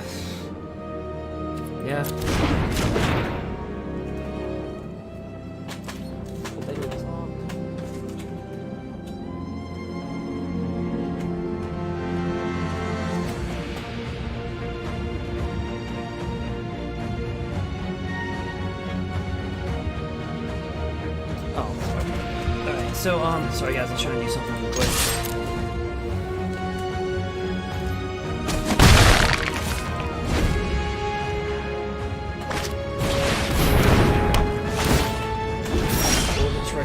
reclamation.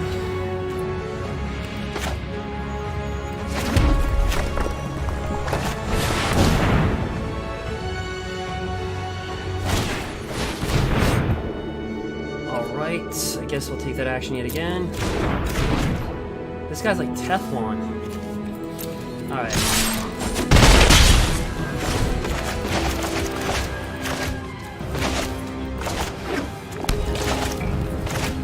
Q.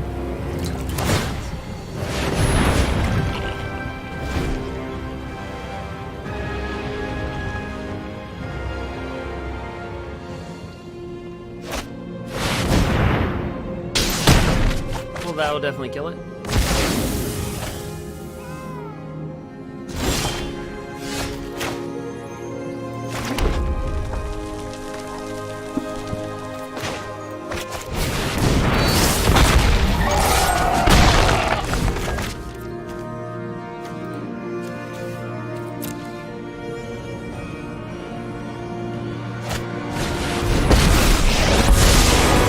Isn't a fight Fury, this can. I'll protect you. Throw Spiral. Now he can tap out, just remember, everything's not on tap. So.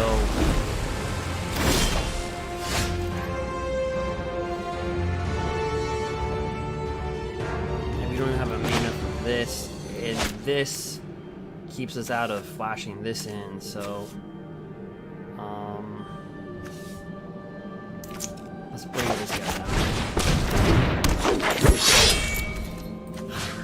And we have to attack. But he's probably got the Night Pack Ambusher. He doesn't?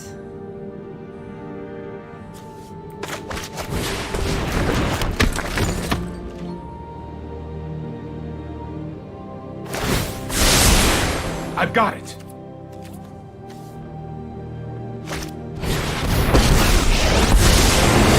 Not going to sit this one out. There goes nothing.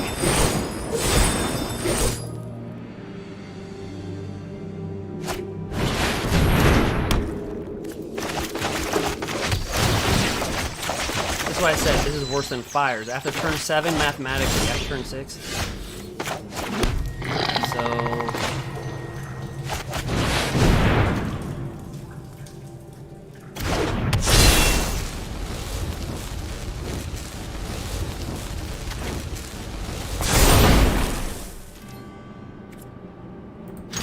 I have no clue.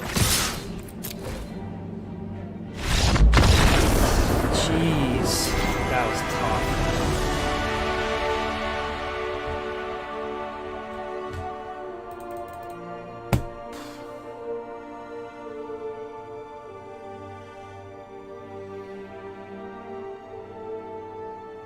But those Night Pack ambushers, they're no joke within that deck.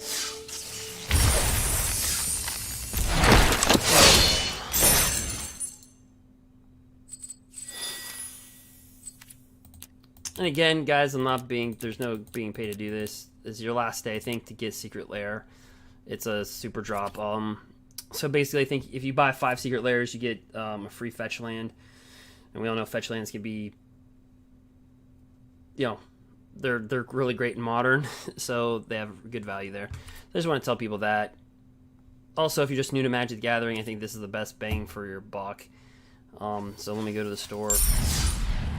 Because I'm not being paid anything, I don't get any nothing for this, but I just want to inform people.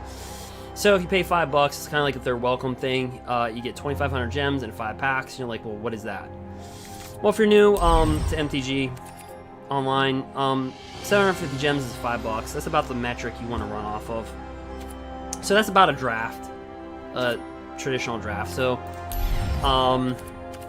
so you get about, in that way, you get about 3 free mini drafts and 5 booster packs within that $5 span. So that's a good way just to start up your collection.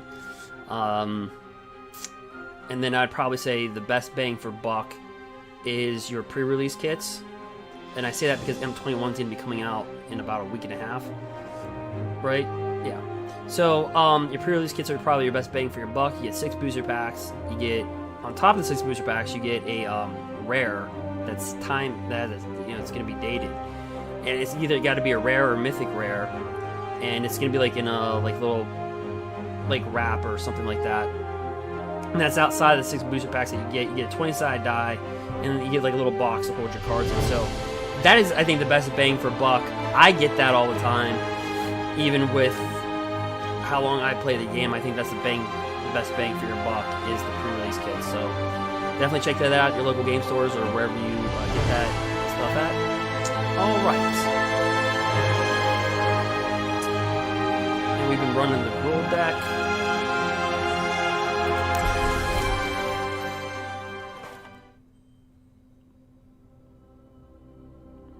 Raphael, so somebody's asking about the mono green decks. So yeah, the mono green decks, so we played one earlier. So what they do is it all fringes around mutatability. There's 3 different variants, but they all run the same idea. And it works, it cripples Mardu Knights, so the fast little knight decks. So what they do is they grab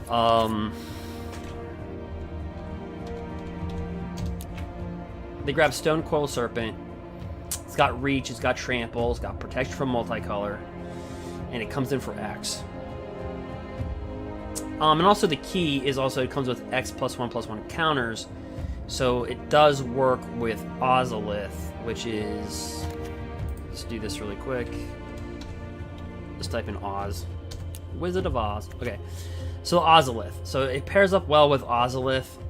Whenever a creature you control leaves the battlefield, if it had counters on it, like say the Serpent, put those counters on Ozolith. At the beginning of combat of your turn, if Ozolith has counters on it, you may move those counters onto another creature. So if that creature dies, they can put all the counters on this sucker, unload it on something else. And also counters means, you know, Death Touch, Reach, those are counters. Remember with Ikoria, when I did the booster box opening, in fact, I'd recommend people check out that video.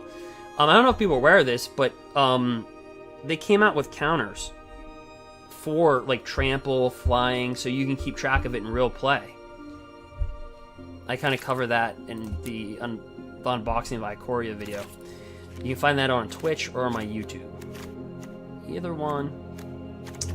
I recommend you subscribe to YouTube and follow on Twitch, but if not, it's cool.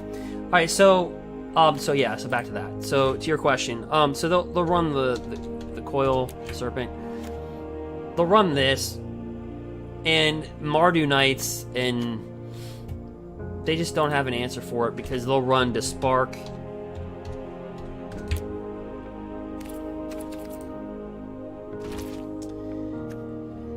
Exile target permanent with convert cost 4 or greater. That's a great versus most decks, but that Serpent has protection from multicolored, so they can't remove it. They'll also play Dire Tactics, but that doesn't matter. Exile target creature. If you don't control human, you lose a life equal to the creature's toughness. It doesn't matter though, because it's got protection from multicolor, so it gives Mardu Knights the trouble.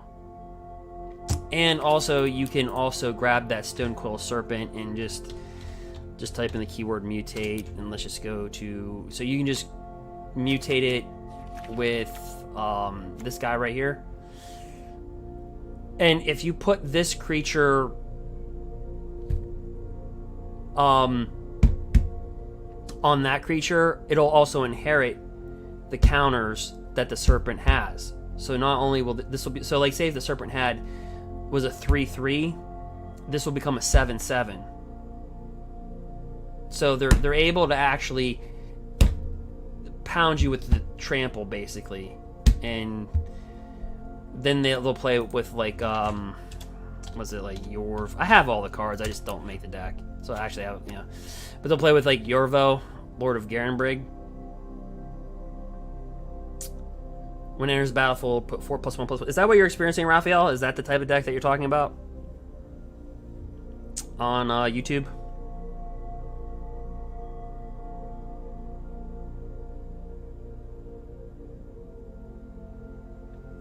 Because if so, that's the deck that they kind of run. and some of them lean heavier on the serpent, some don't. Some will use the Ozolith, and they'll lean on that. Or really, they don't lean on it. It's just an adjunct to the deck. So, they'll even run that one Ikoria Knight that just does crazy stuff. I think it's a statue. I think actually somebody through one of my arena codes got. No, it's not that. What is the card from Ikoria?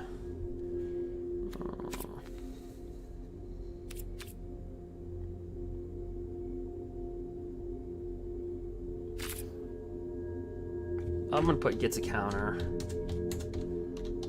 as the keyword here. It should pop up pretty quickly. No. It's that one artifact that it gets a counter every turn. Lifelink Menace. Let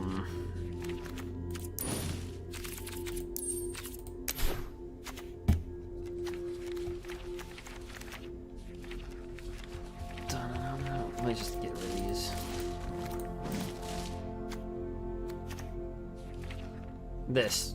Okay, yeah. Mega Godzilla, the weapon. So at the beginning of your combat of each turn, you get a counter that's random. It's Crystalline Giant. So actually, yeah, somebody pulled this with the. Excuse me, I hit my desk. But I'm Italian guy. I talk with my hands. So anyway, it'll get like flying, first strike, hexproof, lifelink each turn. Right, they get a counter. Well, then when this dies, if it does, then they can offload all those counters on the Ozolith, and then put all those counters right on another creature. So it's kind of like a... Is that the decks that you're running about? Chamber Guardian? Yeah, so I think what you're talking about, Chamber Guardian, is that 2/2, when they pay whatever, they get a screen, right? Oops. Oh, because I'm stuck in Ikoria. I think that was Ravenica Allegiance, if I'm not mistaken. Yep, and it's Ravenica Allegiance right on. Yeah, Adapt 2. Yep. You don't see this one as often, the Growth Chamber, or at least where I'm playing at. But, yeah, mono green has become a thing. I think it's kind of cool, though, that a mono color is,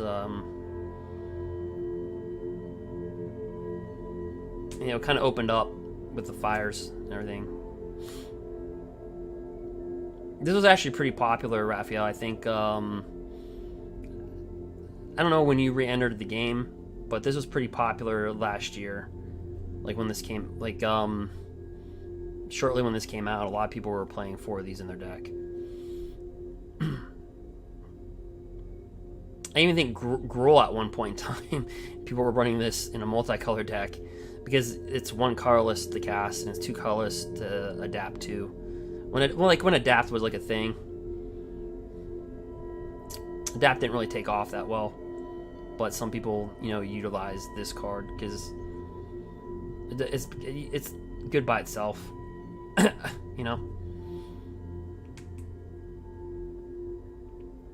Horn Beetle. It's not. I thought that was black, right? Horn Beetle. Oh, this guy from Theros. Yeah, I remember drafting. So in Theros Beyond Death and using this card. Yeah. So at the beginning of your combat, if you control a creature 4 or greater, which is pretty much every standard deck, you're gonna put a +1/+1 counter on this. So yeah, I mean it's a creature-based deck. They'll also run this. Mutate 3. Whenever this creature mutates, search your library for basically any card put on the battlefield tapped. So they'll bring out the Serpent, put this on top of it. They'll inherit all the counters from the Serpent. They'll ramp up a land, and then they attack. And so because it's gonna, at that point, it's gonna be like a 5/6 with trample. That overpowers Mardu because their creatures are kind of tiny, and they can't get rid of it. So I think the more Mardu Knight you see, the more green you're gonna see, because green plays Mardu pretty well. I thought I'd see more Mardu. We actually played a Mardu deck and we got beat pretty bad. That's why if you go to Twitch, Raphael,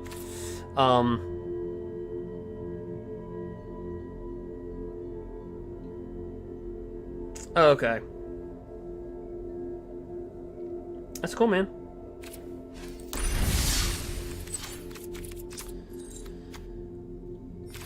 But anyway, let me see something for a second.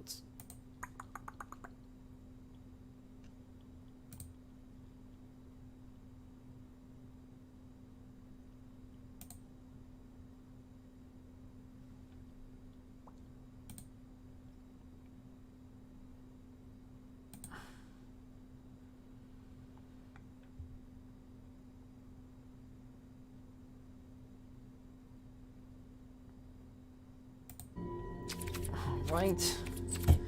Just want to check something really quick.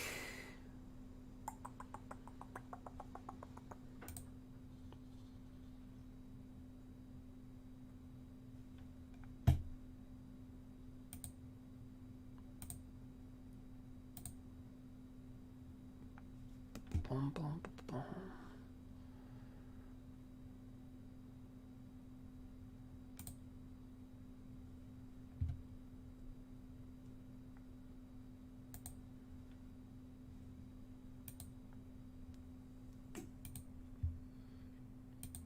Let's see here.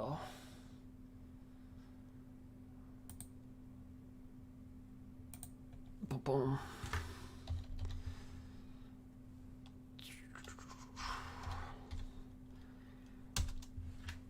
All right.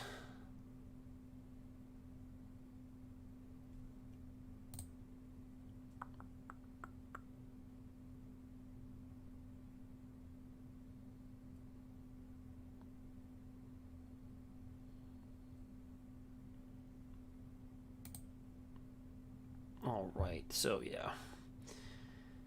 I'm just looking at a few things here. Okay.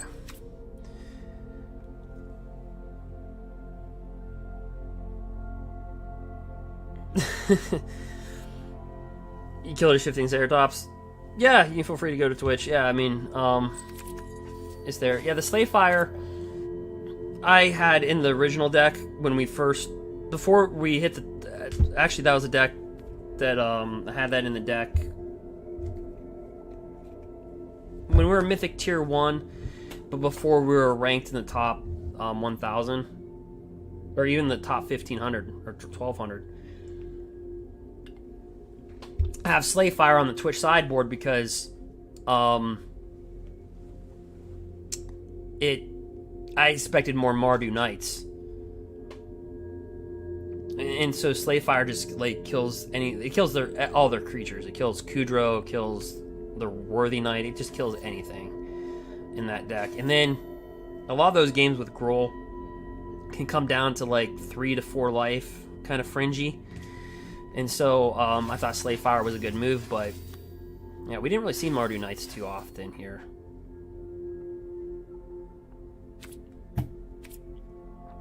So that was the thing.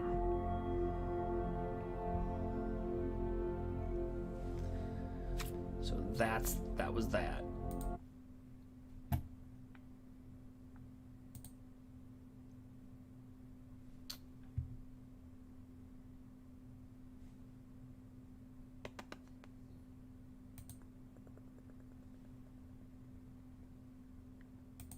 All right.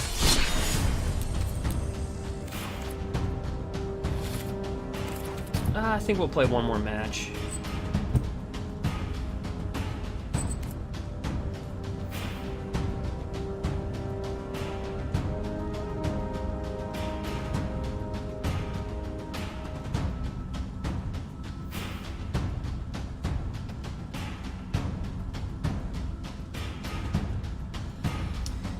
Yeah, I mean, if you can get around a Grafdigger, sure.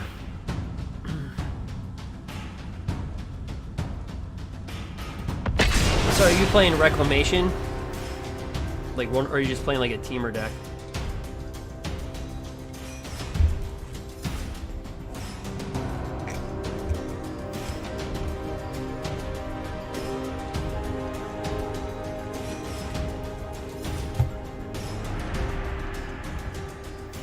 Because if you're playing reclamation, I don't know if Grafdigger's the best. If they sideboard are the best. I mean, yeah, it stops Eurotitan, but ooh, and he's got Temur, so we know what this deck is already. This is gonna be rough. So they try to cheat out the 7/7. So what this says is spells you cast cost 1 less to cast of the chosen type. So for those that are new, this is your type.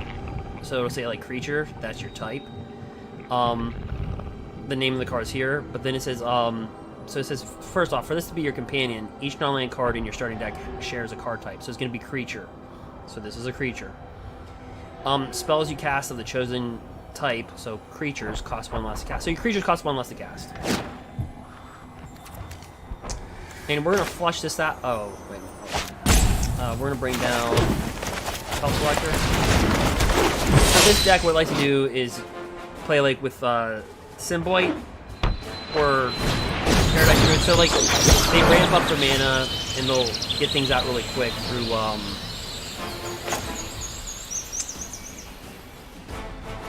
just be honest. So we're gonna drop down our own. Actually, we're gonna drop down Realm Knight right now. He won't take this trade. I think he just because they just want to ramp and cheat things out. So. Yep, as exactly as right on. So each creature spell costs 1 less to cast if it has mutate. So does your mutate spells. And whenever you cast a creature spell, if you have mutate, draw a card and discard a card. So basically, they just try to cheat out cards. Basically, not cheat out, but they're not cheating. It's just they're trying to avoid casting costs and go through the deck. All right. So we're gonna bring this guy down. Oops, I should drop the head one. Before I did that, that was my mistake.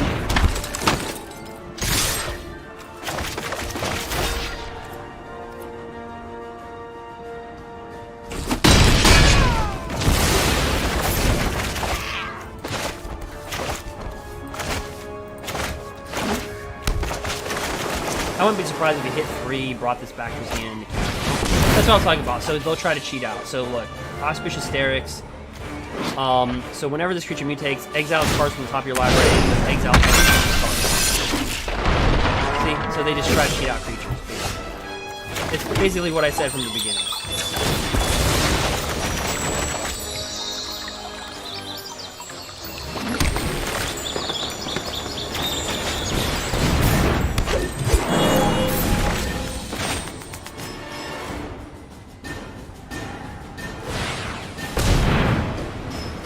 Yeah, Temur Rex. Yeah, Temur Rex is a good deck.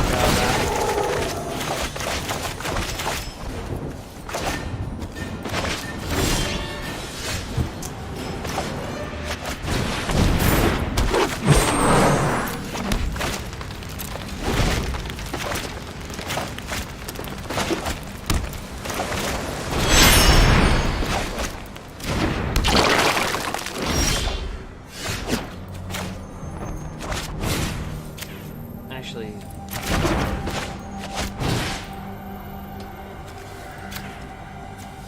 oh, that won't work.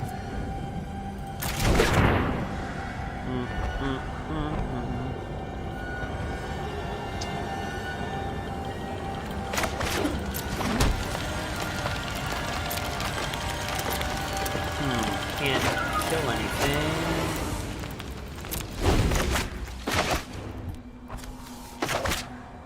So he'll probably, you know, he's still prompted to attack.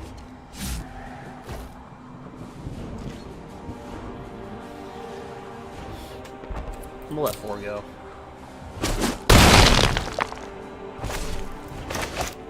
I'm just waiting to draw a creature. Like embercleave.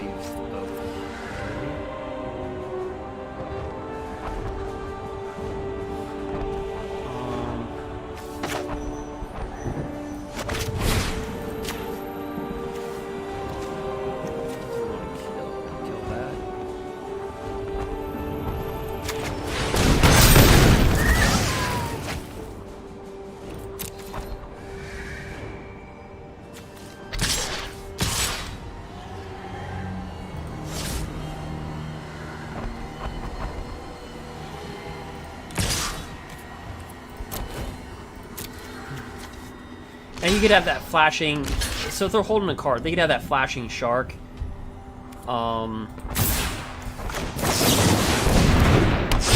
Where when it mutates, it returns it back to your hand. But he would have played a razor for that.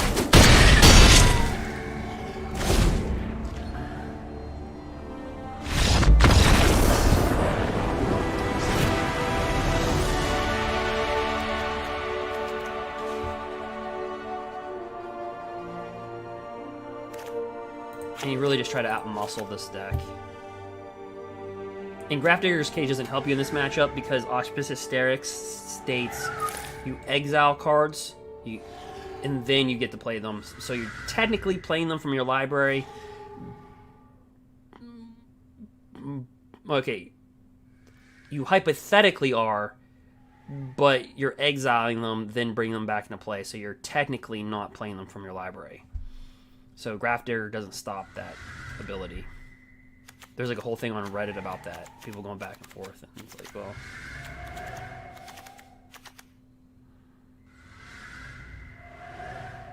Yeah, the Cage is strange to run off to play versus your... to play versus Temur Reclamation. Unless your opponent, Raph, didn't have, like, Return to Nature or Mystic Repeal on their sideboard. Then that makes sense.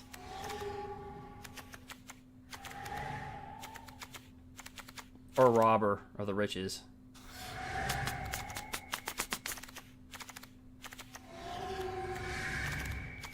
I personally used to do that, and I just found it to be underwhelming to play this versus Reclamation.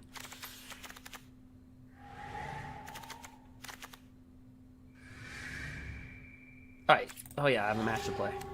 I'm like chatting. Oh yeah, I have a match.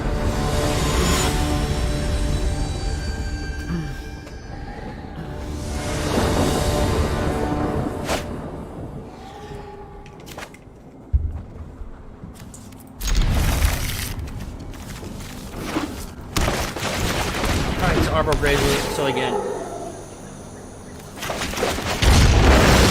Alright, so all we can do is do this and do that right now.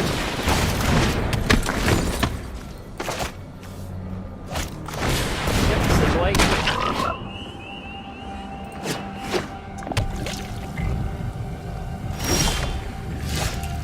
So here's what we do.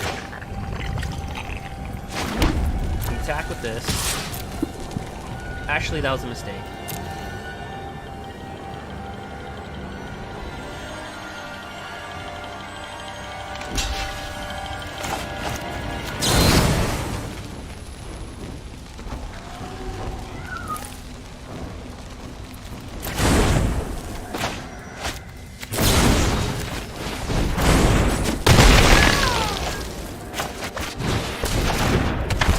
I should have kept these both out because we could have drew cards like crazy. That was a big mistake by me.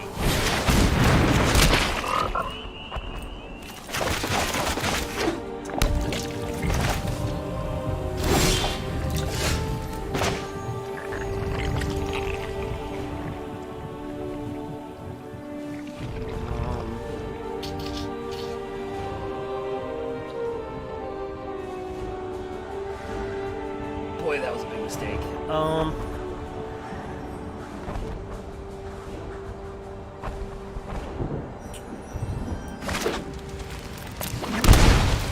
Nope. Let's drop some big boys on the board.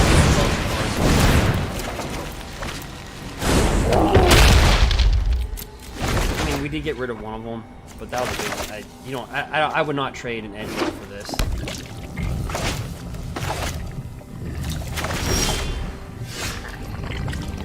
Okay, so he paused me.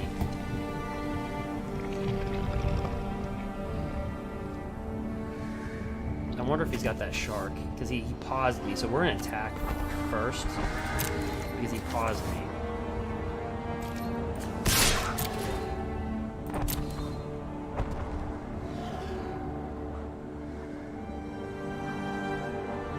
I think he's got that mutate shark, because he paused me.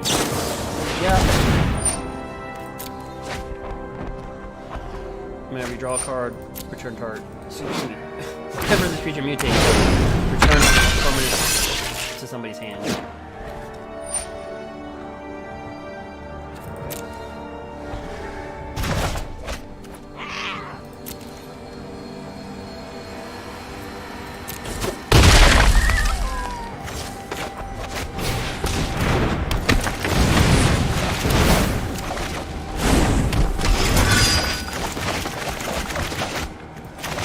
hope that they get land, right? But we have to be like way more aggressive.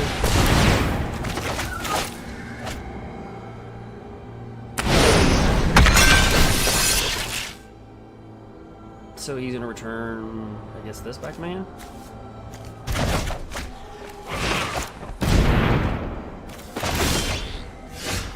Right. Yeah, we'll just bring this down. Draw a card. Do you need mana? That. Drop that. Pop it.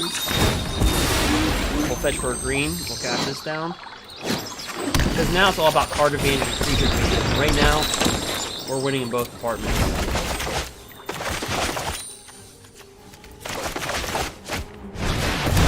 Did get that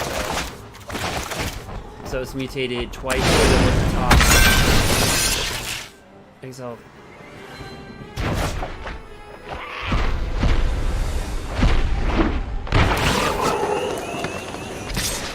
He's gonna attack with a 6/6. Doesn't have triple. It's a D. It does.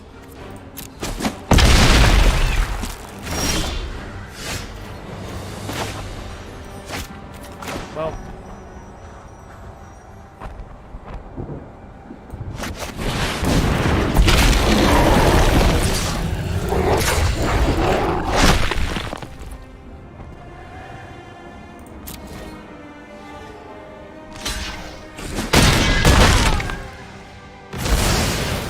Now he just needs a mutate creature to mutate this. So that's the premise of the deck, right? He just busts to getting mutates. Because there's only 4 cards that can mutate. There's only 4 creatures that can mutate in Simic. One's this. This is guys.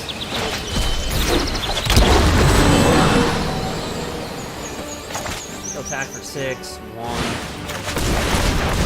Because they can free fetch, cheat out. They can use their mana to hard cast.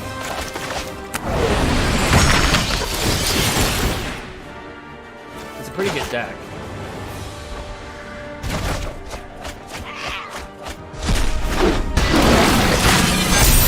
This is the card that I was talking about. They cheated out. Right here. That's exactly what I was talking about. So everything that I said about this deck before we even played it is what you're seeing. Right, so there's only 2 creatures that can mutate.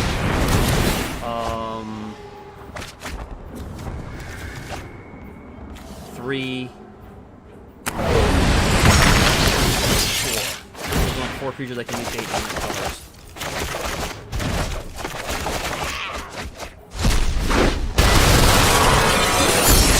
And that's a really good board.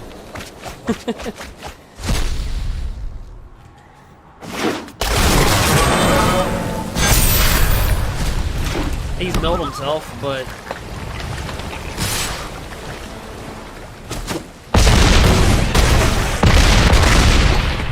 that's a really crazy board. That's what I said. The whole deck, they just cheat out.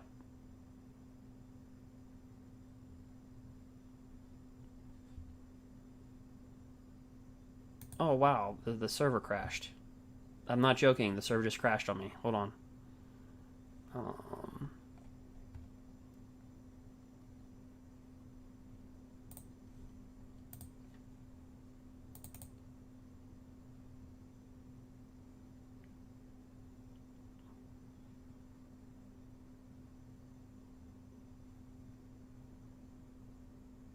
Hold on, guys. I'll be back.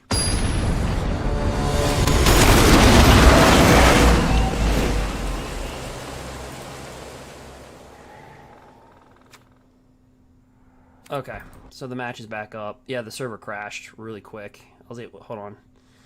You'll be able to see it now. No, it's not visible. Okay, there it is. Wow. Alright.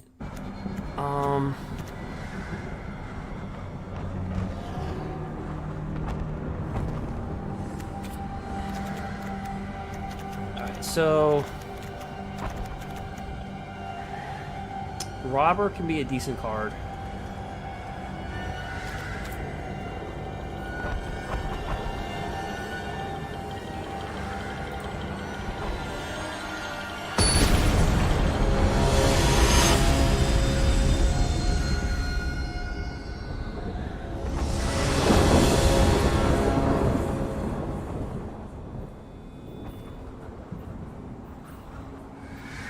probably should sideboard a Shifting Ceratops in there. We go back to our base. We play. Oh gosh.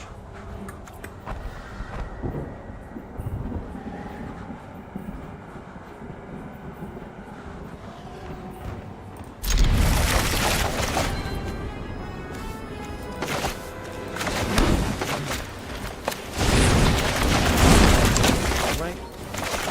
Love Truck Beast.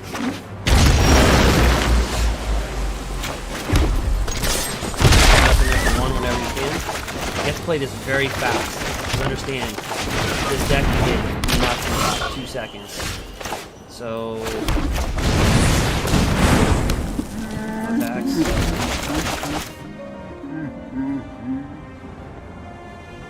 Everything costs 1 less to cast for them. That's what I told you. Immediately, this deck can get out of hand. Kind of like how the green deck went, Ralph, that you're talking about.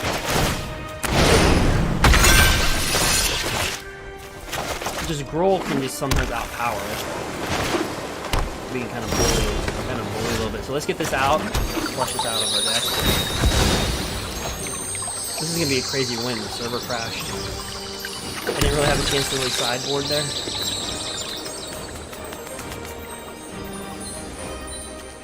You know what? We're gonna go ahead and hit him with this.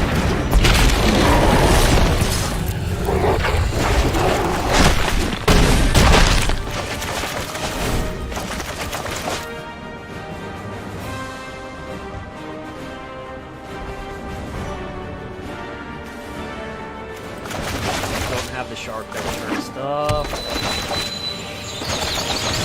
And of course he would. He's gonna return this back to my hand.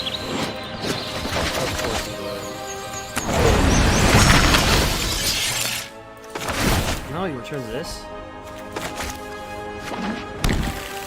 But not this.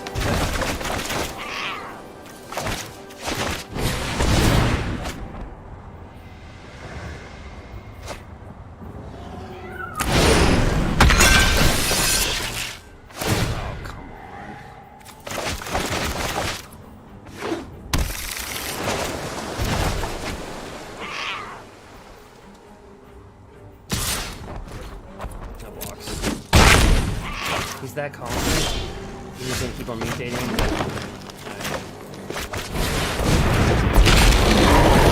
Doesn't have any like mutate, flash, reach, trample.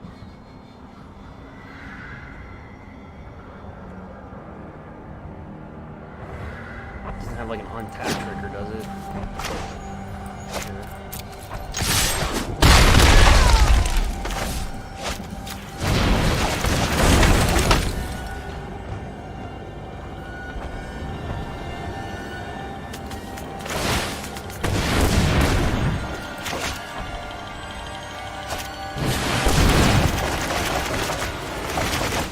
Really?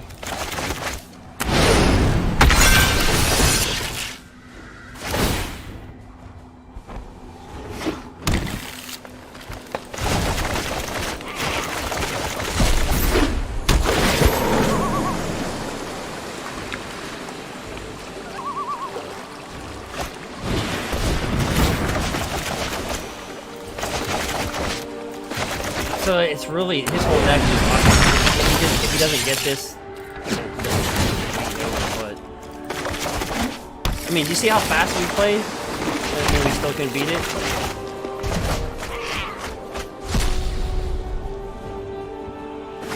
I mean, look.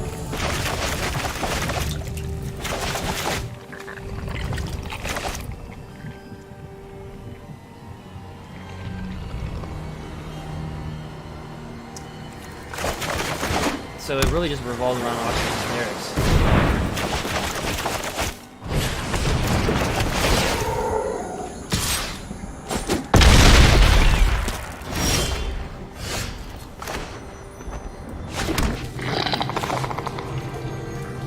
I mean, at this point, it's not even worth.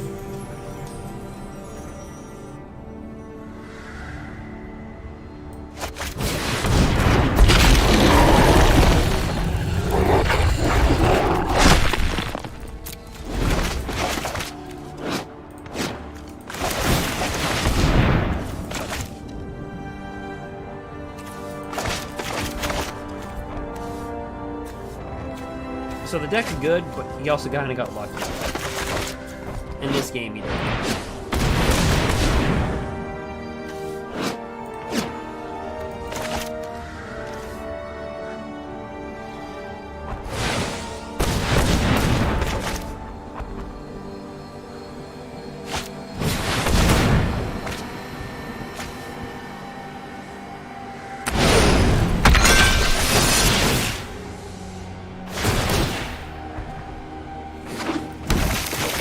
Really nothing that we can do about it.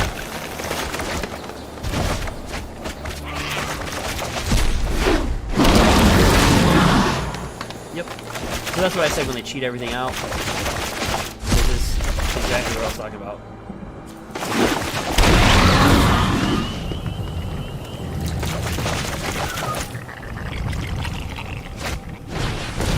Interesting you build, because you're talking about this is a common, this is a uncommon, that's an uncommon, that's an uncommon. It's just you have to get lucky to get it. But if you do, you're gonna win your game. Unless somebody's playing with a counter spell deck, because the counter deck would shut this down. It's like you can't counter it.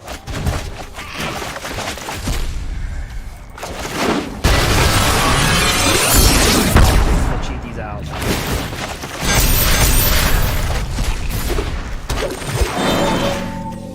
Good game.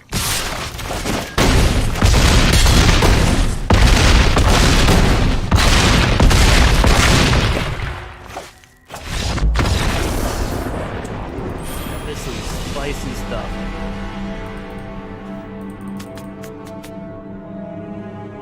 Yeah, that's all you need.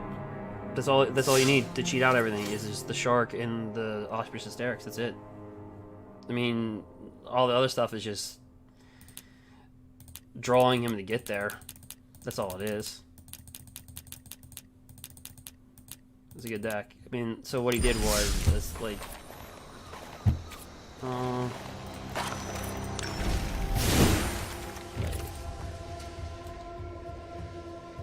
well, I think everybody's seen what he did, but that's I mean, that's really it. It's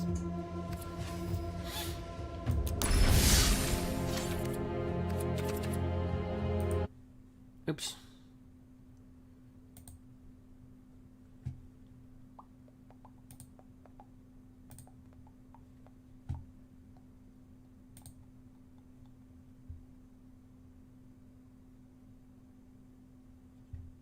Bum, bum, bum, bum.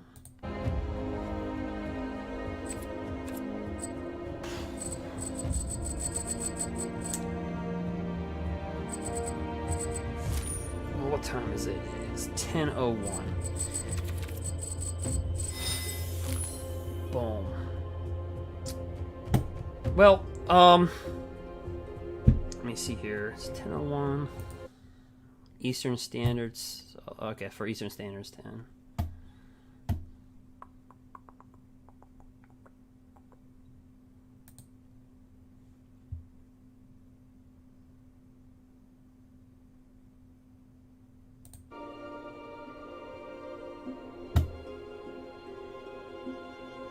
Yeah, so what is set? Yeah, so for Eastern Standards 10.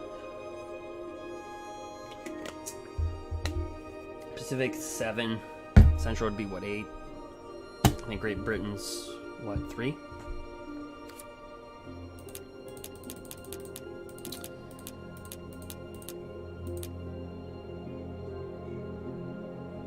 But yeah, guys. So again,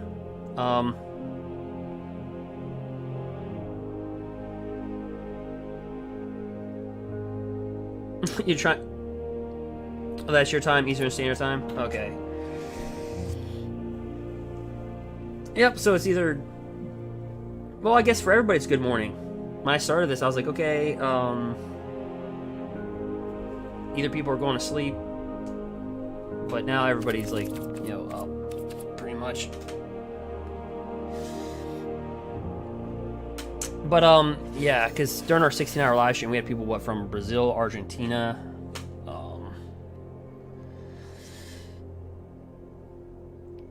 you know, giving me the fact checks on time. I'm like, well, okay, I'm learning time all around the world now.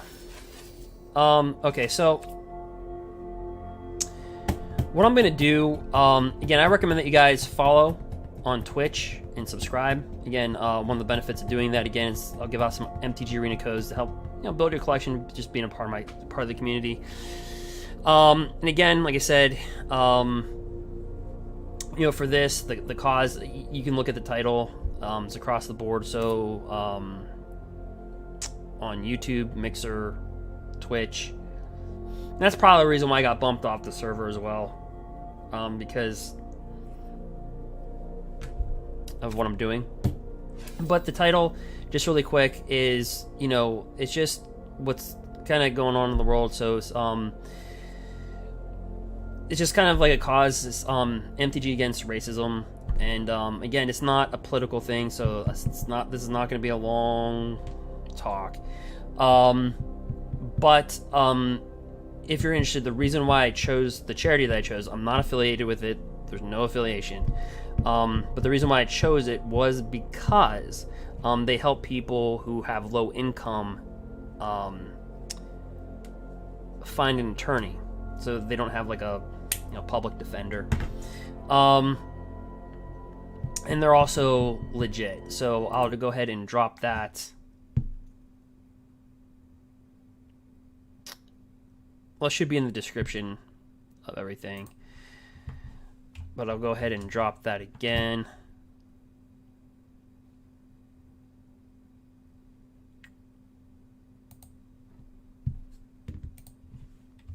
Boom. Right there. So that should be in the chat. Also secondarily, some other little things that happen. So if you see... So Gruul, we're seeing that Gruul is a really top deck. And like I said too, well, before I get into the Gruul part, so there's just a couple things I want to just cover really quick. So if you see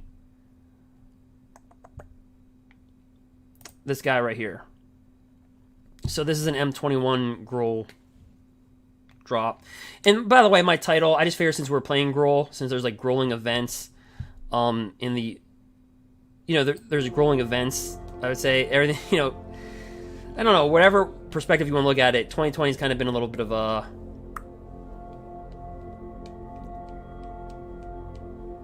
it's a little different year. So I'm not going to go into everything, but this card for M21, but my title, I just figured since everything's kind of Gruuling, just might as well just play a Gruul deck that we've been playing. All right, so this right here, this card, Heart of Keld, as long as your turn, it has first strike. So it's basically a first striker on your turn with a 3/3. We've seen cards like this come out of core sets before. You may look at the top card of your library at any time. Excuse me. You may look at the top card of your library anytime. And you may play lands from the top of your library. So there's going to be a need to be cleared up. And the thing about this is that how do you read that? Can you play the additional land or can't you? I would take that as you may play lands from the top of your library. I would take that as you could. If it's coming off the top of your library with this card on the battlefield, you might be able to play multiple lands. It's 6 is it gets +X until end of turn, where X is a number of lands you control. So here's the thing. Some people are on the fence on this. I'm just gonna give. I think I've been talking about Gruul for 5 months. Like I said, we took Simic Ramp. You can look back in February. I took Simic Ramp to Mythic rank. We tweaked it, and then now we did the same thing with the Gruul. So. Also at the MTG Open, again, you can follow me on Twitch or subscribe on YouTube. You can see that footage as well. Played 6 hours live stream at the MTG Open. I didn't play with Fires or Winota because, again, my channel's more trying to find decks and going up against them. So if you just go to my channel and type in top 8, you'll see that we don't play with the top 8. We actually play decks to go against them. Although we have played some top 8 with some top 8 decks. But right now, I think the number 1 deck is Reclamation. right? I think that Temur Reclamation, because Temur Reclamation was easily a top 4 deck before Fires got banned. And so Temur has to take its spot. I mean, in fact, Temur Reclamation would place 1 even with Fires and Winota with Agent Treachery in the format. So I think Temur is the number 1 deck. But Mono Green certainly is taking shape, and we just seen me get beat down with that Mutate deck twice. So, again, but we took Gruul to 410 rank. I'm number 410. Right now I'm number 888. So, yeah. But, so this card, I don't think right now it has a place in our deck. But the funny thing about this card was that people on Twitch, or excuse me, Twitter, were kind of not giving Green enough credibility. Like, Gruul credibility is like, well, so here's, if you can see the tweet, and here's the card that comes out, and you can see where I kind of slide up in there. They're saying, well, with this card, can Gruul, enter constructed? And I was like, guys, Gruul's here. As evidenced by my ranking. Give Gruul some credit. So I kind of just slid right up in there. That was to a pro player, Javier Dominguez. The thing about it is that this card, it depends on how you read it. But I think its interpretation is you look at top card of your library and you can play lands. So if the card so happens to be a land, then you can play it. Kind of like the Citadel effect. Anyway, I don't think it has a place right now with our Gruul. It's legendary. It's a 3/3. It can turn to a first striker on your turn. But with Embercleave, double strike is like better. But I think this will be definitely a Gruul card that if you open up M21, I wouldn't go trading it off if it has low value right now. Because post-rotation, Gruul will lose a lot of 3-spot places unless it's replaced. And so I'm going to show you what I'm talking about now. So we can take that down, and we can go back into the deck. And of course, again, we're also going to be doing a booster box opening. And Eduardo, with Raphael, basically on Twitch, I'm also going to be doing a thing where we'll be playing a human, non-human deck, and I'll let you guys actually pick half the deck. Half the humans and non-humans, and we'll run it. But, so Gruul right now, with that card in mind, it doesn't, look at our 3 spots. Gruul Spellbreaker, it can get trample, it has trample, you have hexproof on your turn, so does this. So it's perfect against like Brazen Borrower or something like that when you're trying to Embercleave onto this. And you can give this a +1/+1 counter if you want to, and not give it haste. So this card is just so much better, in my opinion, in a Gruul deck. Now, if we're talking about a Temur, like a ramp deck, like, could that card replace? Now, understand, rotation is going to happen in like 3 to 4 months. Could that card replace Risen Reef? Like, yeah. Not as good as Risen Reef.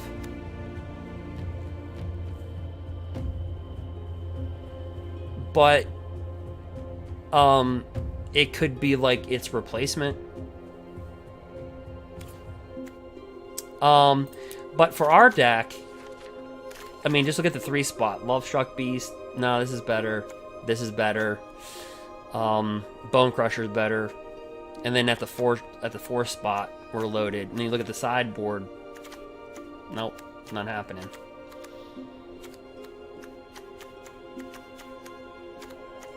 Now, the format can change very dramatically. So, I'm hyped for M21. I don't know about you guys. Let me know what you think in the comment section, but monocolored humans are banned? Somebody's asking me. Yeah, I think Temur ramp, she's got potential. I think post rotation, she's got a lot of potential. But for our deck, Robber of the Rich, because we're seeing a lot of sultai control and a lot of Bant control, and Robber of the Rich just really We didn't even play with this card, and it slowly earned a sideboard, like, it earned a side, like, 1 of, then it slowly earned a 2 of, and now it's like, okay, it's a 3 of, because sultai control is played at such a high level. And Bant is played at such a high level that I could argue that's 25% of the field each in Temur Reclamation. I could argue that each deck is 25%. And then the rest, you have the rest, like Mono Green, us, Jund. But this gives fits into, Eduardo, you play with the Temur Reclamation. Let me know if this would hurt you or not. Robber the Rich. So if a defending player has more cards in your hand, exile the top card of your library. During any turn, you may cast that card and spend the mana. So what if somebody was dropping Robber on you turn 2, and they went first, and they're peeling cards off the top of your library with Reclamation? Because this is what we play with Reclamation. We drop, and our deck's win rate just skyrocketed versus Reclamation with Robber. Because you just board out 3 Domries and board 3 of these in. And then to top it off, if they try to like board wipe you, so understand, when you board in 3 Robbers of the Rich, you have 4. And then we also sometimes board in the 1 additional Shifting Ceratops, which it's not gonna let me. It's gonna drop down. But so we have 1 shifting on the sideboard. So then what you have is you have 4 Shifting Ceratops, 4 Questing Beasts. So you have 8 Hasters that all have really good abilities. Then you have this 3rd Haster, so you have 11 Hasters. You have 14 Hasters that all have really good abilities attached to them. So like they can't Brazen Borrower this Shifting Ceratops. If they try to out-muscle you with Anissa, sometimes sultai can win, but questing with embercleave on top, that's hard. So you really turn into like just a really aggressive deck. I think instead of going defensive against Temur Reclamation, you get offensive. You just say, you know what, don't need to do the Return of Natures. Get aggressive with them, and just scrap the Return of Nature thing. Don't do the Grafdigger cage thing. Just go robber of the Rich right to them. And if you can rip off a Euro Titan off their board or Temur off the top of their deck and exile it, I mean, it's just...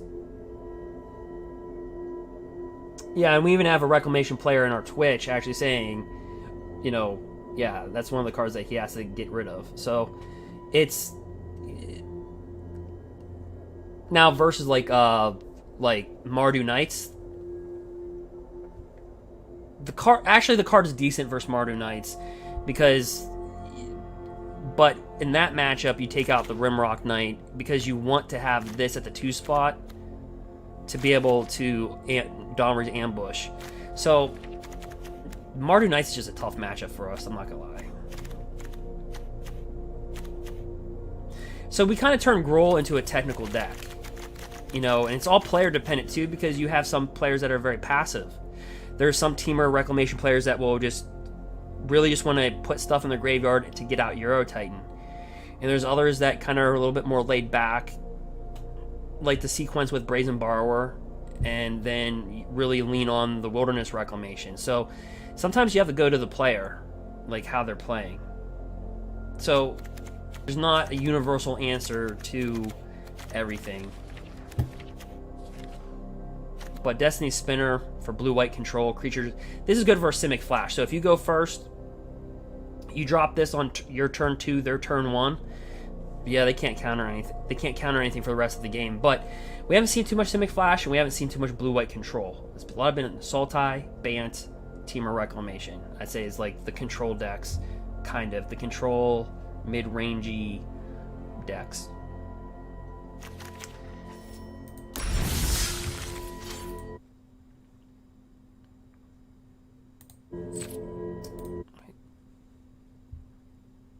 See something really quickly.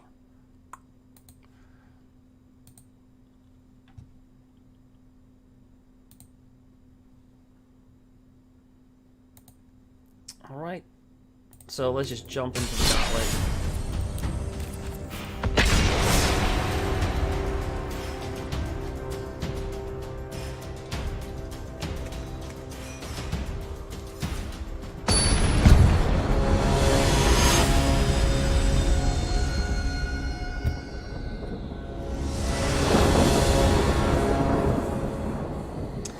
Yeah, I agree, Eduardo. Yeah, I mean, I think you have the right idea. If you're playing versus Gruul, you board in Ambusher, like pack Ambusher for sure, because it can kill questing beasts and go toe to toe with shifting Ceratops.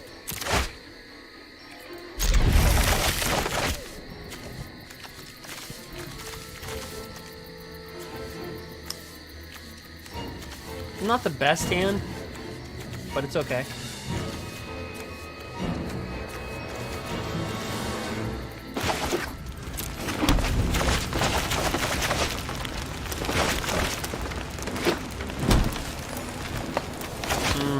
Be mono green. I don't know. So like Robber the Rich would be really good right here, right? So if this is indeed a control deck, so it looks like it could be just a mono green deck. Probably is.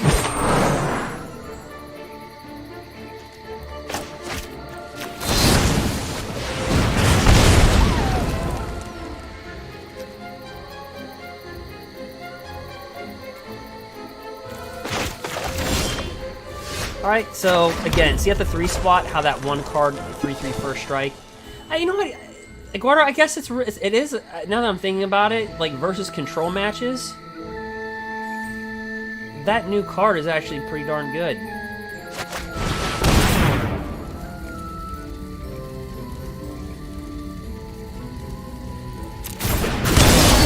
But the one thing is, this has got trample.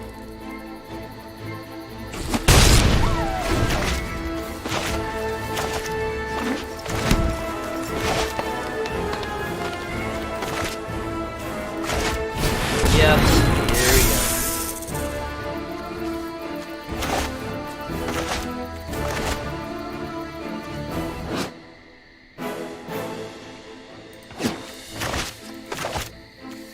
See, you can kill this, but if they put a creature on top of this, so you can get this with Return to Nature, right? You can destroy target artifact, but if they put a creature over it, then you can't destroy it. Because technically, the card that they put over it is not an artifact. But it gets all the abilities of Reach and Trample and Protection from Multicolor. So basically, it's almost, at that point, the only way to remove it would be playing a black deck to do it at that point. See, like right here, we'd typically just Dominate Ambush, kill it, that type of thing. But you know what? Let Dominate Ambush kill that.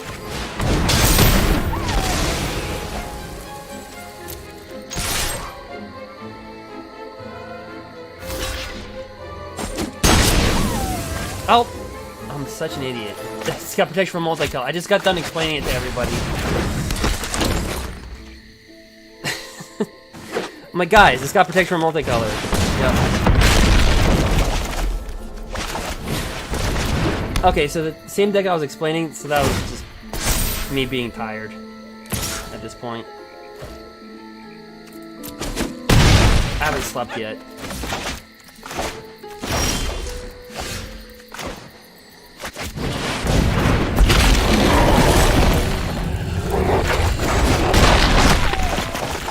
See, we could have used that Dominate Ambush to kill that, and plus had a 4/4.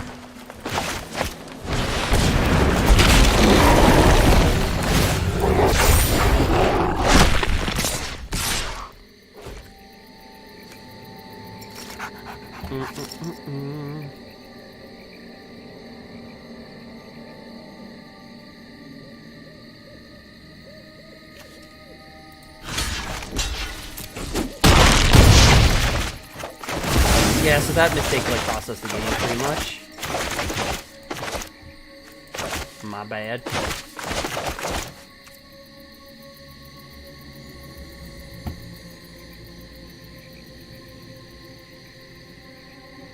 So as I was talking about, so basically, whenever a creature you control leaves the battlefield, if it had counters on it, put those counters on Ozolith. And those counters, by the way, can include first strike counters, lifelink counters, regular counters, +1/+1 counters. Then at the beginning of their turn, if Ozolith has counters on it, you may move all those counters from Ozolith onto another creature. That's why he was willing to give up this. Pretty much, in a nutshell. So this has first strike. So we're gonna drop this.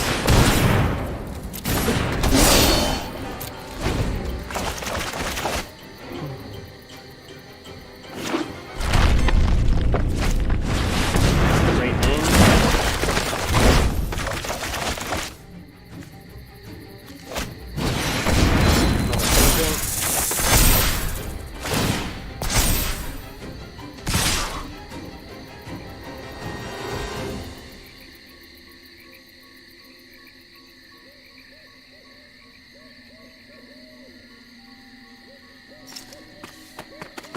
Yeah, see, this is the worst. So, I think we're gonna lose this one. So watch, I'll just show you how to operate. But, go ahead, Death Touch.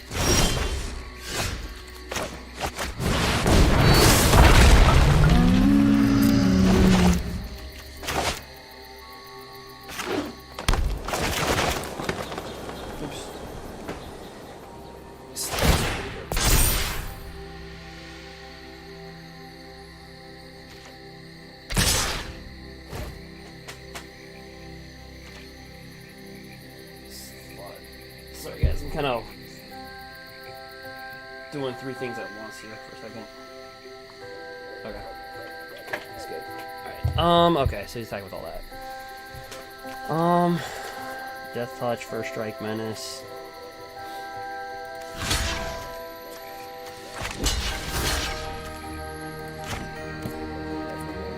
Yep. Yep.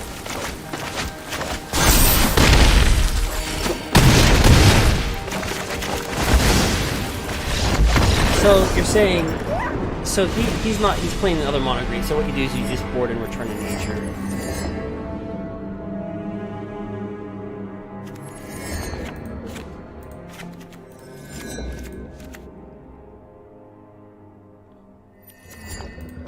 I even think you can take out Rimrock Knight and put in Robber.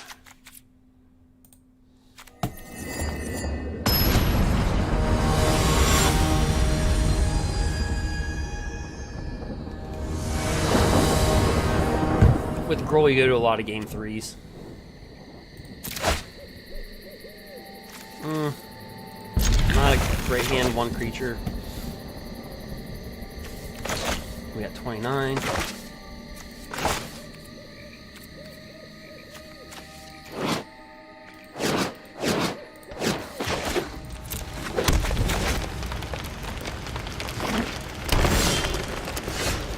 There's one of them.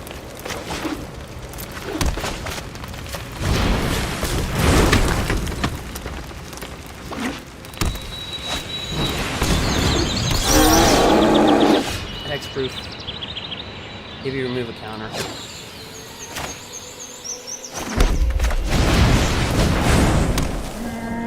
No thanks.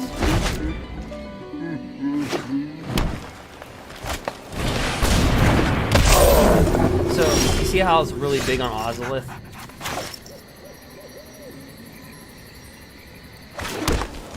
Now, here we go. He can block the 1/1. He knows we have Embercleave, but we're just going to drop another 1/1 next turn anyway. So, get back.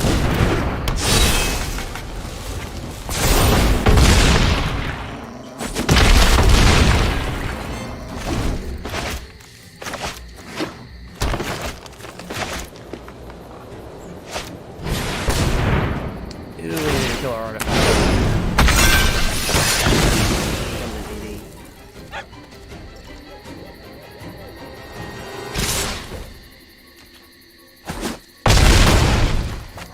Down to 9.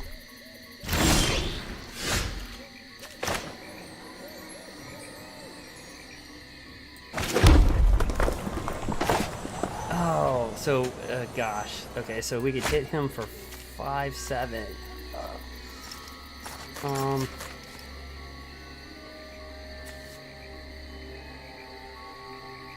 So what was this thing originally?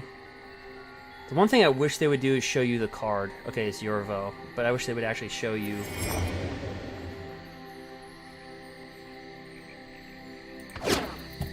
So he's got Mute, reach, trample. We can hit him for 5. I could, if we had one more mana, we could kill him.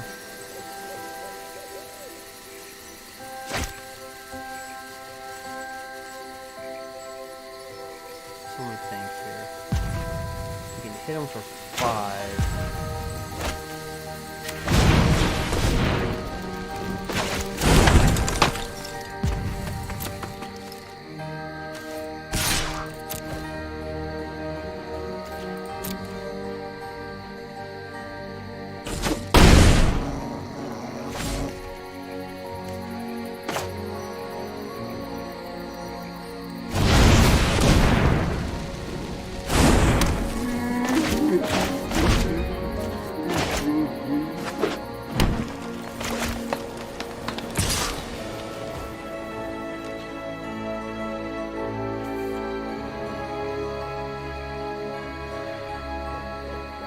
Does he play with giant growth?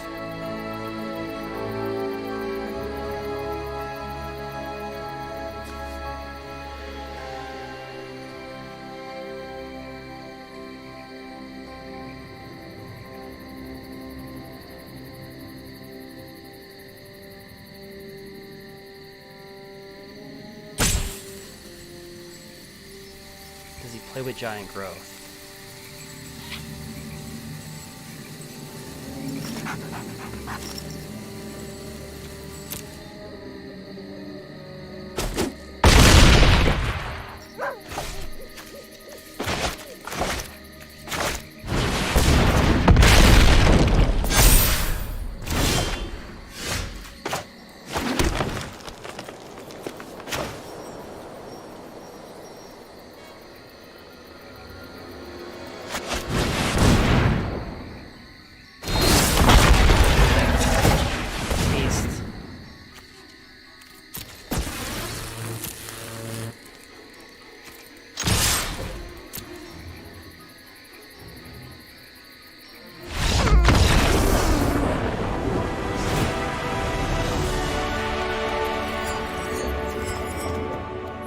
So if we would have blocked that, we would have died.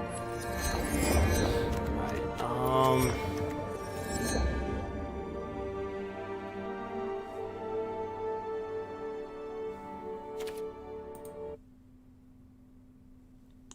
Let's see, right now.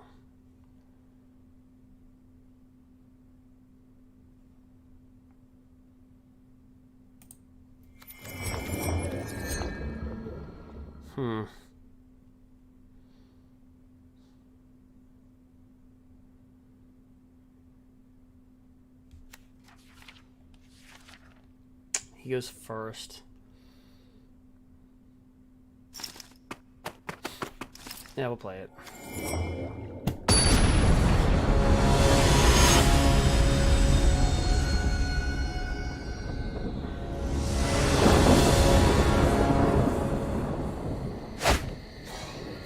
Oh boy. Not a good hand.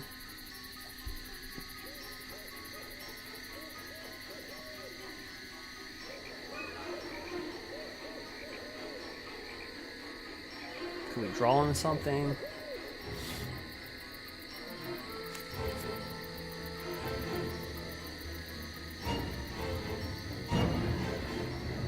But he's going first.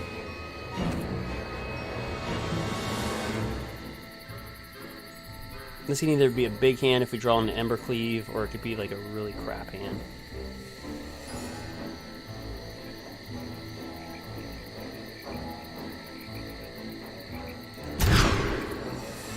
I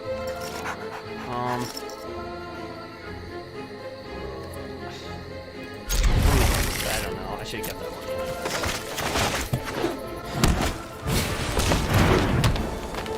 So if we get a green mana, we're good. If not, then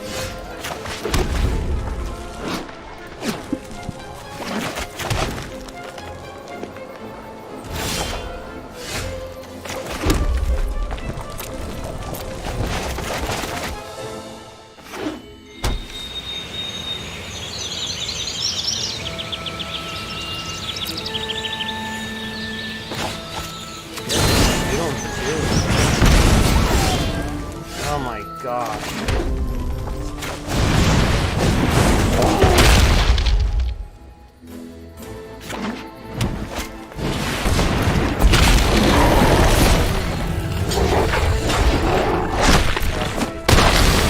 I need a green land and green source land, thank you.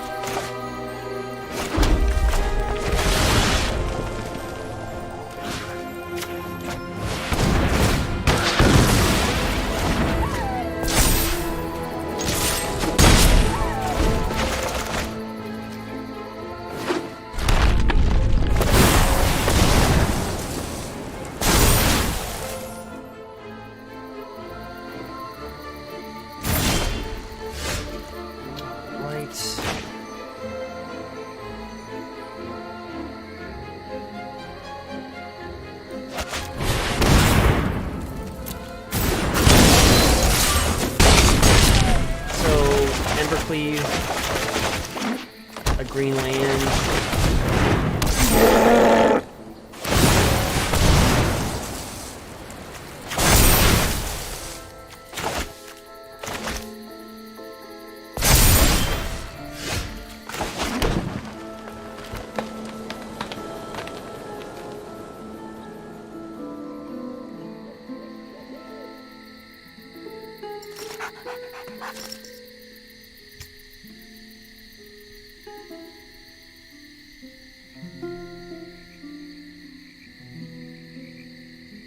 You can give that trample.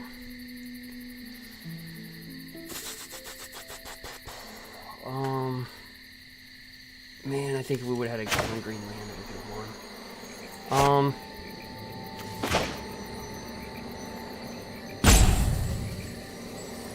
I mean, I could be uberly aggressive. I could hit 3.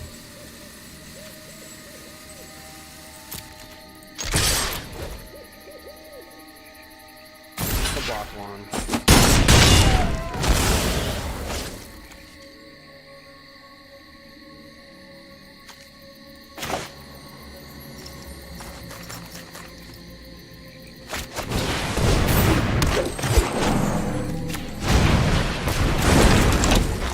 We want him to be aggressive.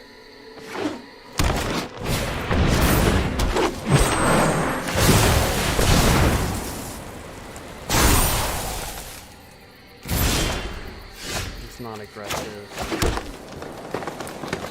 Drop this down, tap for haste. Block this to this. We block that to that. The game's over. Block this to this. We still trample over.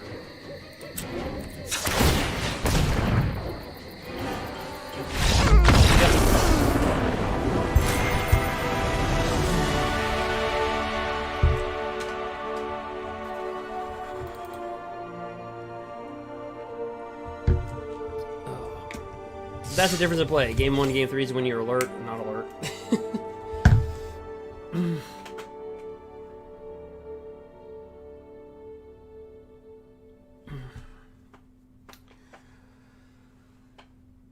So, Eduardo, are you winning versus... You're playing Temur, Reclamation. Are you winning versus sultai or no? I seen that you mentioned something about sultai.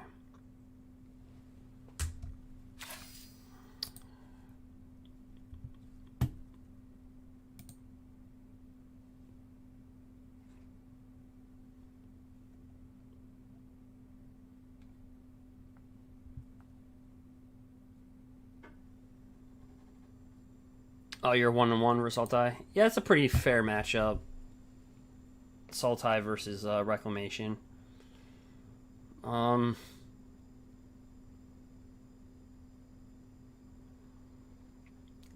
mean, their spots turn 5 and 6 with Nisa, and then Casualties of War.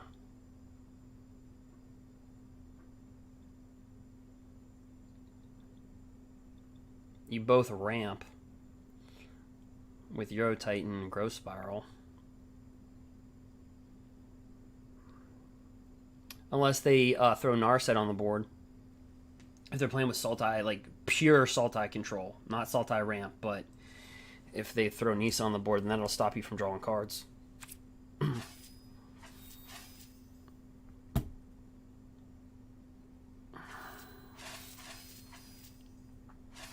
Right, because Narset does this. Actually, oops, this other Narset, this right here.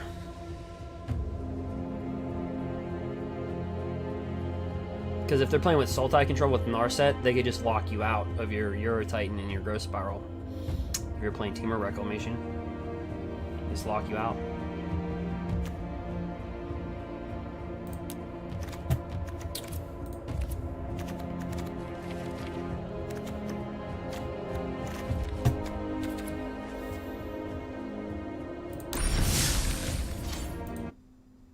Oops. Something here really quick.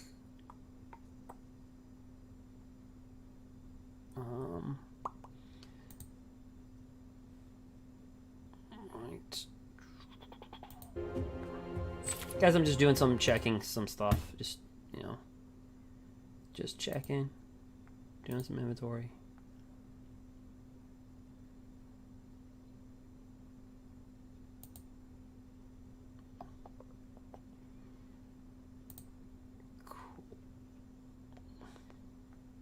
Right. Just give me a second, guys. All right, there we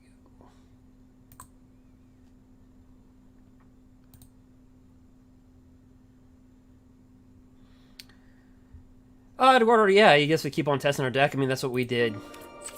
Like, the meta changes every week, and every rank has. I think a long time ago I worded it, and this helped subscribers on YouTube a lot.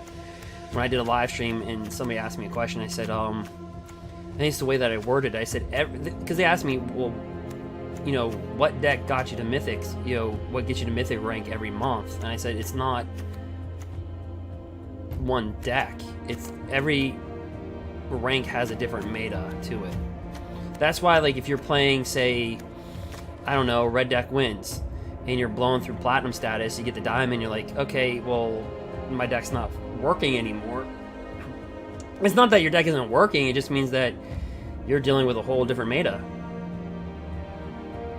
I mean, like, did I ever think I'd be sideboarding Robber the Rich, 3 of them, and 3 Grafdiggers, in a Gruul deck with 3 Destiny Spinners? No.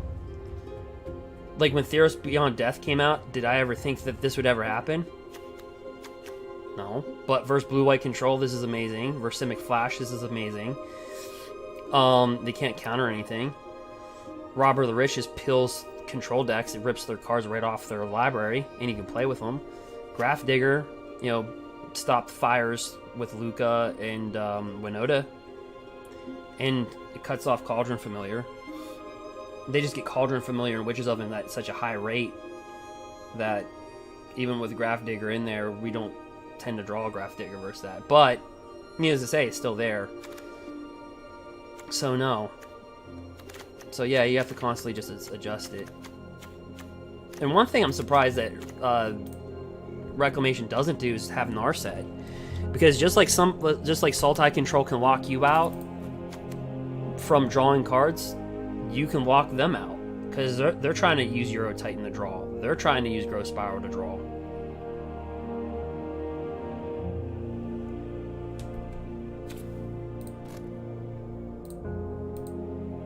Sultai's not my area, but I played against it enough.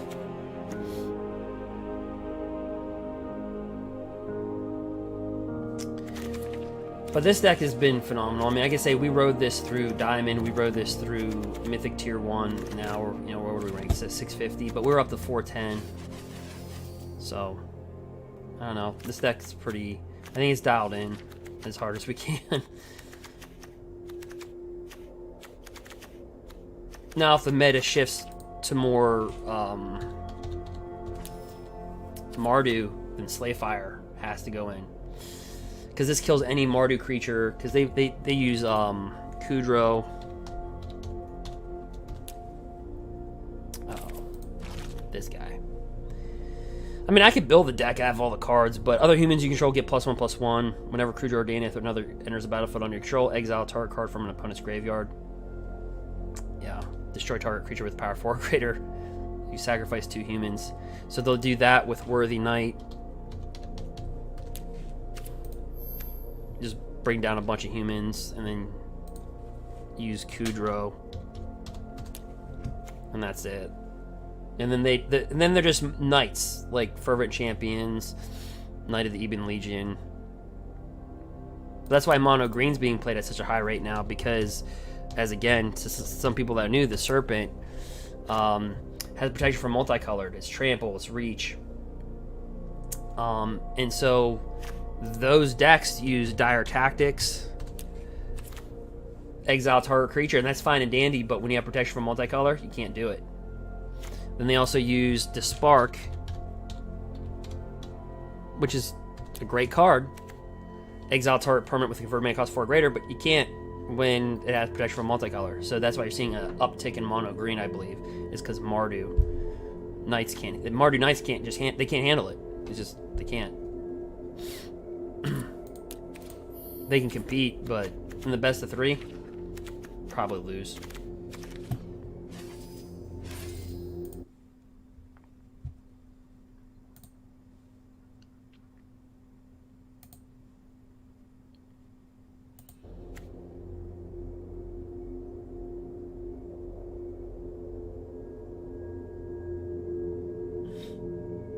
Thought distortion? Yeah, I can't remember what that is. This?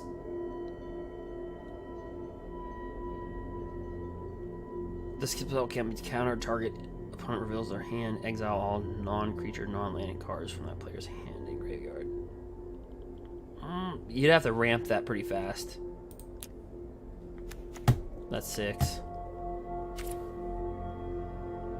I don't know, man. I'd keep with your deck. You're playing with the best deck, I believe. Temur Reclamation is the best deck in the format.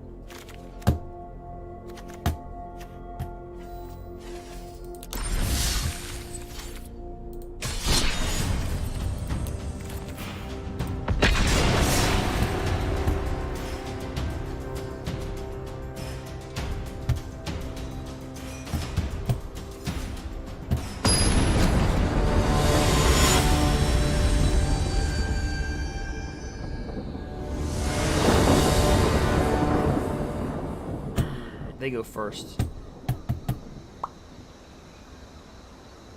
I remember I played in an M20 draft. It's on my YouTube. And guys, feel free to follow. I mean, again, I give out codes every Thursday or Friday. I'll be giving out MTG Arena codes. But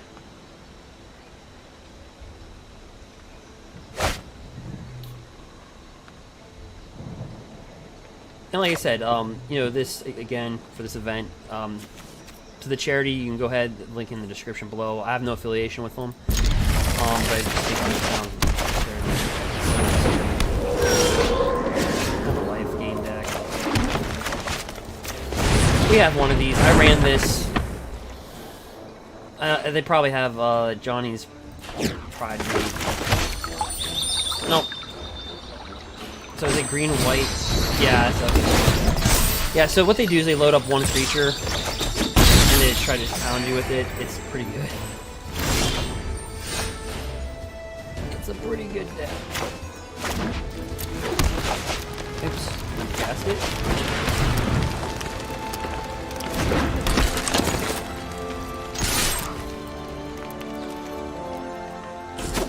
It's just green and white. So they load up one creature with a bunch of enchantments, like all that glitters, stuff like that. If you can kill the creature, you're in good shape. If you can't, you're in bad shape. Like that, as predicted.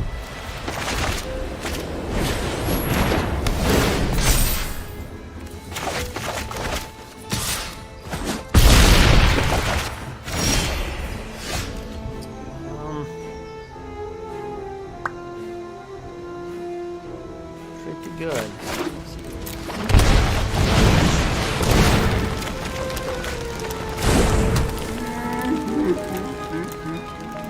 There's no point.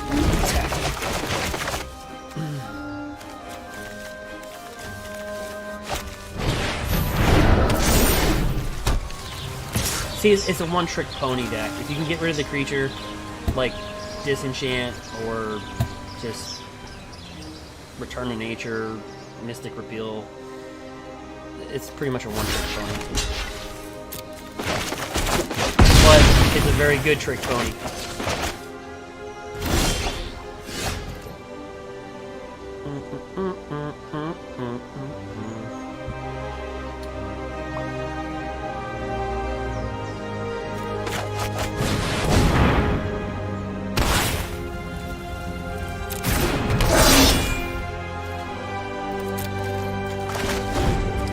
Get a land, we could put this down and then just kill it.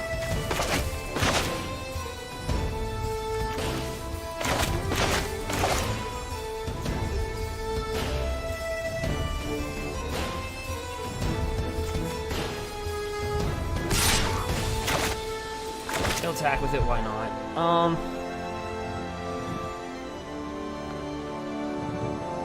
Yeah, I mean, I just say block that.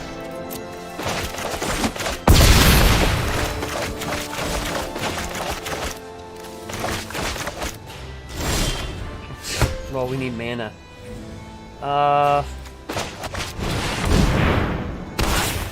Gosh, if we had more mana.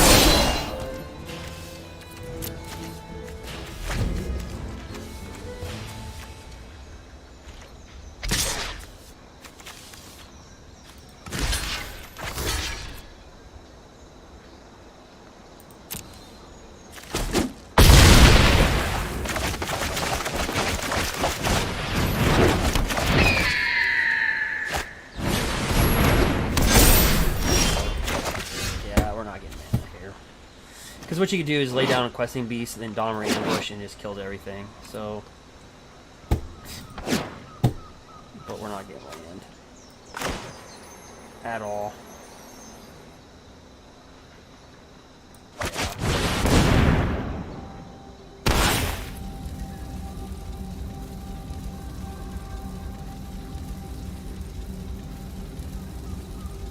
Thought distortion is beating you?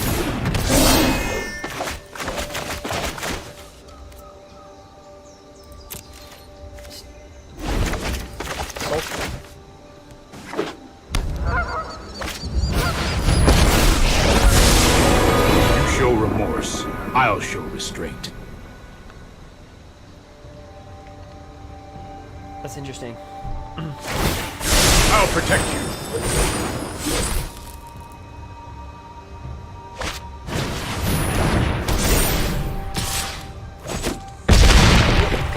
So what we do, pre-game. So we'll just go return to nature. Rimrock Knight, replace it with this. Mystic Repeal, sounds good to me.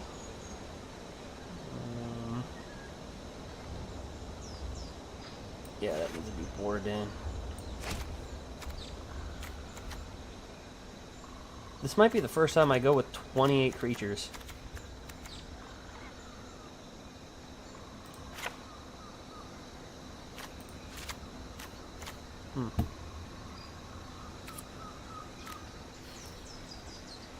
I could even take out embercleave and just load up with Dahmer's ambush and just remove everything. Just be pure removal. Because they're, like I said, they're a one-trick pony there.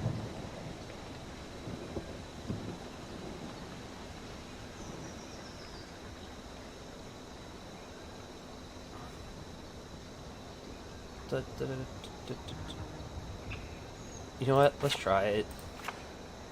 Is Gruul gonna take out embercleave?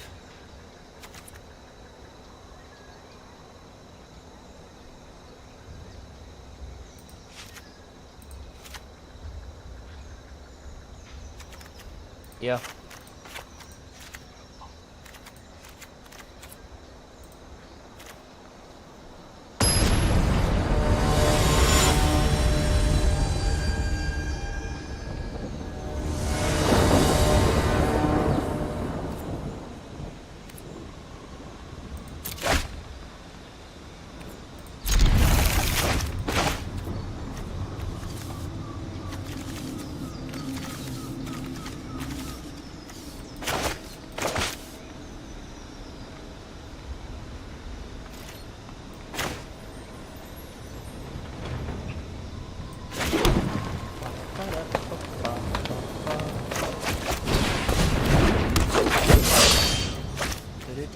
do. All right.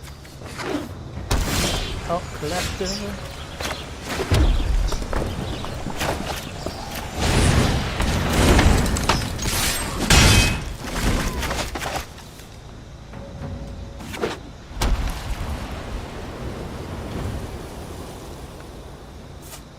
I think it's also important to bring Domri's ambush versus like other features besides that, like Ceratops, stuff like that.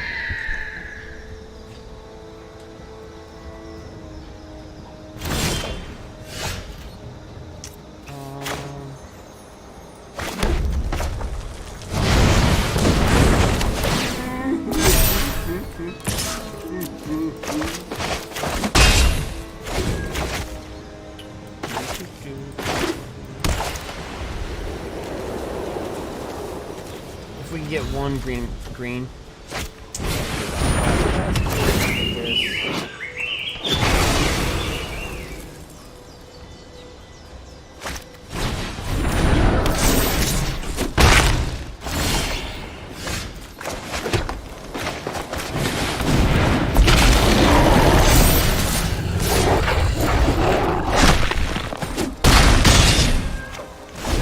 Exile it.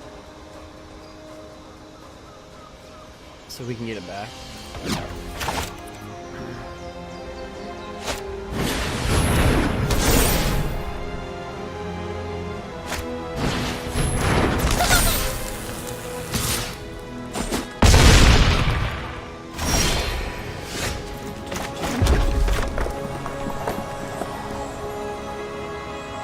So what is this getting from all that glitter? Is this getting 1, 2, 3, plus 4, plus 4?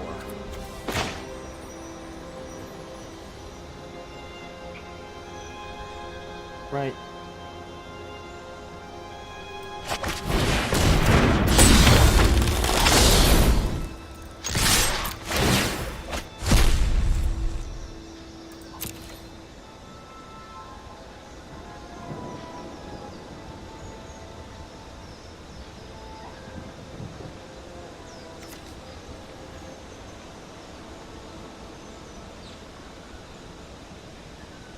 Actually, he's probably thinking about embercleave.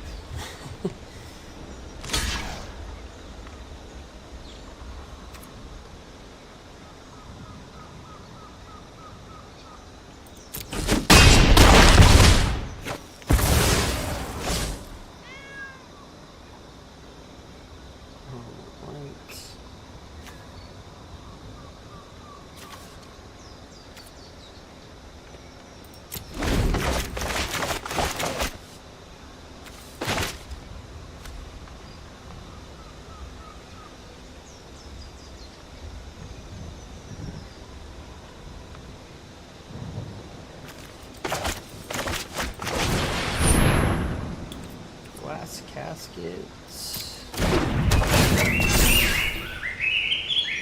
This guy. Or robber. The other guy.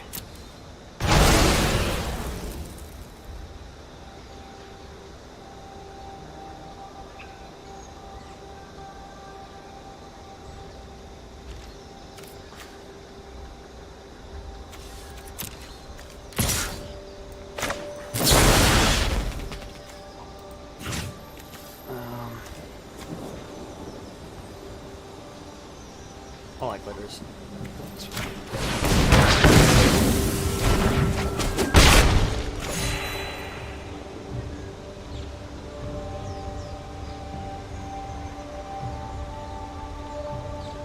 We could use like a Domri's ambush or I don't know.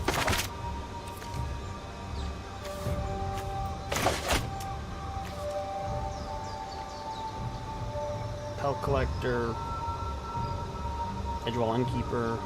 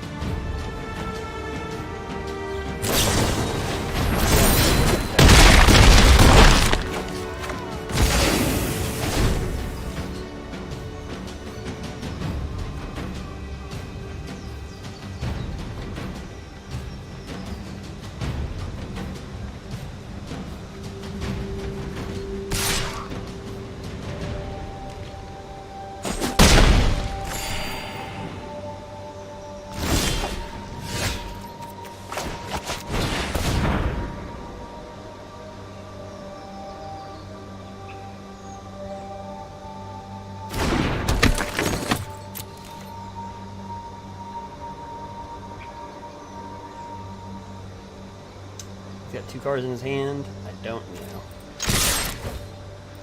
And I'm not going to pretend to know.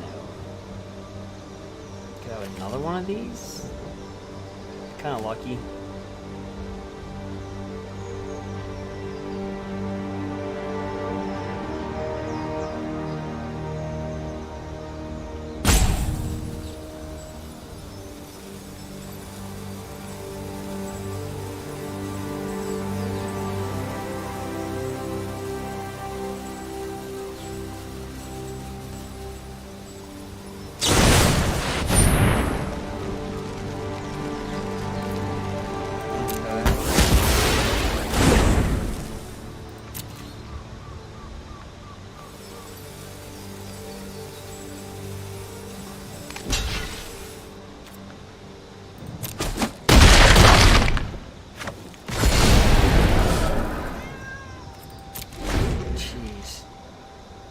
Guy's not making it easy.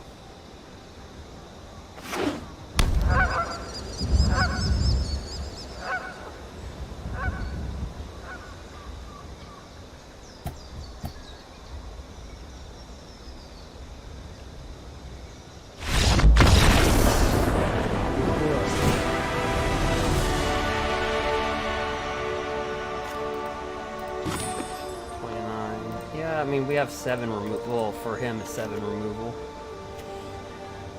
Domri, Return Nature, Appeal. So.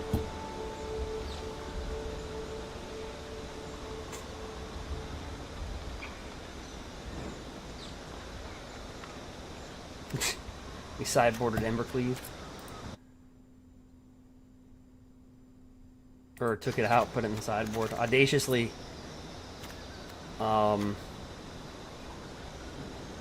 Like I said, it's just it's a one-trick pony, but the pony's good, so.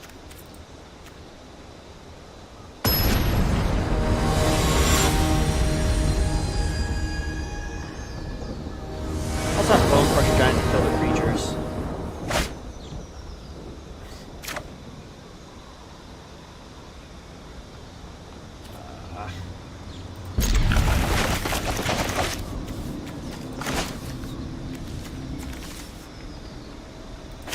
Haven't been that great either, though.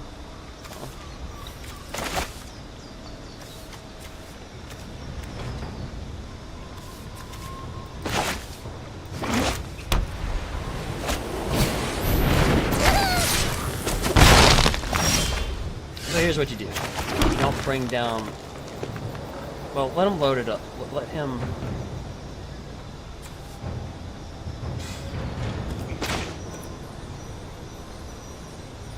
You want to catch them when they're trying to load it up, and then you just...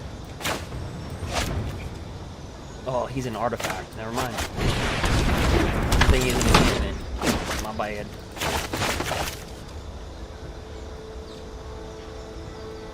Alright.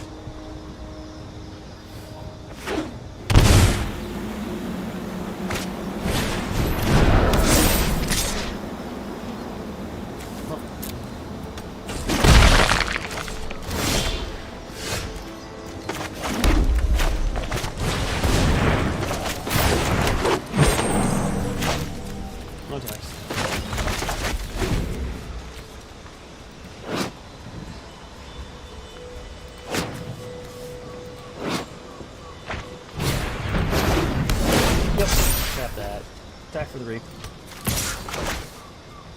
Yep. Alright. Temple of Enlightenment. Let's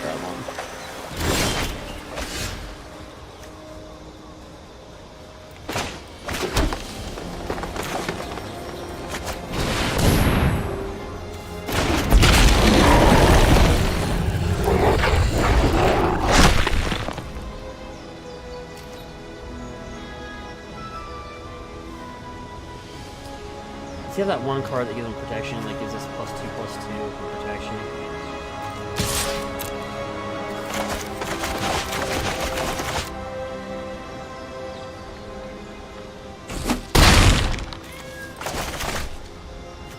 See, this is haste, and Robber Riches has haste. So this creature, he can give it 1 and it can't be blocked. face.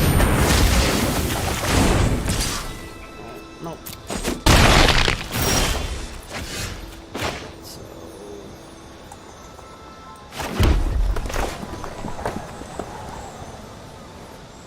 what's making him so big?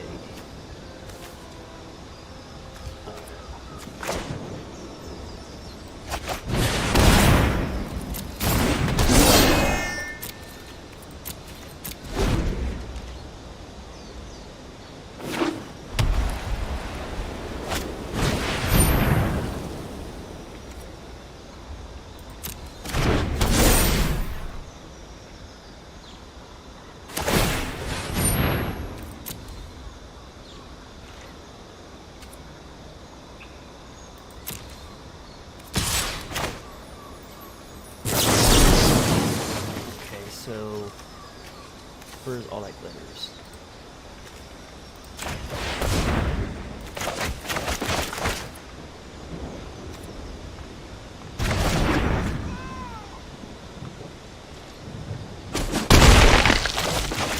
Probably should have boarded in Domri for that.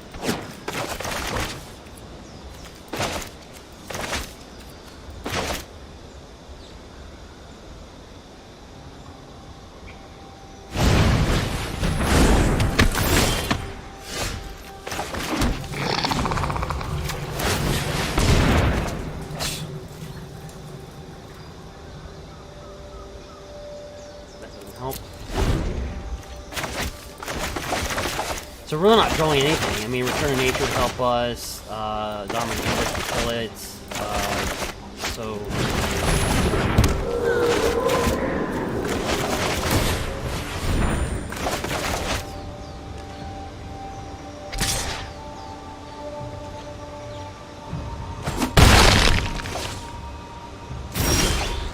yeah, it's too late. He already got this, so it's too late.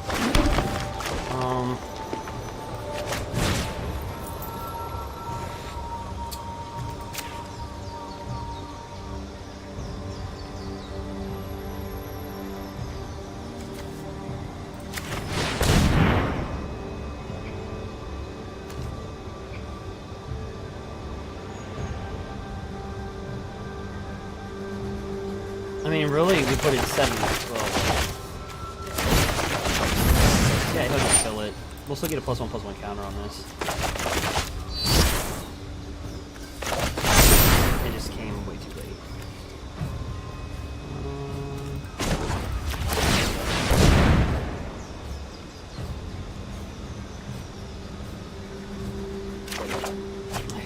Yeah, even us drawing cards as well.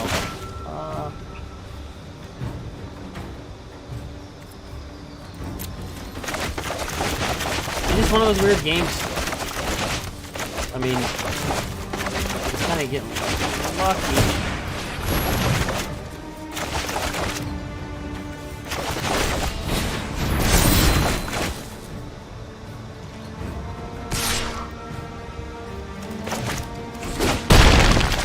Yep, good game.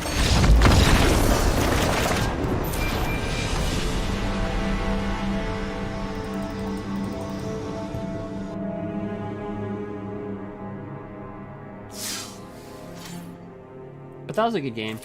Yeah, those are good decks. You've seen a lot of that in green white. He's playing blue white, but green and white where they load up. They even play with like Lyris. It's actually more popular than you think. It's just like I said, it's a one-trick pony. You stop the one creature, it's over. But we just didn't get any of our removal. We did, but we got it like way late. So that's all. It was a good match, I think.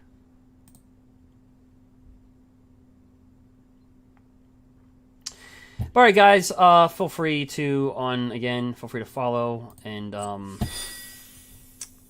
subscribe on YouTube. I'm going to be heading off here, but again, feel free again to look at the codes, and I hope you really follow and also subscribe, and also again take a look at the charity. And again, let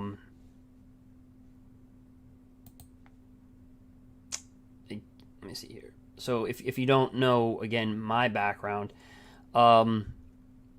Yeah, take care, Eduardo. Yeah, I'm gonna get off. I feel myself just tiring out. I felt like the last 2 matches I've kind of just been like, we're gonna play in the top of that. You know what I mean? So I kind of felt like myself dwindling down. I need to get some Z's because even for my time, it's the sun's beating down. It's like 90 degrees. So, but yeah. So if you want to know my history, basically, I don't know if you know this about me, Eduardo, but if you want to know a little bit about my history, there's other charities that I like, and like I said, my one buddy, he does a child abuse awareness, and here's a picture of me and a pro wrestler. So I'll show you a picture. So I don't know, Eduardo, if you but these are freaking fire. So there's right there, I'm on the left in the blue. This is Mankind, known as Cactus Jack. He's actually really known in the United States very well, also internationally. He wrestled for so many years, but his bracelets right here, we actually got him backstage. It's not at a wrestling event, actually, but we caught him backstage, and I just sat down and kind of like chatted with him. So this is right here is Mankind, known as Mick Foley. And he has a child abuse awareness. My buddy does that for child abuse awareness.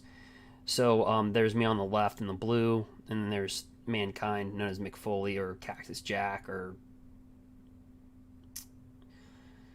yeah, he's a pretty laid back guy. He's a pretty cool guy. We had like a 7-8 minute conversation. It wasn't like we were, but a really good guy. And anyway. So what I do, what I'm trying to say is that I do charity stuff. I'll do things for charity if I get the opportunity to, and if I think they're a decent charity.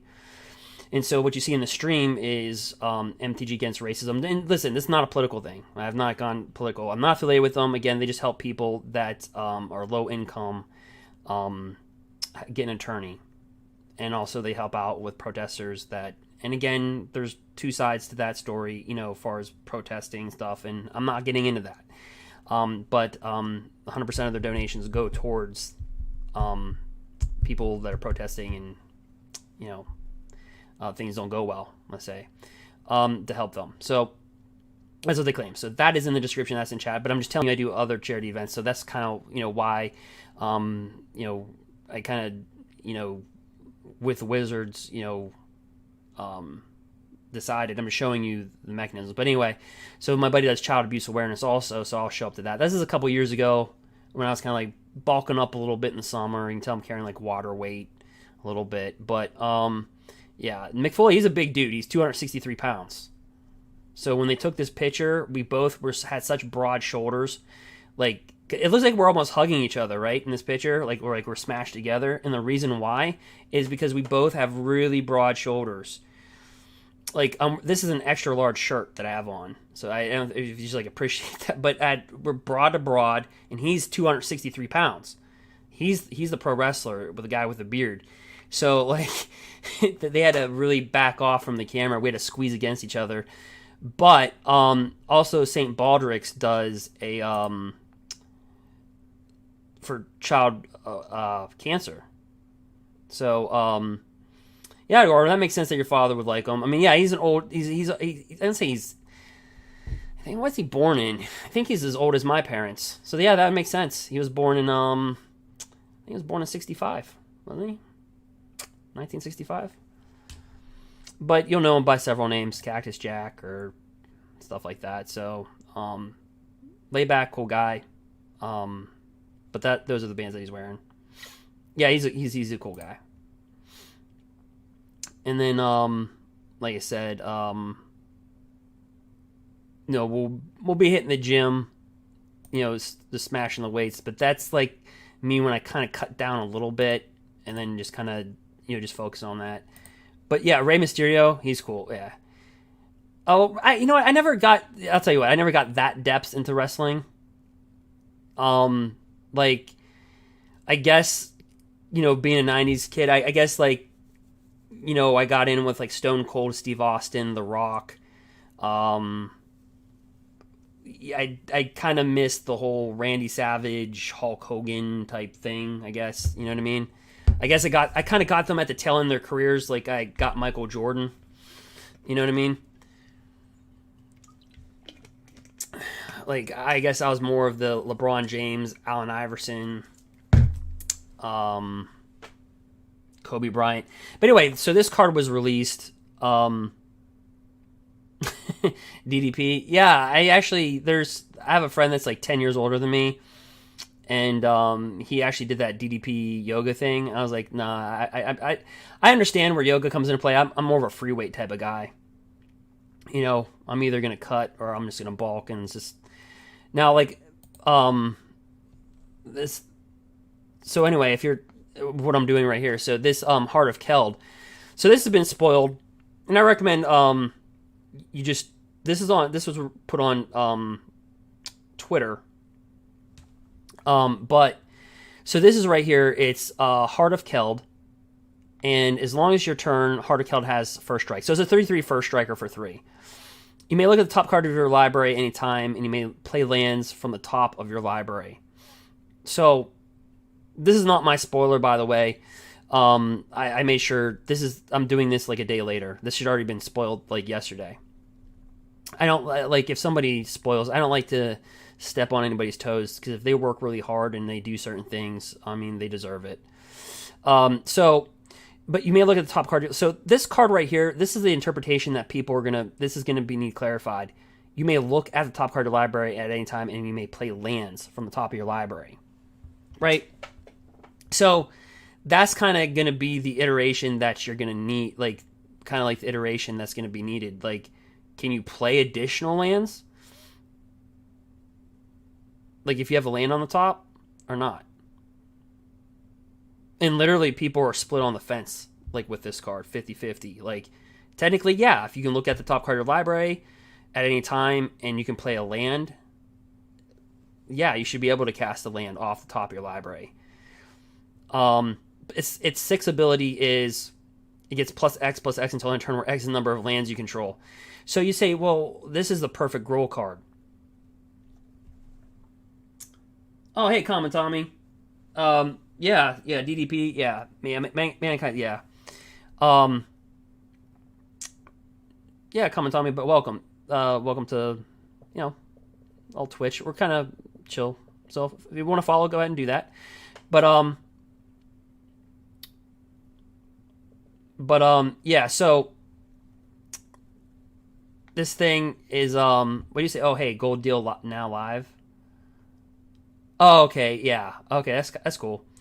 So, yeah, so I do this on my YouTube. I alert people when things happen. I also give out free MTG Arena codes. Full disclosure, I'm partnered with Wizards of the Coast. I'm still objective, but the reason why I agree to do things, and I'm going to tell you why, but we're going to talk about this card in a second and then get to Gruul, but I'm going to just do this really quickly. The reason why is, number one, is I believe in giving constructive feedback. And when I mean constructive feedback, it's not cursing, it's not screaming. Cursing and screaming is cursing and screaming. An argument is you present something with an opinion that's backed by facts and or really good experience, and you present that to a party, and then they respond back, and typically you meet in the middle somewhere. So what I'm trying to do with the MTG community is bring a positive spin. Let's embrace solutions, not excuses. On my YouTube channel, when Fires of Intervention was in the format with Winota, I was hunting for fires, and Eduardo there is also on my YouTube and also is on Twitch. You can see him right there in the comment section, and he was following me on the Fires series where I was hunting for fires. I'd spend 7 hours live streaming just hunting for Fires of Intervention. We embrace solutions, not excuses, and yeah, so we also have fun too. And but anyway, so this card right here, I don't think it has a place in the Gruul deck, but really quickly, I usually do it, but thanks, Eduardo, for doing this. So what he's saying is, let me take this down for a second. I'll explain why this doesn't have a place in our Gruul deck, but will in post-rotation. He's telling, so right here, I don't know if it's the store, but yeah, so right here, you go to deals, and just get your 50 gold now. And Wizards was actually nice enough to give 24 hours. Sometimes they just give like 12 or 8 or whatever. But yeah, just do that. Done.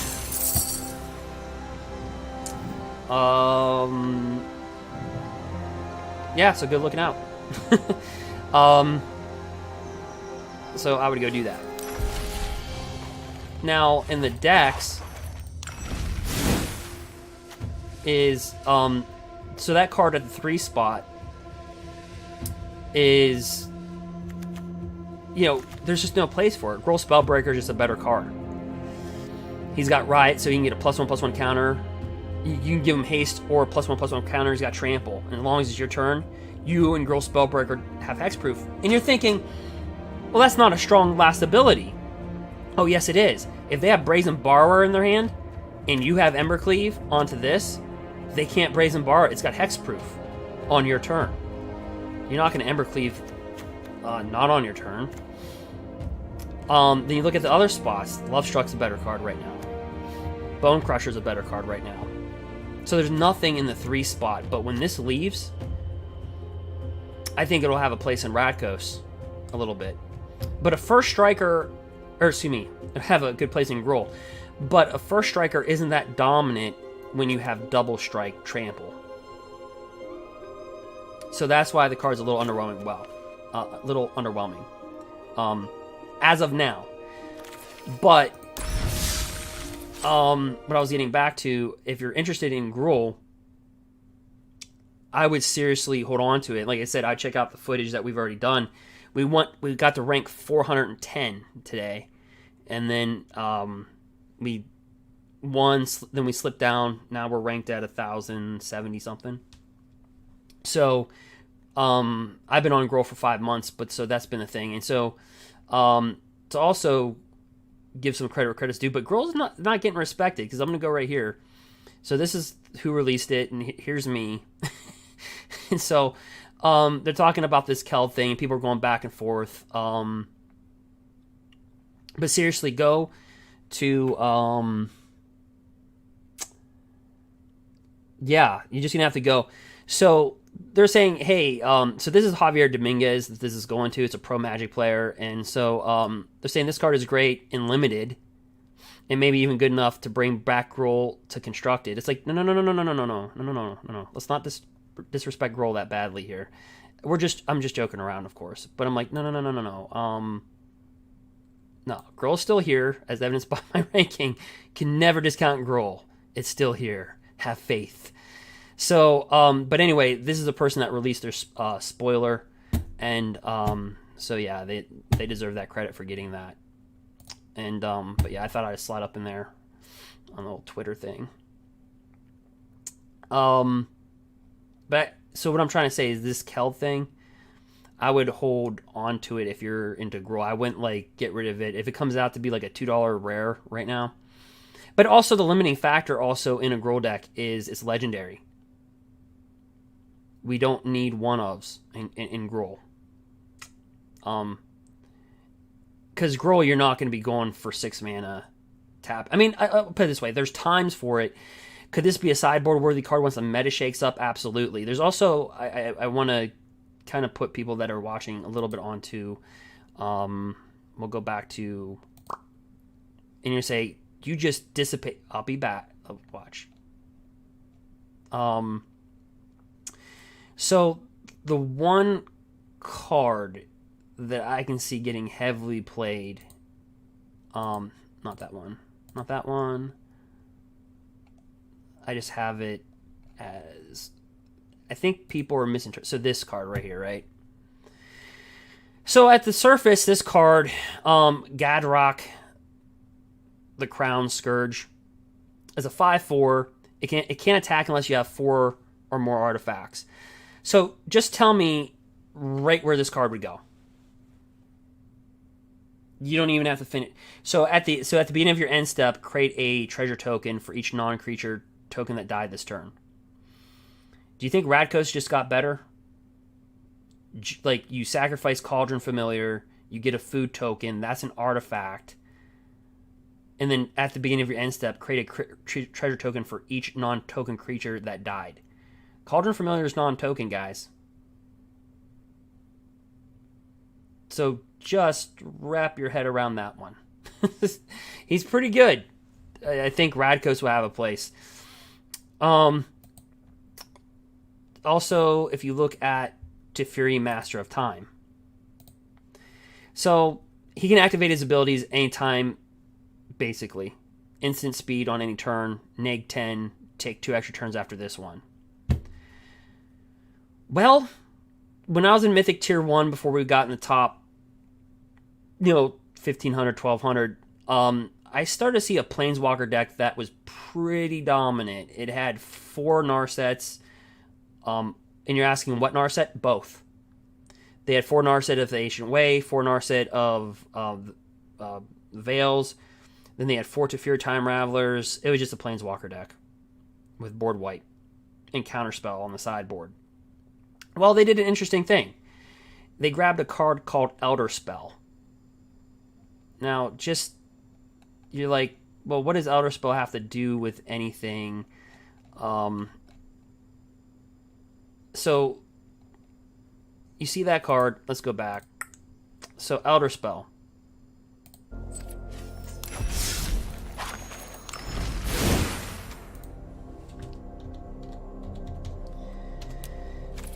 I think you're going to appreciate how good this card is in about 5 seconds. Destroy any number of target planeswalkers. It doesn't say opponents. Choose a planeswalker you control, put 2 loyalty counters on it for each planeswalker destroyed this way. So what do? They blow up their Narset, they blow up their Teferi, they blow up their stuff, and just look at its -8 ability. Each opponent who doesn't control a legendary creature or planeswalker loses the game. Understand, they're going to be board wiping you the entire game. Right? Well, if they can do that with Bolas, and he's a 5-drop with 3 mana, three different colors, you can do that with Teferi, Master of Time, and they can do it on your turn if they have Teferi Time Raveler. So they could do it on your turn at your end step at instant speed, and then effectively get their turn and then 2 additional turns after that, thus getting 3 turns in a row.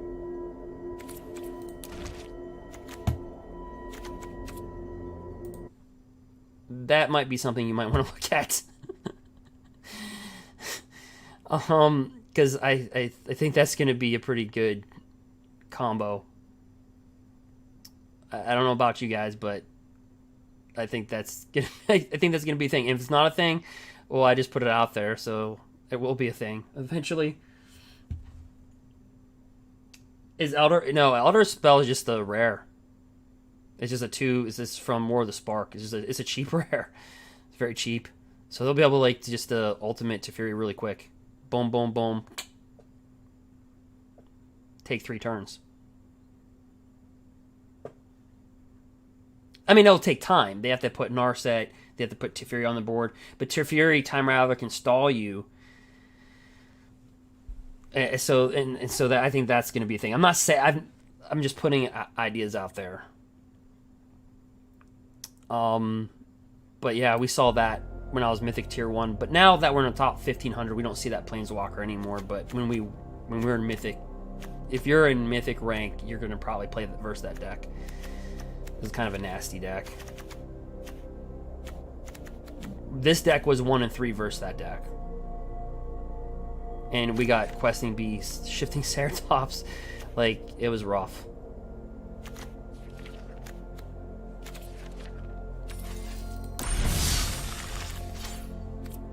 Yeah, that was a rough patch. Let's see something really quickly.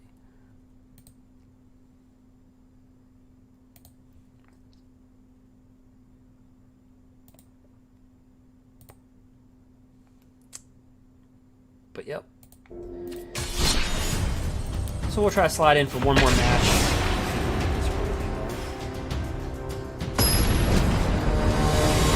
When is Emperor drop on Arena? But yeah. So hey Goris. No, it dropped. Yeah, it drops this month. So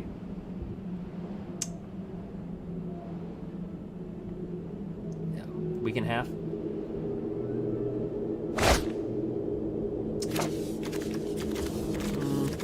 We've seen better. I'm just more concerned about the mana here. Okay, so.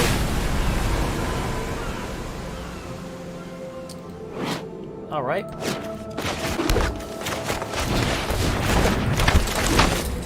Dear mana gods.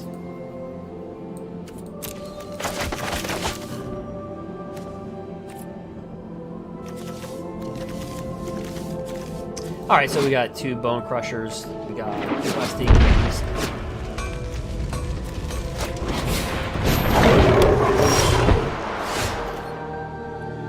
Yeah, I'll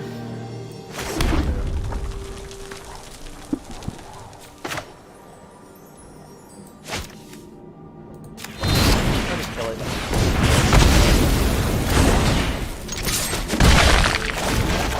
I cannot emphasize, we need land.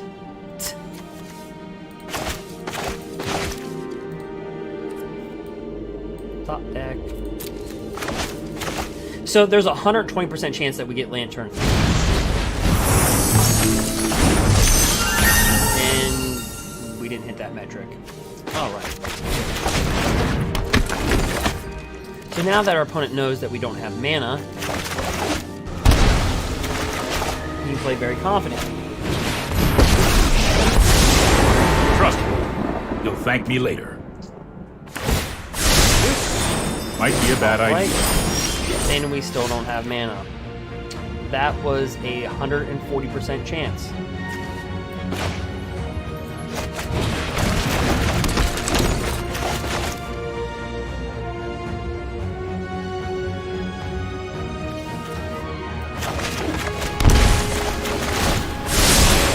I've got it. And I just talked about Mind planeswalker is a decks. tempest that can be controlled. One do not challenge But a it would help if raging we river. get mana. Come on. Alright. I don't care in what form it comes in at this point. Crazy. Boo. Yeah, haste.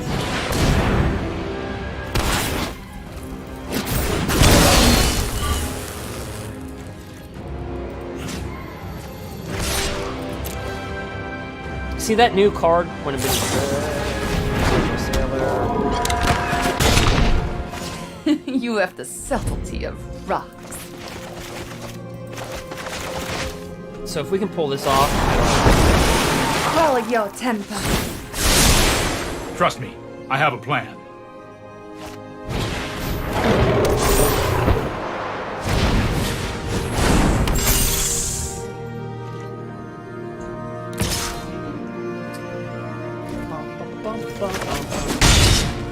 Alright, so this thing right here, it gets +1/+1 for each other creature you control with flying. See, and that's why it's important to get this down, because like Domri's Ambush, you put a +1/+1 on a target creature, and it deals damage when you fight it to target creature or planeswalker you don't control. So when you have Questing Beast on the board, it pretty much just kills.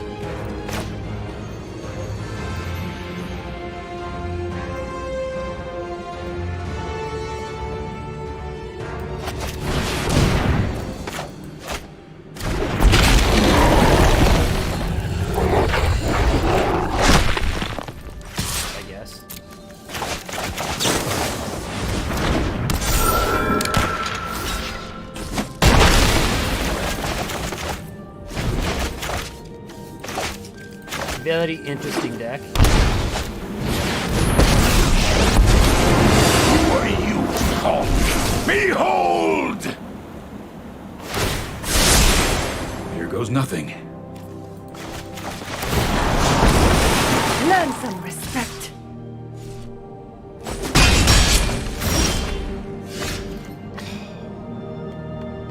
Yeah, us not getting that land really sucked.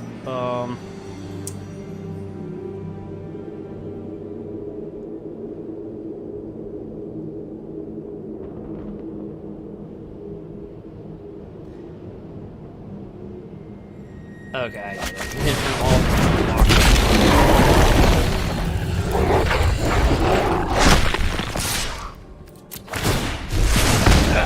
Watch this! Yeah, so these will all turn into 4/4s if he wants to plus it.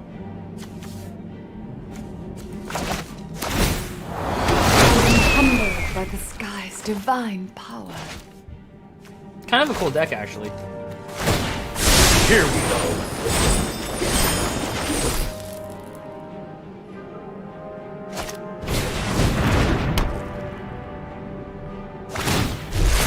I told you that fish slap. I have a dragons. fish slap deck on YouTube. It's just a funny deck. If you're just not enjoying life right now, like I am, versus this deck. If you feel like you're getting slapped by a bunch of planeswalkers in the face, like I just did, I recommend you go to my YouTube channel, subscribe, and go to my fish slap deck. It just meant to be funny, and it actually turned out to be a decent deck. 27 creatures, bunch of fishes. I think it beat red deck 3 times, so it was like 3-0 or 3-1 versus.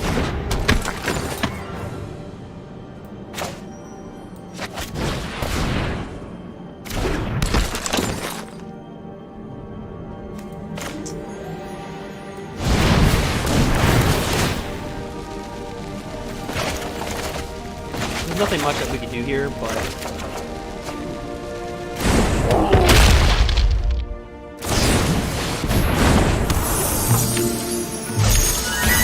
so how do we just got our mana? We would have probably ripped through this deck, right? Because Questing Beast would have took over, so would have Dominus. So we just got done talking about a Mind, planeswalker body, deck. and soul must be trained. Consider the future, then strike.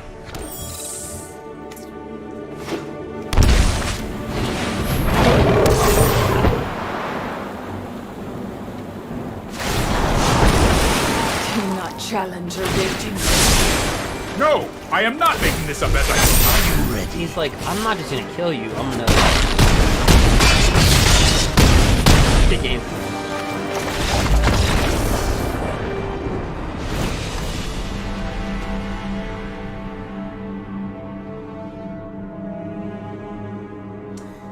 Yeah, the fish slap's pretty good versus. I think it was versus good mono red.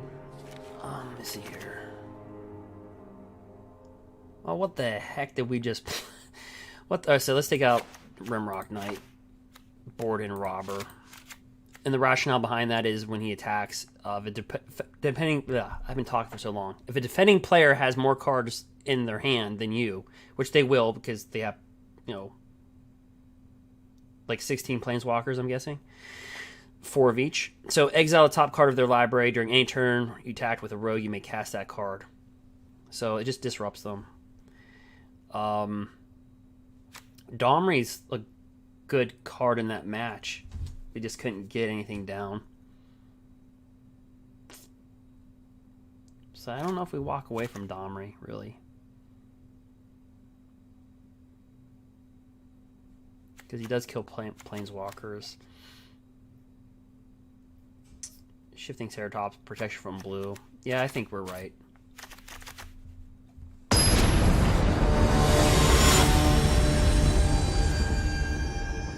But yeah, it's a fish slap deck. Just go to my YouTube channel. It should be right on Twitch. There should be a link. And just go to my channel and type in fish slap. 35 minutes. Alright, here we go. And, yep, that's why I hesitated on that. I'm like, yeah, what are we getting?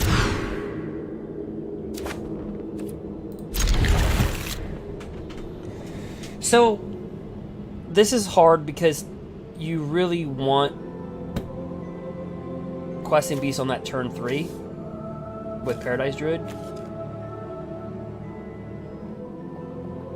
I think in this case, is odd as crap. We've put down Edgewall and Keeper, put them down. I think Robber has more value here.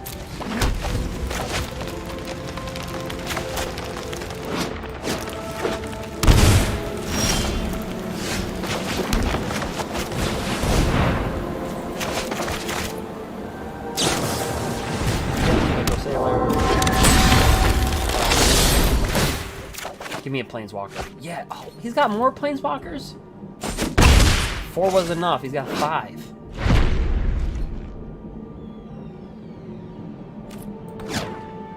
The whole deck is just a couple flyers. We actually pulled it as a box topper. This box topper is funny for Ikoria. It's not a really expensive box topper, so I wasn't like, yay, box topper. But this is our box topper for our Ikoria box. That should be on my YouTube channel as well as also on Twitch.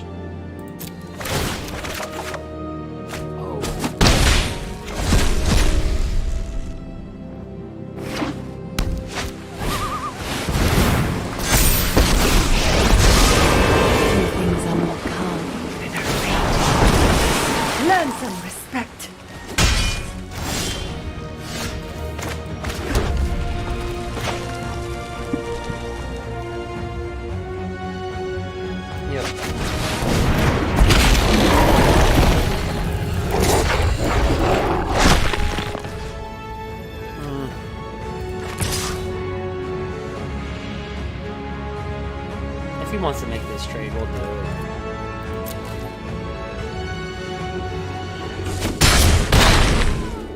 Ralph that up. That's why I said if we would have got mana last game, I think we would have won. Bear to stay. But it's whatever. So we exiled 2 planeswalkers with Robber. He did his job.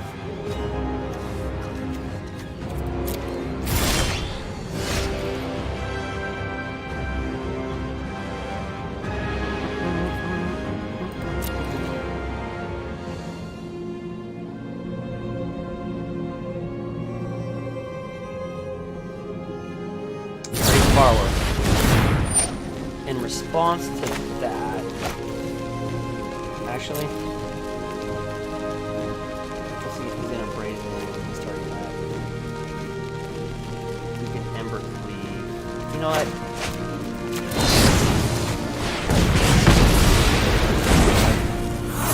Yeah, this returns back to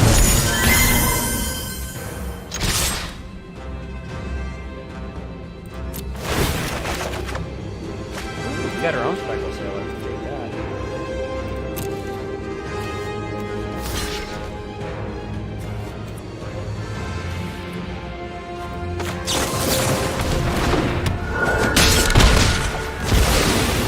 Look at this Robber go. I'm telling you.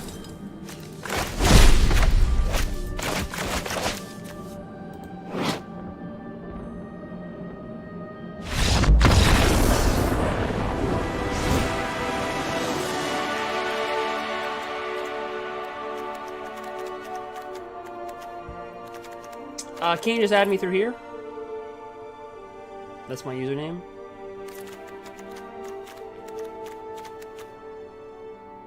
At Goris.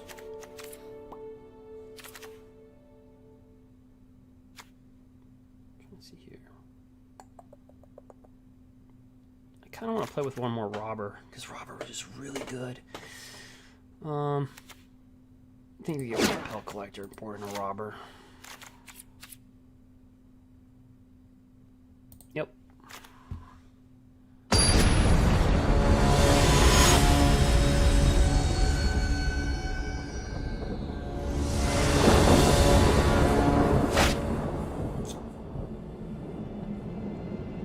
Kind of ooh.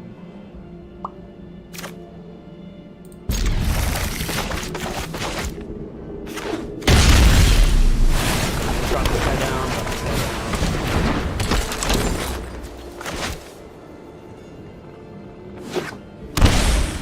Sovereign thing, the 1/1 flyer.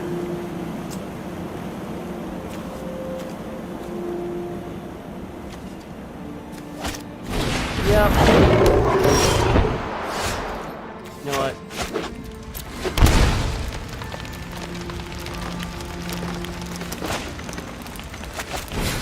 I don't like it.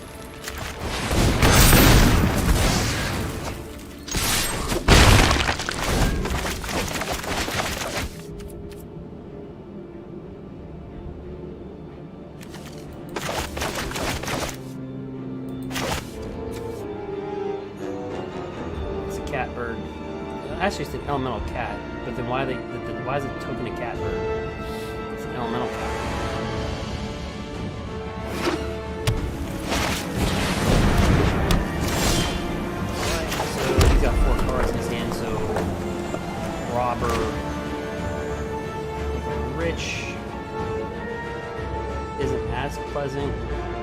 but let's get him down on the board.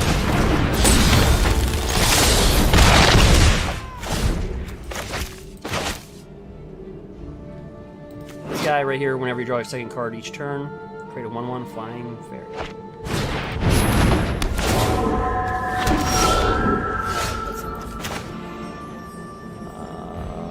Let's fuck more Robber the Rich. Take 2, get this out of our hands. Robber the Rich twice on. Pull off 2 cards. Ooh, Brazen Borrower. No way. Take that.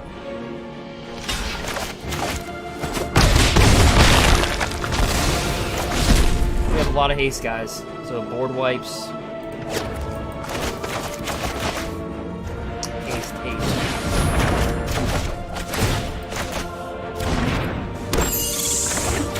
The guy is number 942, so it's not like we're playing against. Haste, haste, haste.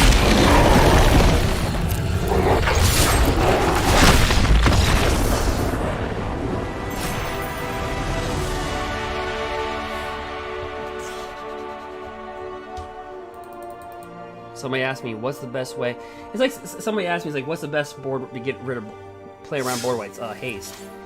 It's like asking me, like, I remember one time when I was weight training, somebody asked me, it was like, what's the best way to get a bigger chest? I said,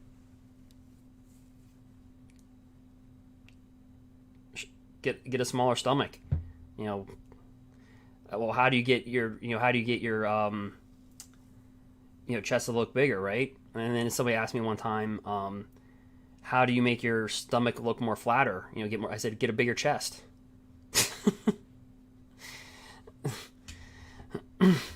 It's all like. So sometimes you have to think outside the box like that. Sometimes you don't have to do something to do something a certain way. You don't have to like do a full transformation. You just keep sometimes just little simple stuff. It's haste.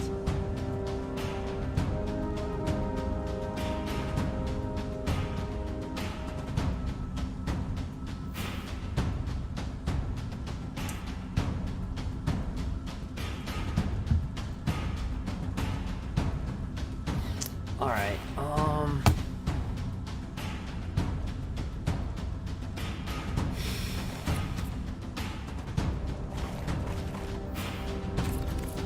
let's see, Rahil.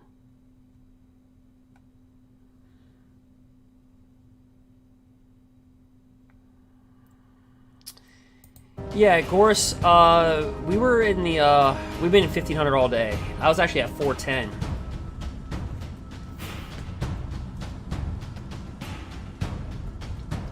I think if we didn't get land hogged, like land hosed as much as we did, I think we could crack the top 400. Because yesterday we beat number 230. I remember that because I play that guy all the time, every month in Diamond's League.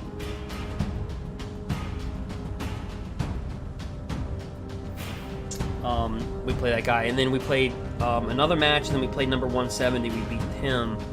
So this deck is capable of beating the top 250. But is this the number 1 deck? No. And if anybody tells you they have the best deck or anything like that, just no. Like their deck wins all the time? No. You hear that a lot in Modern. I have a 4-color mill deck in Modern. It's actually on the YouTube channel if you guys want to see that. It's 4-color mill. And I play that in real life, actually. I created the same deck that I play with online in real life. And, so... But that deck, it's a deck that kind of goes like 3 and 2 in Modern. But, like, versus, like, Tron and stuff like that, all you do is like Ghost Quarter their land, get rid of it, and then Surgical Extract it, so you get rid of like all that type of land. And then Tron can't really do their thing, right?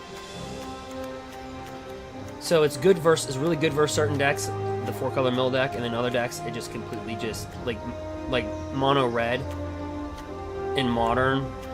We only have a 20% win rate at our, with our 4-color mill in modern versus mono red. So you see what I'm saying? Like, one deck.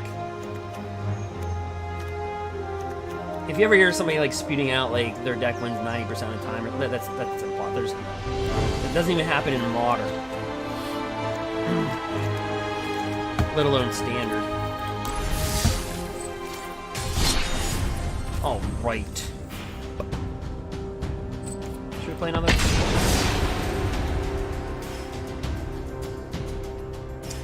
Oh yeah, sultai ramp. I mean, I'm saying there's #1 decks, but I don't think there's a deck that beats, you know, that has like a 90%, 80% win rate.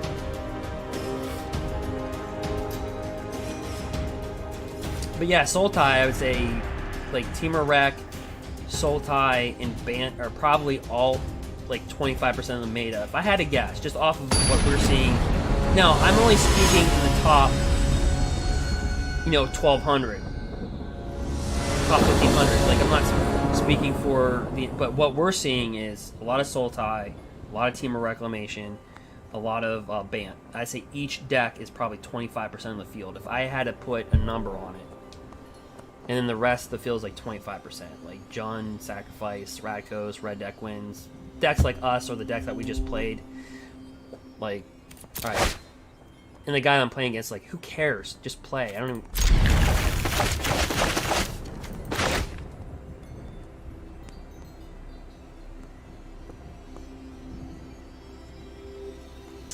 I don't know.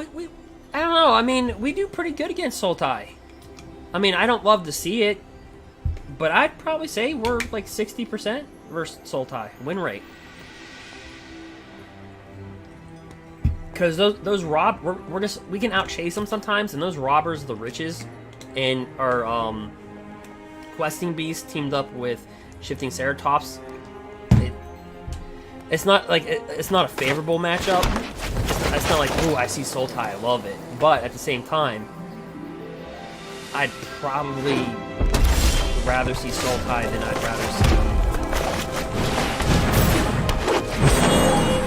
reclamation, to be honest. Oh, look at this. It's Gruul and Gruul. And when I say that, I mean Gruul.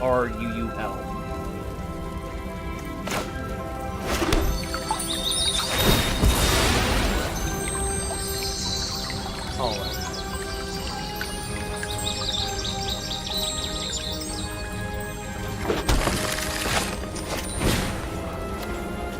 Let's get rid of it.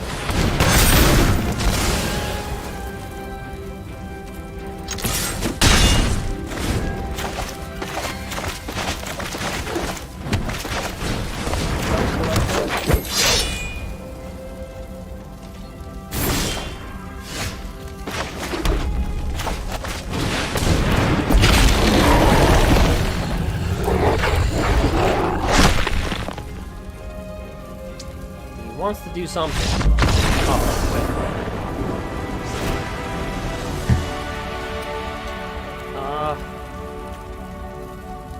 Pour out a shifter, pour in Domri. Let's go from there.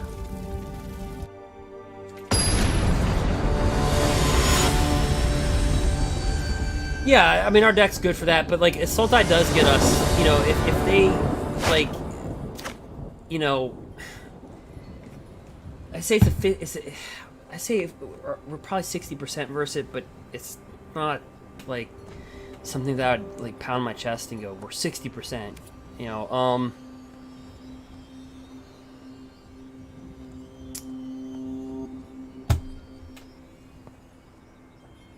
Okay, another 2-lander.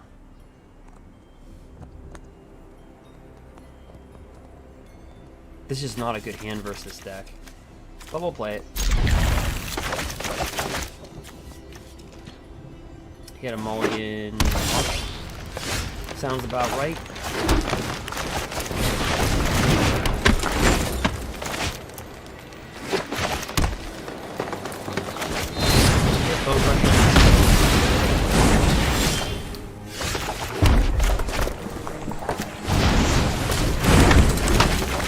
See how I like the Gruul Spellbreaker better than that little 2/2 that he put down?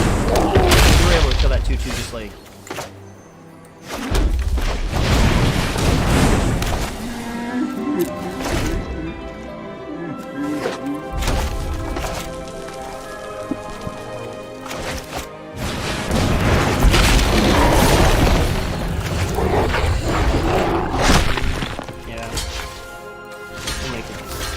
Well, yeah, we'll make it. I guess.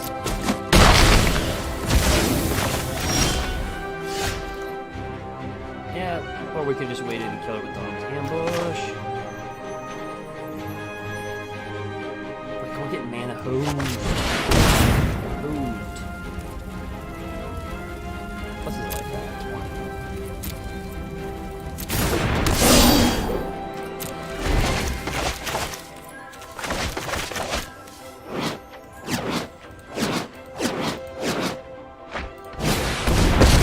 So this allows you to fight with creature with -2. You got it. But that's fight.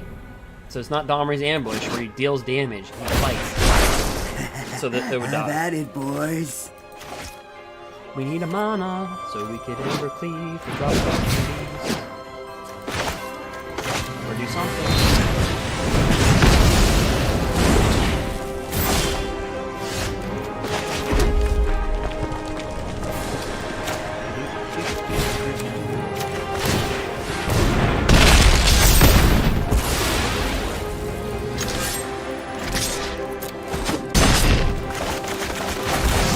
I'll be back after I've licked my wounds. You'll see.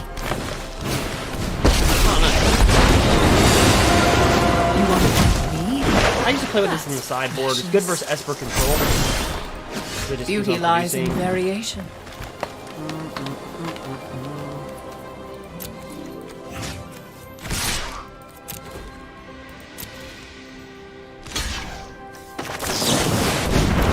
See how our girl just I don't like those little tutus. You know what I mean? I don't like those little tutus that they can play with. It's a good Gruul deck that he's running. I think at the 3 spot, like, it's just, I think this is trying to do too much. It's trying to play to the field way too much. Like, this is good versus Esper control, right? This is good versus, like, you know, a mirror match.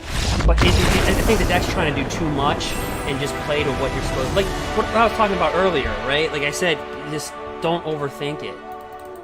You know, what's the best thing to beat board wipes? Haste. What's the, how do you make your stomach look flatter? Get a bigger chest. You know, like, that's what, it's just simple. It's just like, how do you make your, like, it's just in bodybuilding, I tell people that as a joke.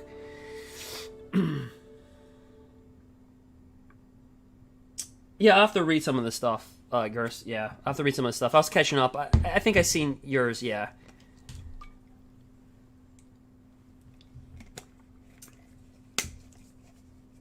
Yep.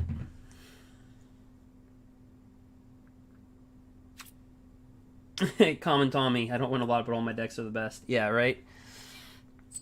Yeah, don't let anybody ever fool you. Like, even me being ranked at 671, like, I'm not, like, going, hey, I'm 671 and making, like, 5,000 YouTube videos about it.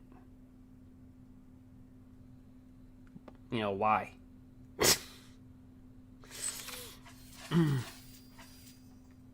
And that's subjective, too.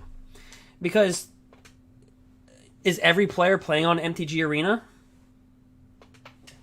No.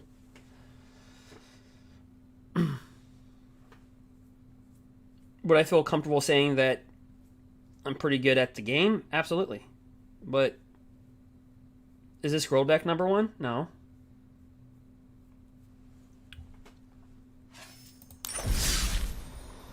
Do I think people suspect it? No. I don't think people... I think they expect, like, more of the Temur matches.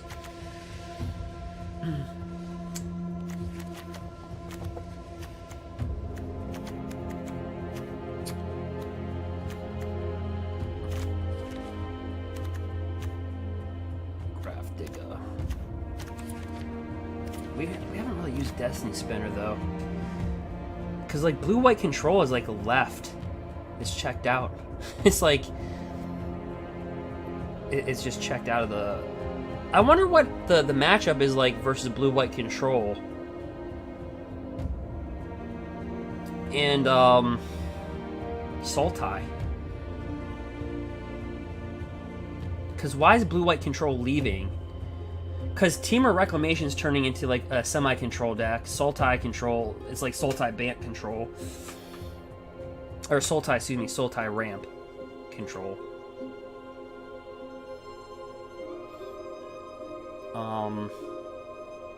But why is blue-white leaving? Because that's the reason why we have Destiny Spinner. Creatures, enchantment spells you control can't be countered.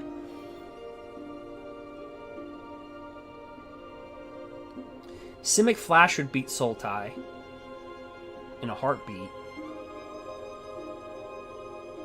But Simic Flash is kind of a dog to red deck.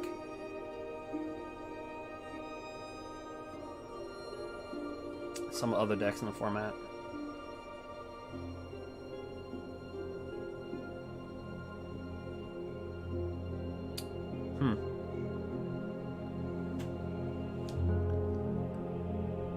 So let's just say if we did pull out the Destiny Spinners, what else would we sideboard?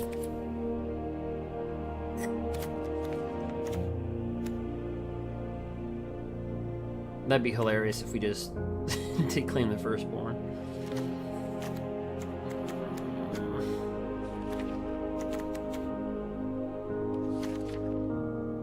I don't see Infuriate being that good.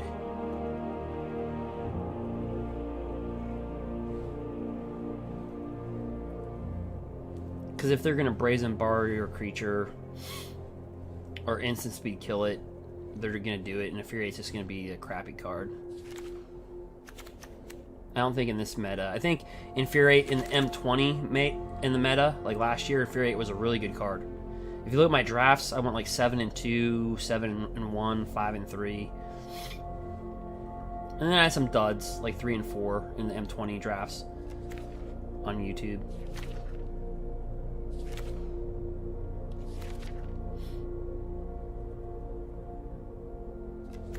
And you guys do know, right, when M21 comes into play, like M20 is still legal, right? Just letting people know that. I don't see it. Oh, maybe this could be made? As if we see more and more mono green with that serpent and destroy target artifact, that might come into play. I have to remember that. Also, he does feed into Edgewall Innkeeper. Kind of like Rimrock Knight.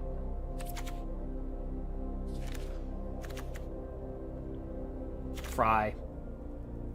We had that on our sideboard. This can't be countered, deals 5 damage to target creature or planeswalker that's white or blue. But we're seeing less blue-white control.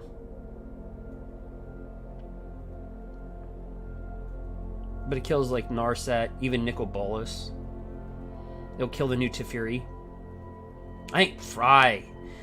Yeah, guys, actually write that. I'm gonna write that down. Actually, God, Fry kills the new Teferi. You're hearing my notepad right now. Yeah, I agree, Gurus. It's yeah, I have to write down Gruul.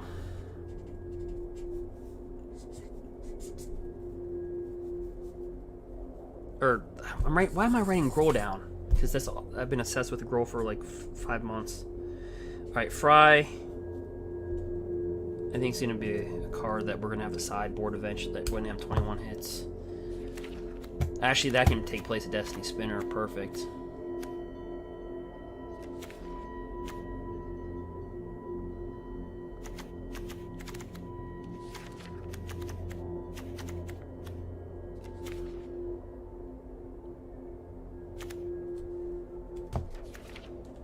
But for now, I'm trying to get into the top. So you see this Unchained Berserker, protection from white, it gets +2/+0 as long as it's attack. Like,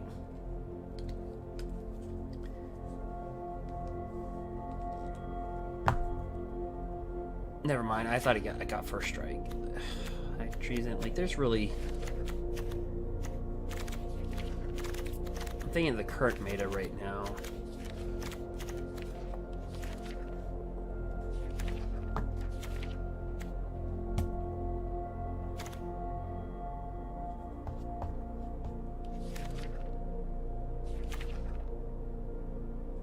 Slave Fires. I don't know. Experimental Frenzy, like.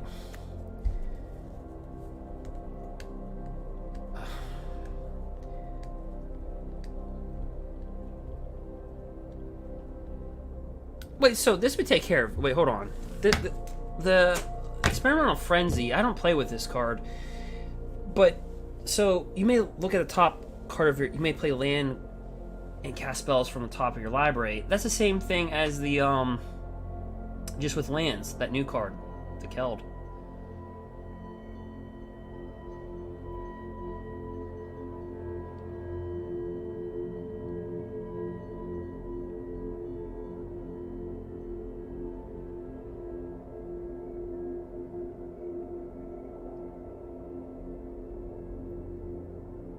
I wonder why more Mardu decks don't play with this.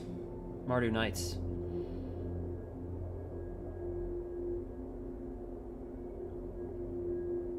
It's just a better card than Embercleave in a Mardu deck.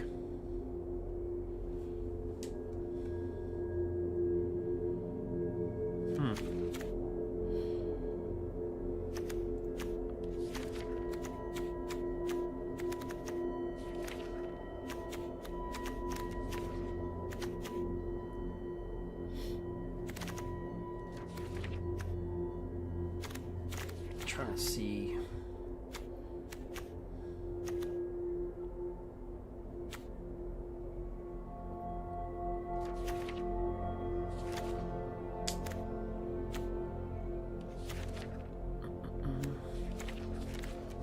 Kind of speed this up.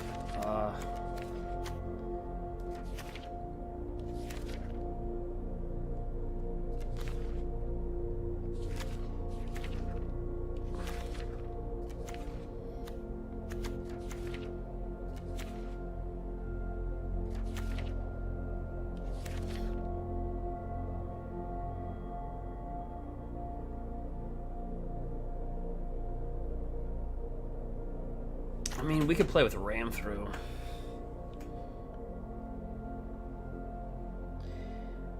But with the amount of Planeswalker decks, Ram Through's it's a good card, but it's specific to a creature.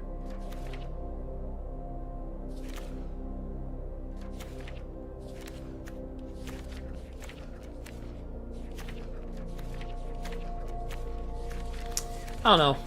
Destiny Spinner. I had these in here, but for our deck, Return of Natures is better. Bum, bum.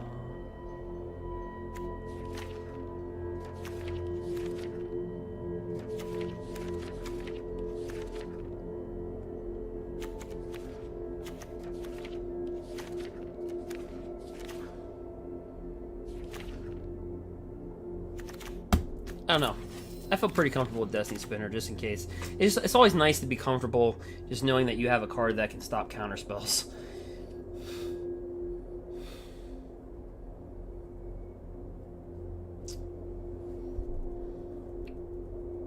It's good versus Flash and blue-white, so I don't know. I think our deck's pretty complete.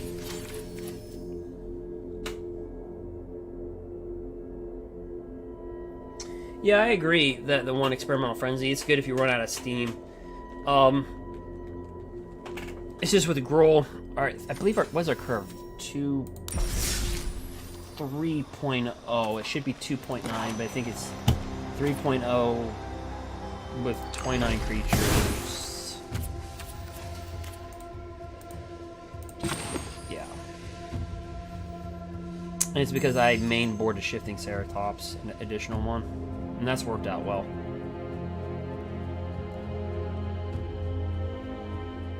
And our curve's artificially 3.0 because we have 4 Embercleaves. You're never going to cast Embercleave for 6. I mean, you do. We have. But barely. Usually it's going to be at the 4 spot. So I say our average plummets.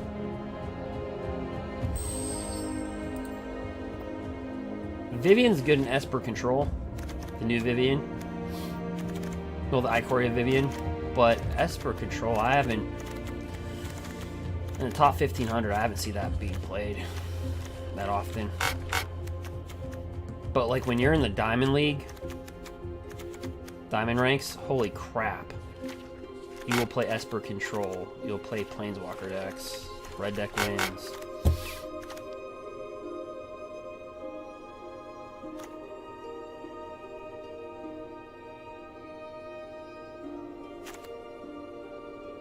Honestly, I think our deck had a tougher time going through Diamond status than we did Mythic. Because of the meta. And we blew through Platinum status. I was doing spoilers and playing in Platinum status at the same time. Live streaming. Like, we went on a 15-4 run in the best of 3. And that's when I had my old sideboard. So, I don't know. This is a fundamentally good deck, but it's not, like I said, it's not the best. I think Sultai is the most heavily played in Reclamation.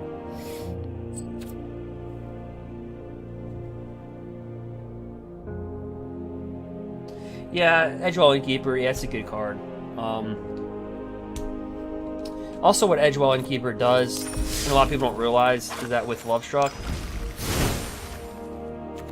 when they kill your 1/1, or Brazen Bar your 1/1 off the Adventure spell Heart's Desire, just getting an Edgewall on the battlefield to allow this to attack, or just getting a 1/1 Pelt Collector and dropping it down before it gets bigger, that has won... Doesn't win a lot of games, but I'd probably say maybe like 5% it happens. And that 5%'s what can separate you from, honestly, like Platinum rank and Diamond rank. It's just that little 5%. It's the little things. It's not the big things. But like that last Gruul deck, I believe if that he would refine that deck, he or she would refine that deck. Not even play it how we do, just refine it. Like, take out the 2/2s. Because I've never been a big fan of that. Those 2/2s. They're just too small. They're good versus red deck wins, but, like, how many times have we seen red deck wins in this meta?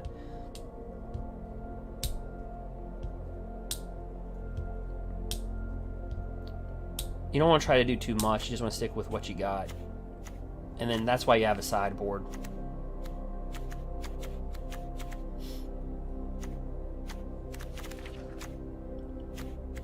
But Mardu Knights just beats the crap out of us. I'm not gonna lie. Like Mardu Knights.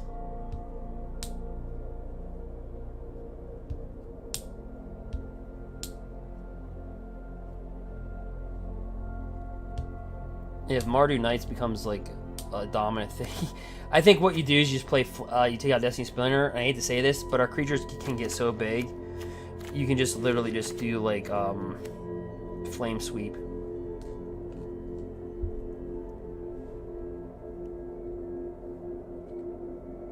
I don't know why Mardu Knights isn't playing with Experimental Frenzy. Like, why? Why wouldn't you? Like, if I were building the deck, I have all the cards, but if I were building it, I didn't probably spell that right, did I? Like, is there somebody running this with, like, you'd want to?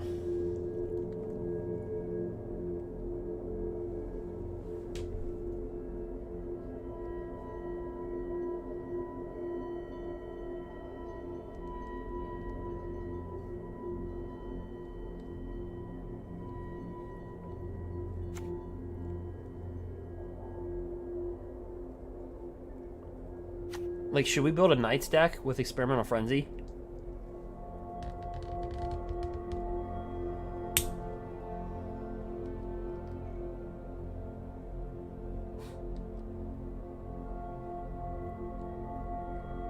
I would take out Embercleave and board that in for that deck. Because, like, that deck, it's, like, Embercleave's good, but, like, you're Embercleaving a 2/2. Unless you have Kudro for the Knights deck. Mardu Knights. Like, or what's his name? Kudro. Unless you have that out, I mean... Mardu is black, white, and red. So they'll play with, like, Fervent Champion. We'll just put in Champ. They'll play with Fervent Champion, Worthy Knight.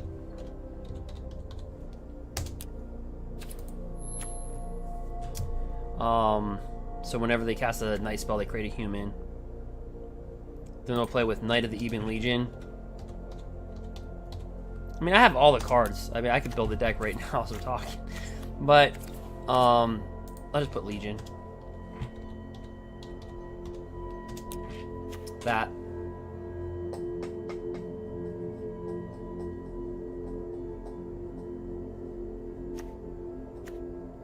But the problem with them is mono green versus the Serpent. They're absolutely horrible versus it. Because this has protection from multicolor, reach, and trample. So this is bigger than all their stuff. And they play with Despark, exile permanent with past 4 or greater, but it's multicolored. And then they'll play with Dire Tactics. Exile target creature. If you don't control human, which they will, you lose life equal to the... So, but they can't get rid of the Serpent. So mono green just sits there and just goes, well, we'll mutate the creature, add more. It just keeps on getting big. They can't stop it. There's no removal. Unless they were to board in Murderous Rider.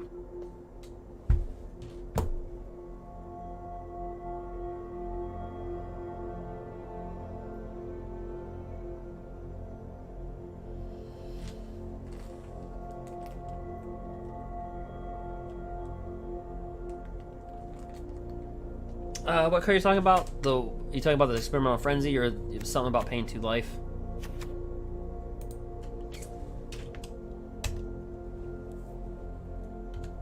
You talking about like the Citadel?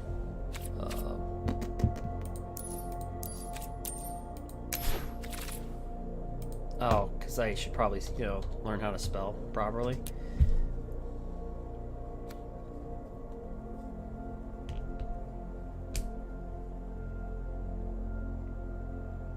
Now that I think of it, guys, that new card, I think you would be able to play with lands off the top of your library, even if you already played a land. Because I think you can do that with Citadel, can't you?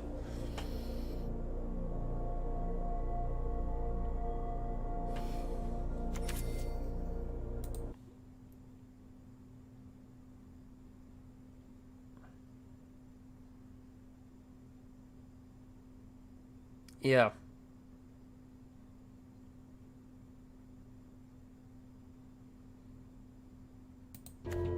Yep. So the new card, oops.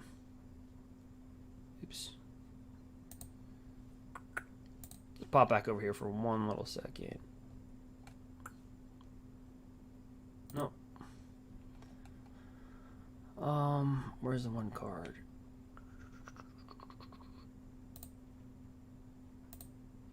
That, because it says you may look at the top card of your library anytime, and you may play lands from the top of your library. So you'd be able to play lands from the top, I believe.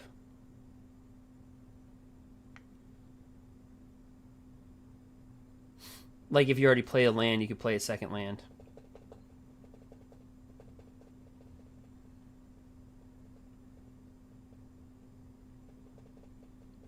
Because people are split on that. Some people are saying, nope, you're not going to be able to do it. But I'm looking at Citadel. It's the same wording as Citadel, pretty much. Without the exception of creatures. Or, spells, I mean, just in general. But it has the same wording as the Frenzy in Citadel when it refers to lands.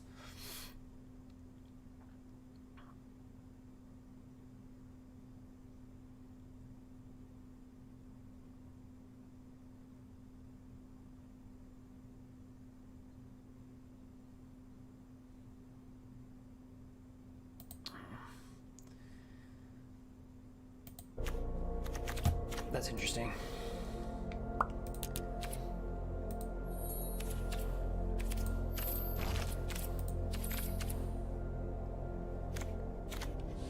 But I think we got this deck dialed in.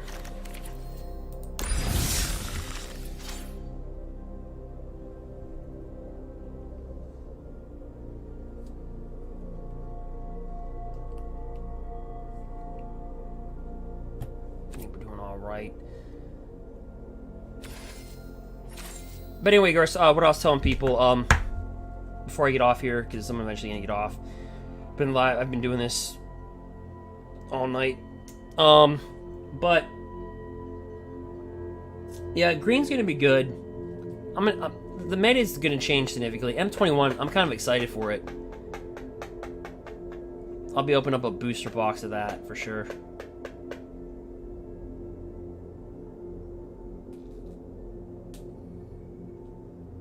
It's good for modern too.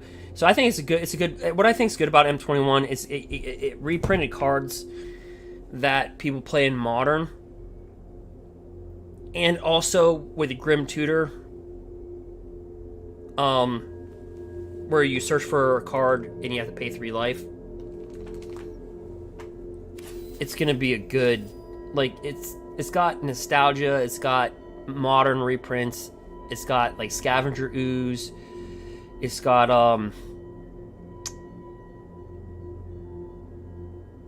so it's kind of cool because new players will be able to play with cards that were in modern that they probably maybe couldn't afford,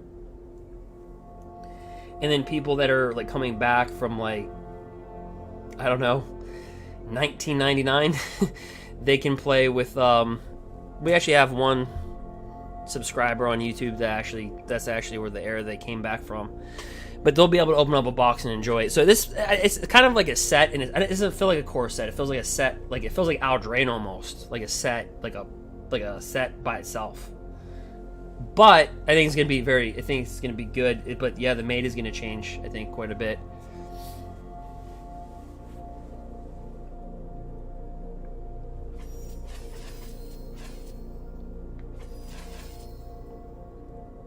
Yeah. So, let's see here.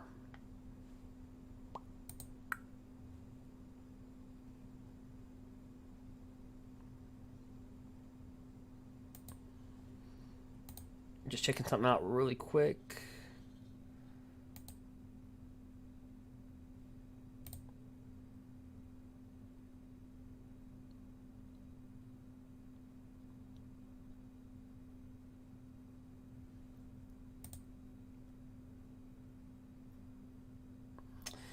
But yeah, guys, so let me see here.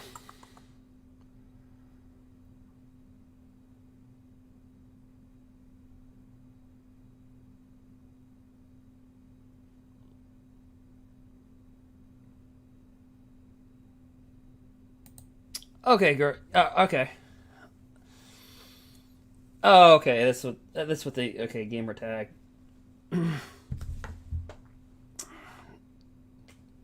I thought it was my username. That's what I thought it was.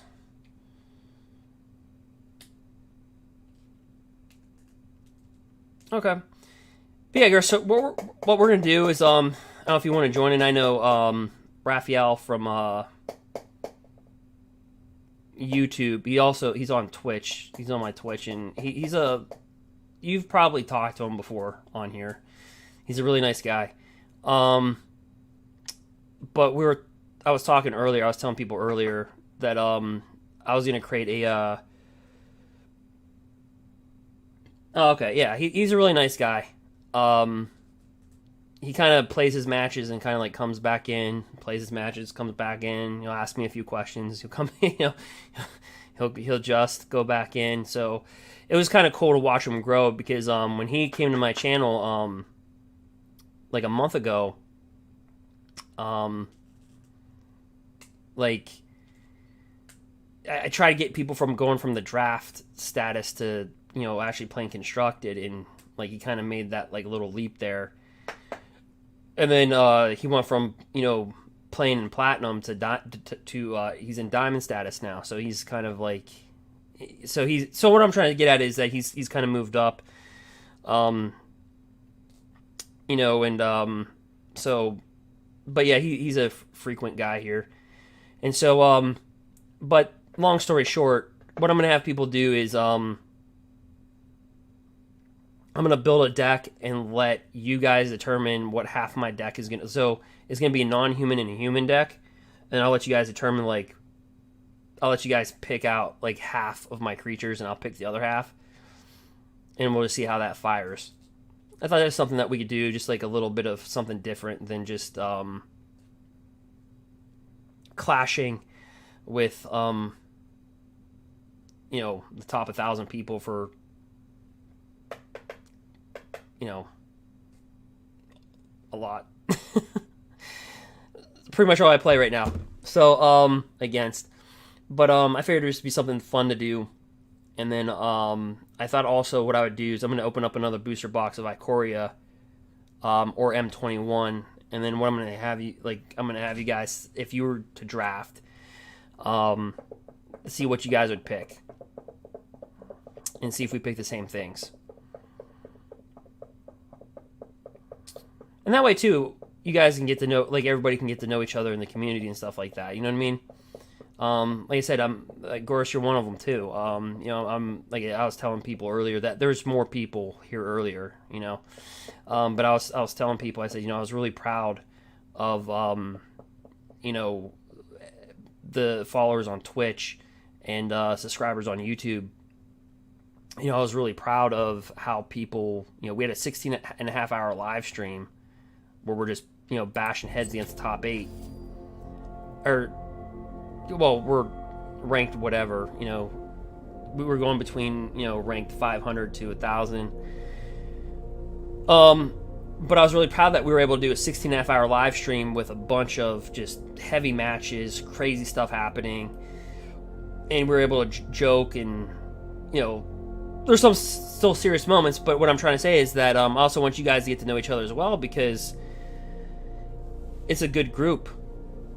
It's a very good group. We went 16.5 hours. I don't think anybody cursed. You know, I mean, we joked to the point where you basically could curse, but what I'm trying to say is that to do 16.5 hours of a live stream and for everybody just to interact, both on YouTube and Twitch, both groups, it's just a really good thing. Yeah, you you viewed all 16 hours of live stream, yeah. But you know, so that's what I said. Every Thursday or Friday, if you're new, I give away MTG Arena codes to people that follow and subscribe.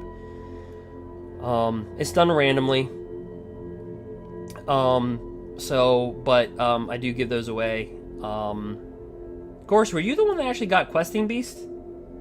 Now that I'm thinking of it, were you the one? Because, you know, was it you or was it Dark? Yeah, you were the one, yeah. Some people are like, yeah, off the code, I got a statue, you know, it's kind of cool. And he's like, yeah, I got Questing Beast. But yeah, because I know, Eduardo on YouTube, he ended up getting a mythic rare. I forget what it was.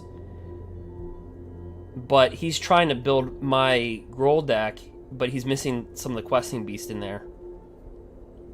So, I think he was in the chat when you pulled it, so I think he's happy for you. So, it's a good group.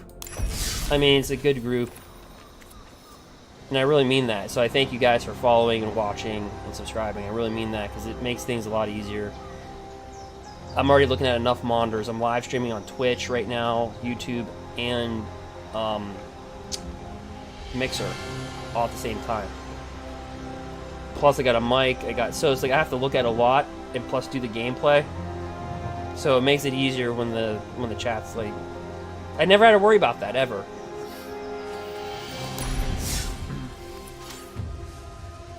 But yeah, that was a good one, Questing Beast.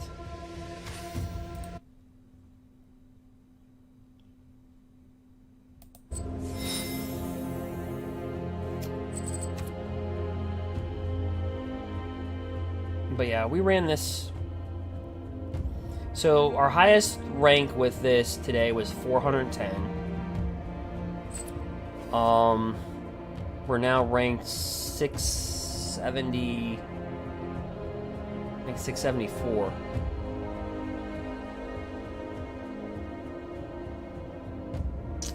So we beat, in that 16-hour live stream, we beat, what was it?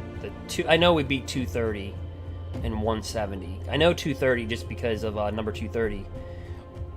Because ranked number 230. Because I've played against that guy every single month. And he's a really good player. He has some like wonky decks. It was like, we ended up beating him. It went to a game 3, but it was like Simic Mutate Flash is what he was playing.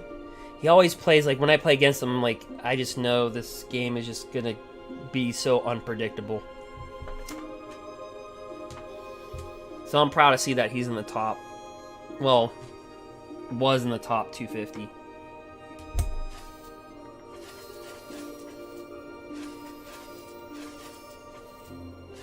I think we could get into the top 250, just the mana. I think somebody can do a montage of, like, me and mana.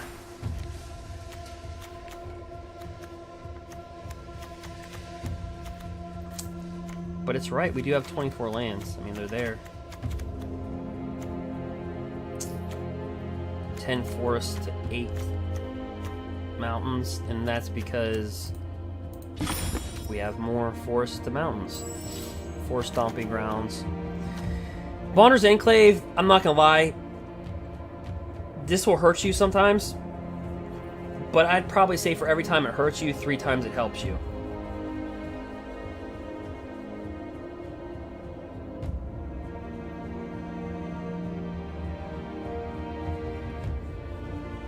Yeah, Gruul's in. Well, not really, but this is a good deck.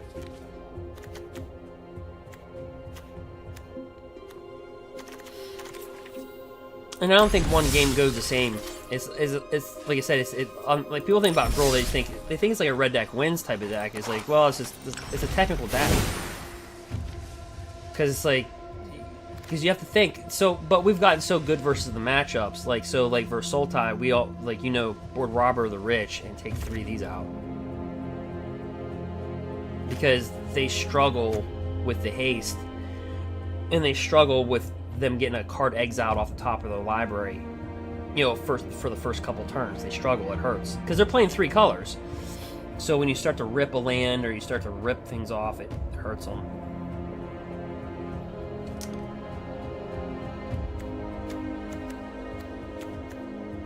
Not that I look forward to playing Sultai.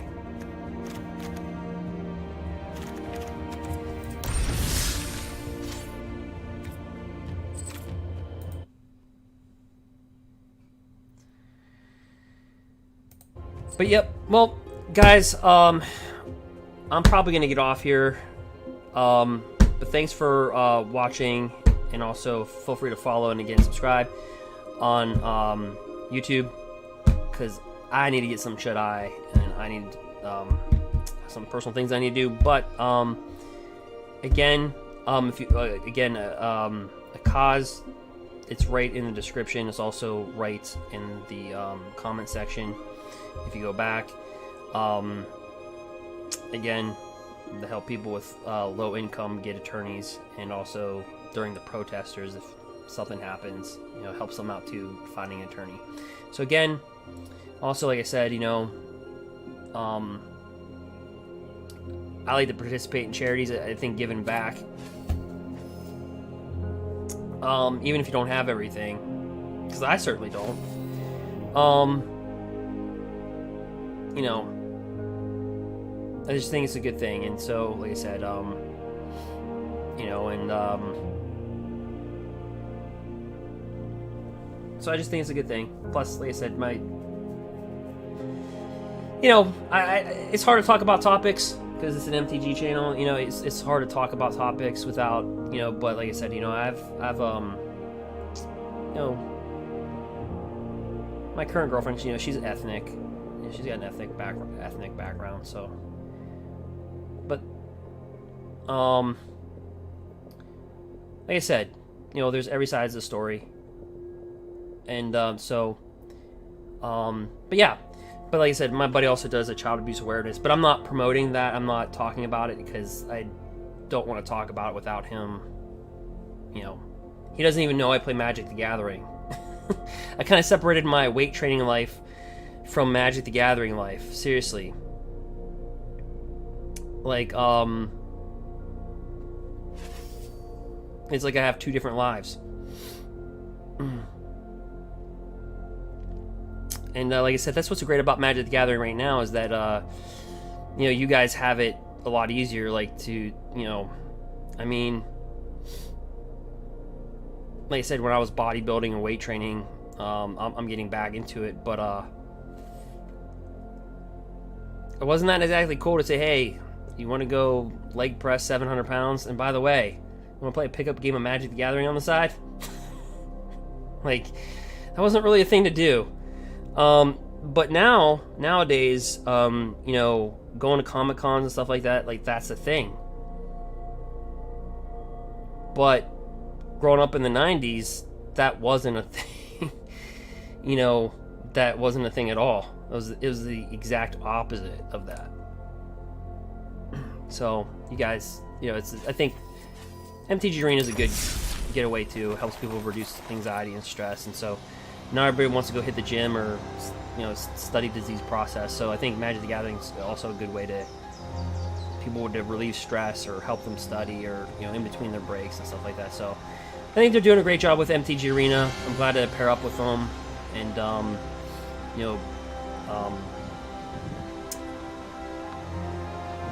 you know, get invites and stuff like that to certain things, and you know, if they invite me, I typically accept. So I have to thank them for that as well. And again, it's, I'm still objective. But again, alright guys, well, that is it. I've said enough. I'll go ahead and put that in the description, the little thing right there.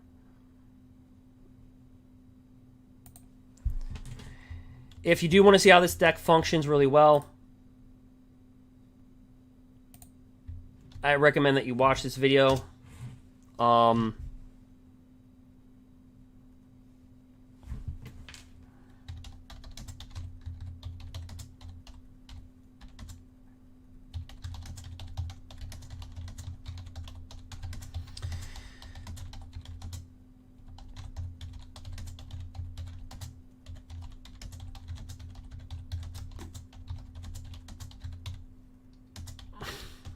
But yeah, so that yeah, Goris, when you see Eduardo,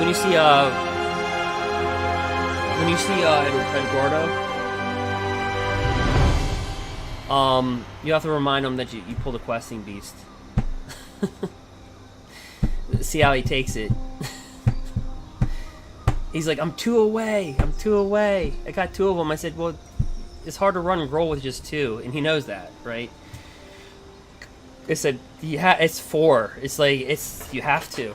And so, but yeah, he's running Temur Reclamation. Yeah, he's running Temur Reclamation. He, through my codes, he got, he built some of his Temur deck.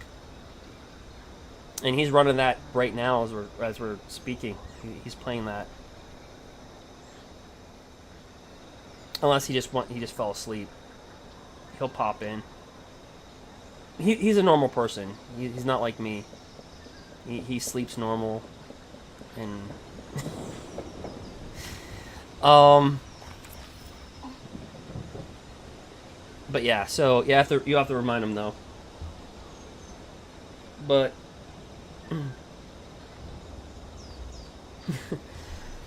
yeah. It's really weird. It's funny because I'll see you guys come in, and I'll see like the night crew come in, then I'll see like the morning crew come in, and then I'll see people just like on like YouTube pop in, pop out, pop in, pop out, pop in, pop out. Because, you know, like, YouTube isn't really meant to like live stream. It's a different audience. Like YouTube, like I understand that, and if you're watching on YouTube, I do appreciate it. If I didn't, I wouldn't be maxing out my computer to do what I'm doing right now. But it's a different platform. And so, I've kind of had to learn and juggle the different personality types from different platforms because it's just it's different. But everybody's been really solid. You'll sleep when you're dead. Well, yeah, you do want to get your sleep. You know, you want to get your 6 or 7 hours. But for people that don't sleep that well, there's actually, you can make money. It's called polysomnography. It's a whole field of healthcare. It's polysomnography. So it's a fancy word for being a sleep technologist. And but if you get your bachelor's degree and you become you get board certified through the oh, what the heck?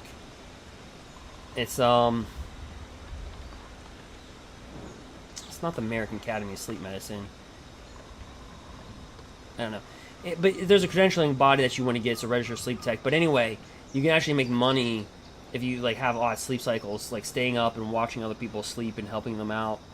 And some of them start off as much as a entry-level nurse does, about the same pay. A nurse over their lifetime will eventually, through raises, will make more than a sleep tech by far and large. But in the advancement for promotion is better for a nurse because they can go into their graduate degree and become a nurse anesthetist or a nurse manager, a nurse practitioner.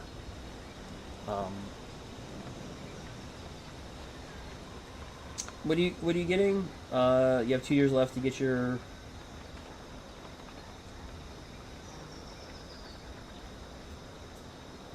BSCN. Do you mean BSN? Your Bachelor of Science in Nursing? Or did I read that wrong? Maybe it's something else. Oh, gonna get your RN. Yeah.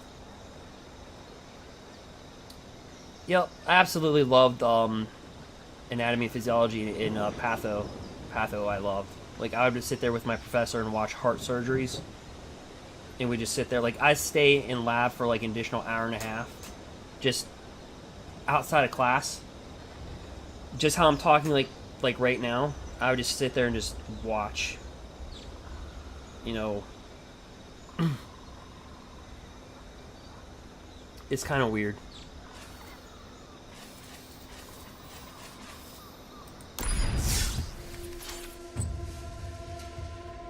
Yeah, Bachelor of Science in Nursing. Yeah, it's a good career, man. Don't give up. You know, it's a good career. Nursing is a really good career. It's the lifespan's about 7 to 10 years though on it, the burnout rate. But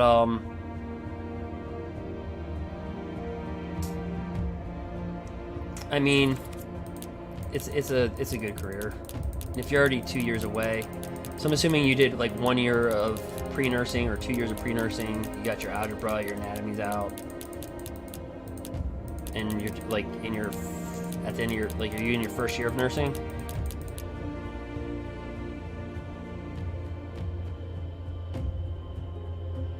Oh, okay. You had 2 years left. Oh, okay. I thought you were currently in nursing.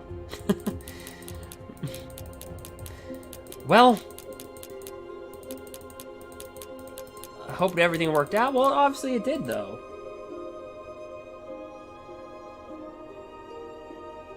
So you were 2 years away, but you didn't get it? And that's exactly what you did. Yeah, I mean, look, life circumstance happens. I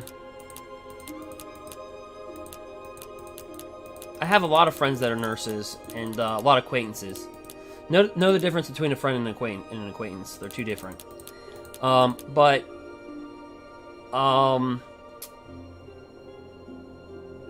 Like, they couldn't have done it without, like, their parents babysitting their kids, or, like, they had to really lean on, they had to have some support to get through.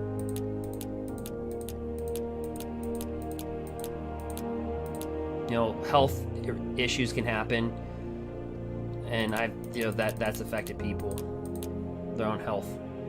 So But hopefully you maximize whatever you did. Obviously it worked out. If you have, I mean, you have 2 kids in a house. Yeah. Well, if you don't have to, racking up student debt isn't really the popular thing. I mean, that's the one thing, you know, if I had to go back, somebody asked me, it's like, if you had to go back, what would you do? I said, you know, I'd probably, well, I'm not going to say it because it would, but I told him what I'd probably do. And I said electrician. He said, why an electrician? I said, you don't go into debt. You get paid the first day you're on the job. And you can get unionized, work for a union, and you can travel around the world if you wanted to. I know an electrician who makes about 90K a year. He has to work overtime, but I mean, you know, he'll work 9 months out of the year, but 3 of the months he'll be overseas. He'll go overseas and work for 3 months, but then he comes back and works, you know, then he's off for like 3 months. So I think it's a pretty good gig.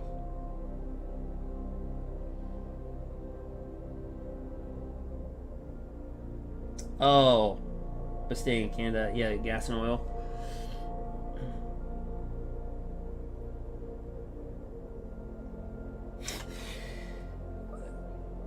Yeah, well, I mean,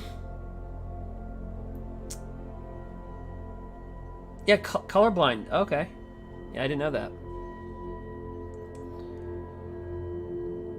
Well, I guess that would affect things a little bit.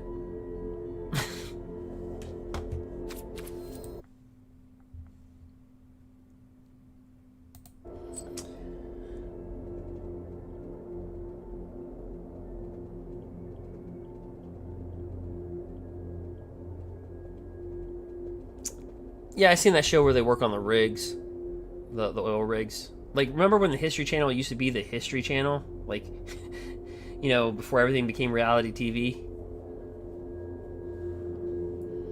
I used to, like, when I was younger, I used to watch the History Channel like crazy.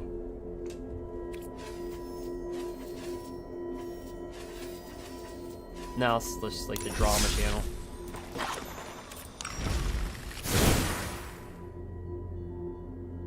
Same thing with sports. If you watch a lot of sports shows, it's all about like drama and just like, did Tom Brady is he worth 25 million or 30 million? It's like, does it really matter at that point? Dak Prescott, it's like, does it really matter? He's gonna make more money in 1 year than your entire family and your entire ancestry has ever made in their entire life in 1 year. To play a game that kids play. I'm not really going to feel bad for the difference of $5 million a year. Like, sorry, I can't relate to that.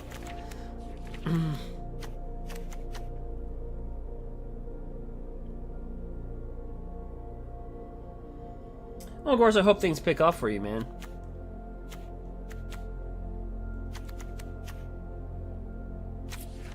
You know. But also, like I've said, other people, it's kind of like this, actually. I was ending a stream and I just started talking, but like, yeah, people play Magic, like I said, Magic the Gathering to relieve stress and to get away from things. Like I said, you know, I did bodybuilding. You know, that was my thing. You know, that's why there's a picture of me, like, me and Mankind, you know, or chilling. You know, I mean, like, or where they go. But like, I mean, Mick Foley. But I mean, not everybody's going to jump in the weight room. Not everybody's going to study about diseases. You know what I mean? And so I think Magic the Gathering is a good way to kind of get away from everything. And by the way, Mick Foley, he's a really good guy. And again, he's wearing child abuse awareness bracelets. That's my buddy's charity. I'm not talking about my buddy's charity. I was just trying to make the correlation to people that I'll talk about charities that, you know, are really good. And so one of the charities, you know, for MTG against racism is that, you know, the one that I put in the description in the comments. It's the, you know, Minnesota Freedom. So again, but like I said, this is just to show you I do other charity stuff too. So it's not like I'm just throwing a charity. I'm not even getting paid for any of this at all, like nothing. So, but yeah, Mankind's a cool dude. He kind of looks like a Rimrock Knight, though, now that I think about it. Look at Rimrock. Look at Mick Foley, the guy on the right, with, like, the beard and stuff. There's me on the left. But look at Mick Foley. He kind of looks like a Rimrock Knight. Look at Mick Foley. Look at a Rimrock Knight. Hold on. No offense, Mick. Look at this. Doesn't he look like a Rimrock Knight?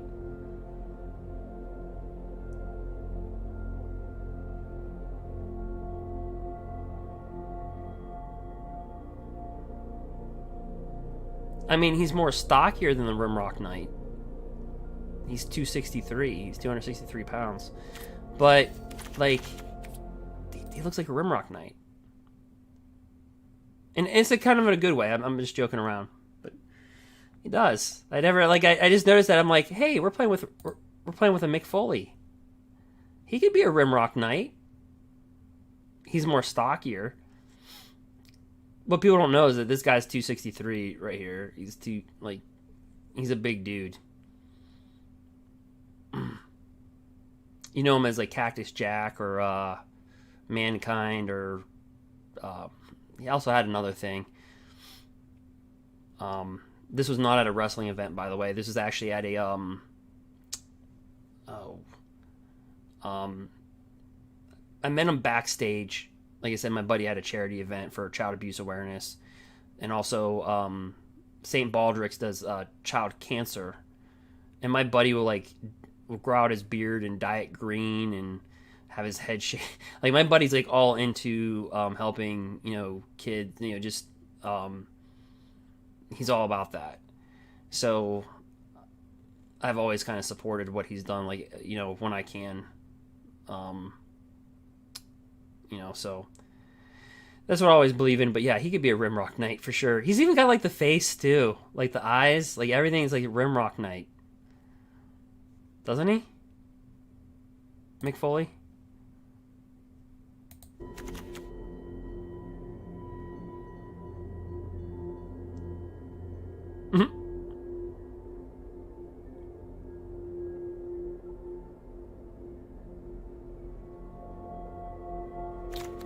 Yeah.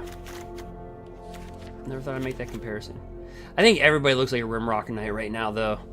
Gurus.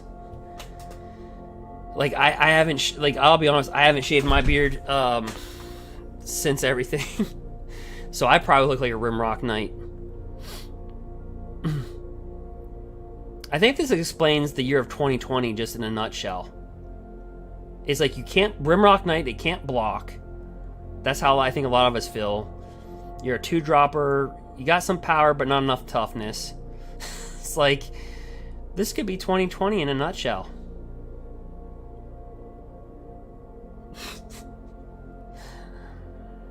Is this more 2020 or more Mick Foley? Which one is it?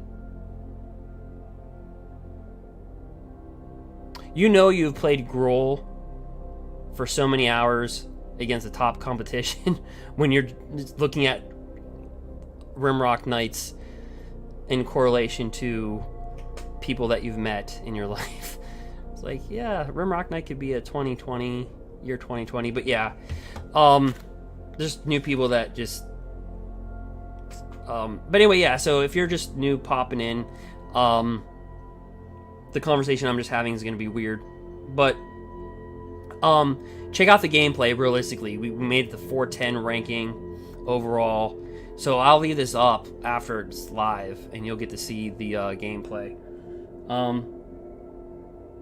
But yeah. But anyway, I'm gonna be signing off here. And again, check out the gameplay. Seriously, as soon as it's uploaded, it's action packed. We go toe to toe. You can also watch my Ikoria booster box opening from a couple days ago. So it's got everything in there. Also a 16-hour live stream of us going toe-to-toe so everything's in there. The reason why I'm doing this is because I actually did this earlier at a 2-hour live stream. The only problem, I forgot to turn on my mic, and I just didn't think that was good enough. So just supporting a charity event, or supporting a charity, it was good competition. If you want my mouth to be shut and you just want to watch gameplay and no sound, that would be the video to watch. But I just felt that wasn't good enough quality, so I originally was going to go to bed, and then I decided that's not good enough. If there's people out there that are affected by what's going on in the world, and I mean, I'm not just talking about what would the title in the video. I'm talking about everybody. I'm talking about cashiers, nurses, like just the whole 2020 deal. I just don't. If I feel like it's just not good enough quality, I can't do it. What I would do in the gym, how I approach my studies, is exactly how I like to do things. I like quality over quantity, and that's why you won't see me pump out like 3 videos in a day. Because if you're doing that, you're not producing quality, I think, at that point. And kind of the quality of this video is diminishing as I'm talking now. So I do realize that, and it'll be time for me to sign off. But I just wanted to say that if you do follow, do subscribe, hopefully you enjoy some of the content. But yeah, my previous video to this, if you want to watch gameplay, you can do that. But if you want to watch gameplay again, so we go toe to toe. There's a lot of footage of what I'm trying to say of this deck. But anyway, it's a very technical deck. I think adding Robber the Rich on the sideboard was good versus Sultai. So versus Sultai, you'll see. You just watch the gameplay. You'll see the sideboard play, and you'll get to see that.